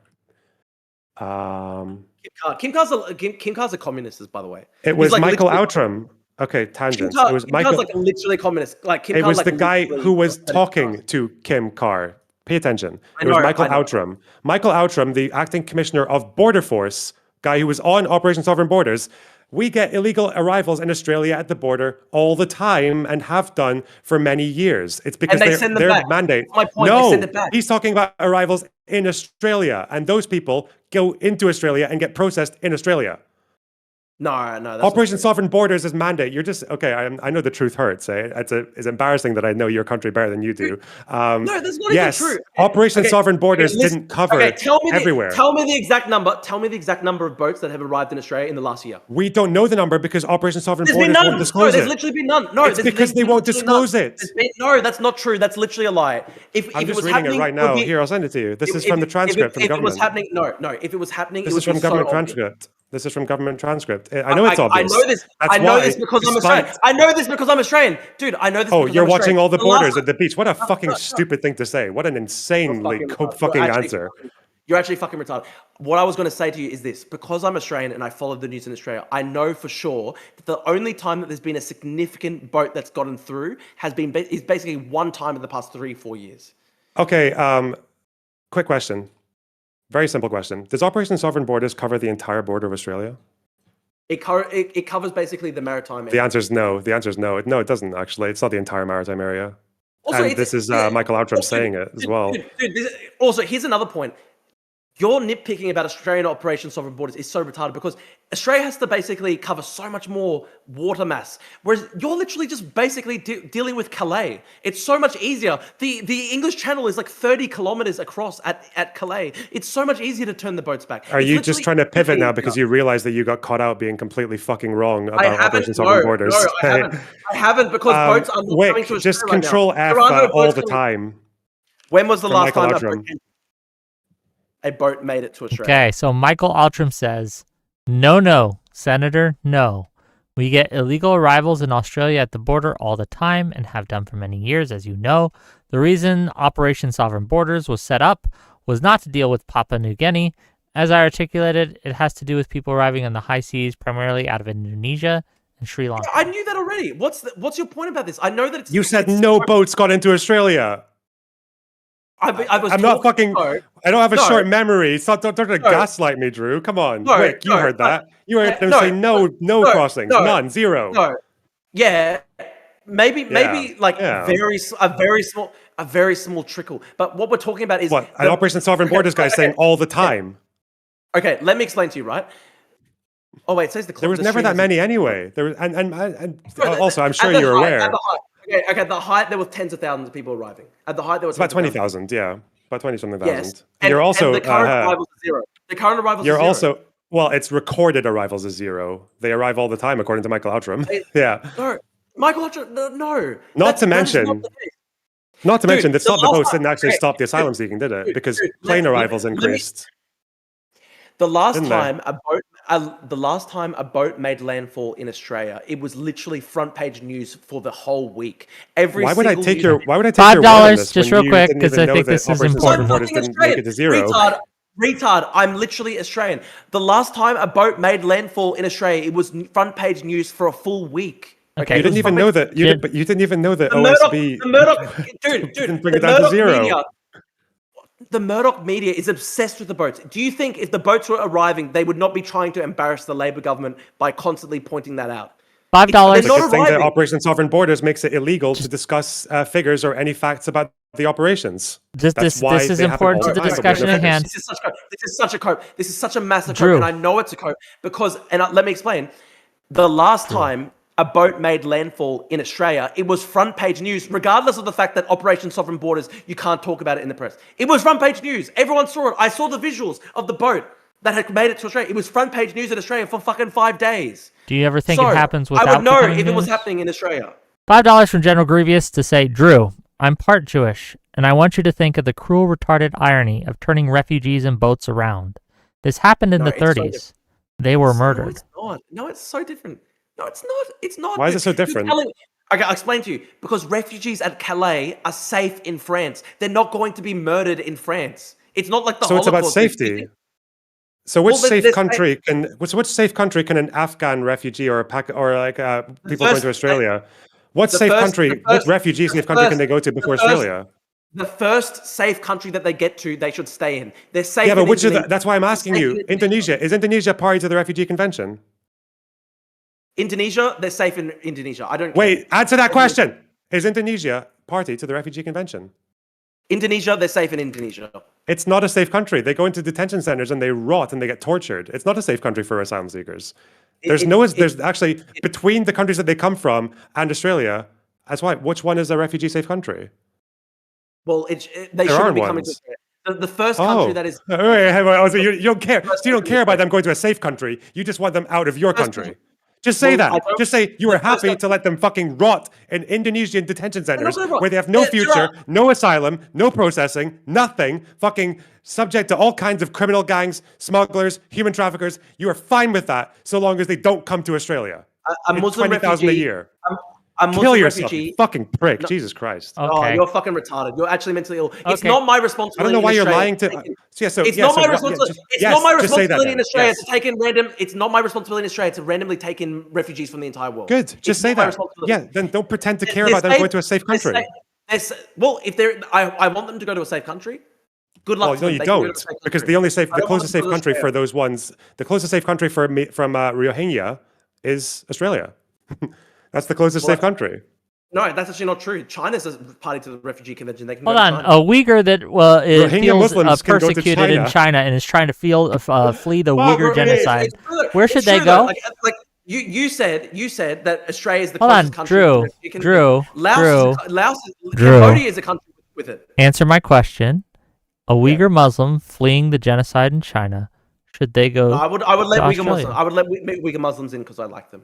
Yeah, because they're enemies of the people you don't like. That's why. Yeah, that's literally but not true. Rohingya Muslims Well, who we are can let being murdered by China, which arms True. Myanmar. We By can Myanmar, which take arms China. we can take in some limited numbers of Rohingya Muslims, and we actually have taken in tens of thousands of Rohingya Muslims in Australia. That's But fine. you support blocking them. You support turning their boats back and tugging them over to Indonesia and potentially drowning them as well, because you do acknowledge that people have drowned in these operations, right? No, you do acknowledge that, right? That in pushbacks, some people fall over and drown, right? You acknowledge that. More people drowned more people drowned just on the journey to Australia than with regards to the pushbacks. More people drowned as a result of making the dangerous journey in the first place. So the actual they're going to make the journey anyway. That's why Operation Sovereign Borders exists. It exists to pull people back who are making the journey. People smugglers are trying to human traffic. The people smugglers must not be allowed to do that. They're putting people's lives at risk by putting them on these extremely dangerous boats. And you think that it's fine to just allow these people to keep on coming and create the incentive for the boats to keep on continuing. The incentive is that You're creating the incentive. You're creating the incentive. No, you're creating the incentive by. Well done. Yes. Well done. You realize that when I talk, it's not just to repeat the same thing 3 or 4 times in a row. I don't know why you're wasting so much fucking space to try and do that. You don't want me to have other incentive. Hold on. Loner, finish your point, and then Drew can respond uninterrupted. Go ahead. The actual incentive is that it's either risk your life on a boat or it's stay in Indonesia and also risk your life and being a fucking Indonesia is safe. kept in a Indonesia dungeon. is fine. Indonesia It's not is safe. fine. It is much. It is okay. An Afghan refugee is much safer in Indonesia than they are in Afghanistan. 100%. In an Indonesian detention center. No, not even necessarily. So they should. To you would rather they stayed in Indonesian detention centers. Tell Indonesia to reform their policy. Then I encourage Indonesia to take in more refugees. Look, They're not your problem. They're the largest Muslim majority country on earth. They should take in more Muslim refugees. What's the problem? So not your problem, right? It's not Australia's problem. Ask Indonesia to reform their policy. It's not my problem. And if they don't, just leave them there. Leave them to rot. It's not my responsibility to take in the entire population. Why are you saying no? Why can't you own a position? You literally would rather these people get fucking tortured in Indonesian detention centers than come to Australia. No, dude, you'd rather that. You prefer that. You're mental. You see Indonesia torturing people, and your idea is not to tell Indonesia to reform that policy. Your policy is instead to go, no, Australia, take them in. No, tell Indonesia to reform their policy. They're the largest Muslim on earth. So between Indonesia should take in more Muslim refugees. Indonesia should take in more Muslim refugees. So between the time it takes to actually get Indonesia to reform, do they come to Australia or not? No, you should put all your pressure. So you'd rather they get tortured? Thank you. Yes. No, I don't know why you can't own that. I don't know why you can't own that. No, Indonesia is if Indonesia carries out atrocities, that's Indonesia's moral responsibility. Yes, it's not that's what I'm saying. So yes, that's what I'm saying. That's why. But you would rather they did that than them come to Australia. Those are your 2 choices. No. Hold on. I have a question for you, Drew. Just real quick. So in Indonesia, hold on. Stop. All of you. He's saying that I should dissolve the border of Australia because Indonesia has bad policies. His idea is that we should dissolve the entire border security of Australia. Isn't that the whole hold on, point just of real quick, Lonerbox, please. They flee countries that an Indonesian, a refugee arrives at your shores and arrives at your door, right? And if you don't let them in, they're going to be sent to these Indonesian torture prisons. Do you have a moral responsibility to let them in? That is not at all the actual moral responsibility. That is not actually a realistic moral scenario. That's not true. That is not what is happening. A Jewish person fleeing the Nazis, okay, and they arrive at your door.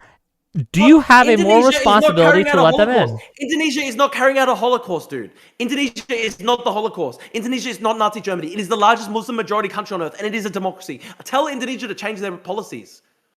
Well, again, but until they do change their policy, would you rather they stayed in those detention centers?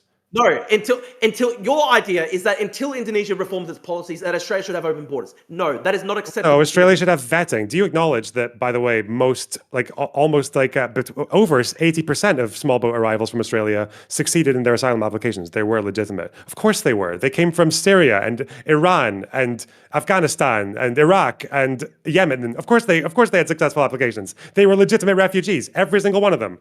It's still 20% failed. 20% were just literally random economic blokes. It was like Economic 12% that failed, and they got deported. It's like yeah, good. I hope they are deported. If you're not, Why do you care? Why was that your instinct to? What about the other ones? Is it bad that they stayed? No, look, The ones who succeeded?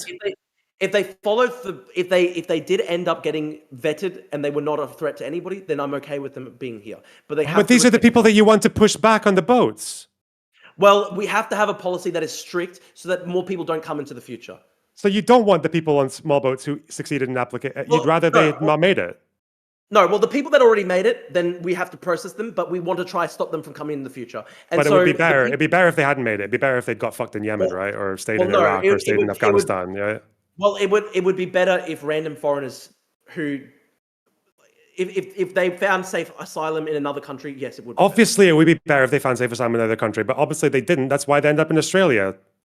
They could go to Cambodia. Cambodia is a signatory to the UN Convention. They should have done that. Cambodia for what? Rohingya Muslims. Yeah, it's closer. It's like saying that you might as well be saying that they could take Muslims are fine going to China because they're party to the Refugee Convention. But Cambodia is a party to the Refugee Convention, and it's right next to Myanmar, so they could go to. Do you think Rohingya Muslims can't flee China because China's party to the Refugee Convention? Like, why would they need to flee? I'm offering Cambodia as a safe asylum, dude. It's right next to Myanmar. Why do you think they don't stay in Cambodia? They want to come to Australia because it's a wealthier country than Cambodia. Are you sure? A lot of the case, yes. You think of any other reasons?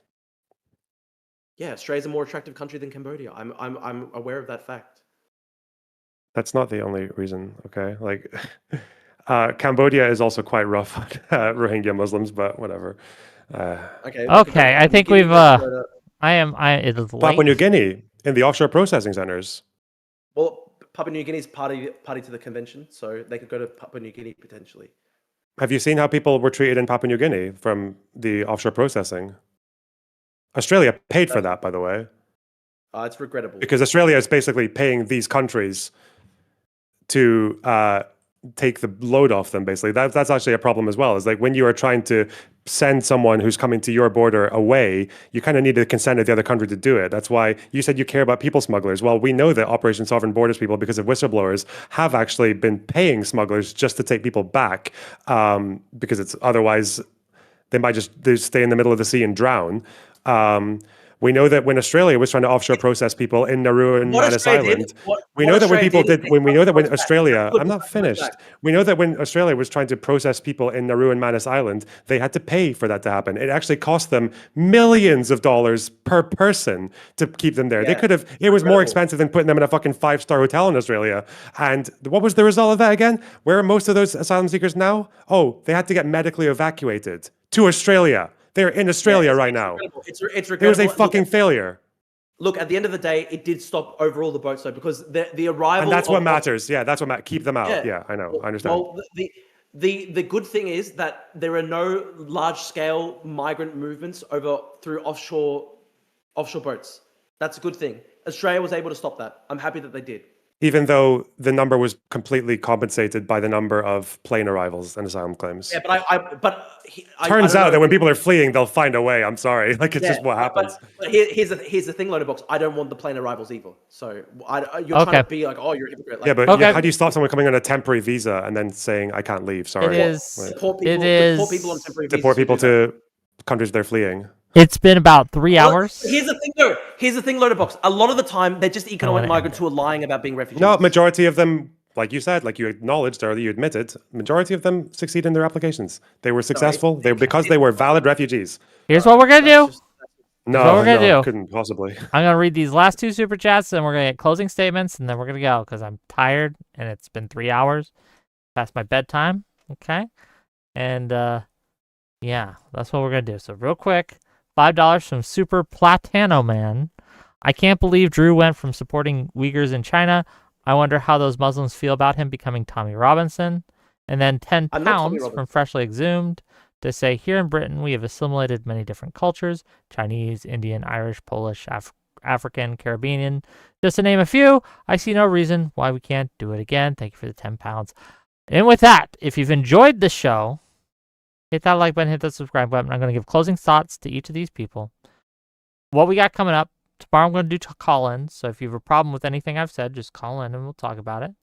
On Thursday, we're going to have a discussion on which party has a better solution to young men's issues, Republicans or Democrats. Should be a fun debate. And on Friday, we're going to be talking about the Youth Republican group chat leaks. We're going to have Lactoid. We're going to have a few others on to discuss whether or not those matter, and we should be concerned. Okay, with that said, I'm going to give first to Lonerbox. I'm going to let Drew have the last word. So remember, I got links to both these people in the YouTube description. Please click on these links. They've been kind enough to give us content today, so be kind enough to follow them. Lonerbox, closing thoughts, and then Drew. Usually when I have these immigration debates, I expect to get into the kind of standard, there's a concern there. Obviously, some of these concerns are legitimate, like demographic change does have impacts, like it does cause some issues. It causes some challenges for nations, especially when we've had net migration like we had in the unprecedented numbers of the last 2 years.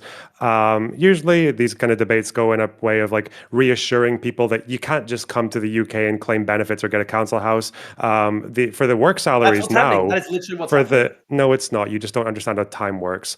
I'm going to finish my statement. The salary requirement now for the UK is something like 40k for a work visa. Which is quite high for the UK. Not to mention that care worker visas and student visas, they used to allow you to bring dependents. They don't anymore. And all these visas basically mean you have to pay an NHS surcharge, so you have to fund the NHS, even though you're young and you're basically never going to use it. We have a pretty robust immigration system. I think Keir Starmer has actually gone quite. He's given the right, like basically every sensible thing they would ask for. He's made it so that you need to earn quite a lot. You need to have a very high education standard, like up to a degree level, even for a non-degree job. They've closed a lot of these vacancy jobs. You can no longer earn anything below the going rate for any job that you're in, even if there's a shortage. Our asylum process is being tightened up to the point that vetting has been expanded. We've got deals with France that's already done more and helped with more removals than was ever achieved from the Rwanda gimmick. So normally I'm expecting things like this, and you're reassuring people that crime rates from foreigners aren't actually as high as people think they are, or reassuring people that the number of illegal crossings is actually far lower. It's only 4% of all immigration. The rest of it is completely legal, and they have to cross through, tick a bunch of boxes, pay a bunch of fees, answer a bunch of questions, give a bunch of reassurances. I did not expect a debate on whether or not we can just deport people en masse because they answer polling questions about, I thought the second intifada was like slightly based. That's kind of insane. I can't imagine the problem that we would have if we just decided to make what would easily be millions of people stateless and just leave them wandering the earth looking for something to do.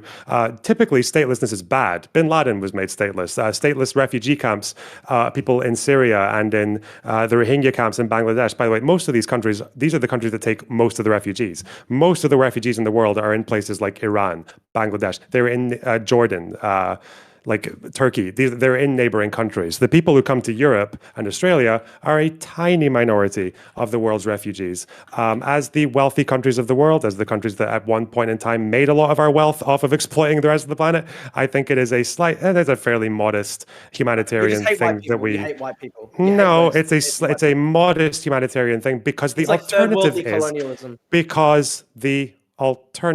is that if you just abandon these people, which is exactly what you're proposing, then you have stateless people everywhere. Stateless people are not good. Stateless people are dangerous. Stateless people are the easiest people in the world to recruit and radicalize for missions, etc. ISIS thrived off of people who were made stateless by the Syrian civil war and by the conflicts in Afghanistan and around the Middle East. Like those groups love. They love closing statements. You gotta let them go. You will get your own closing statement. I promise, Drew.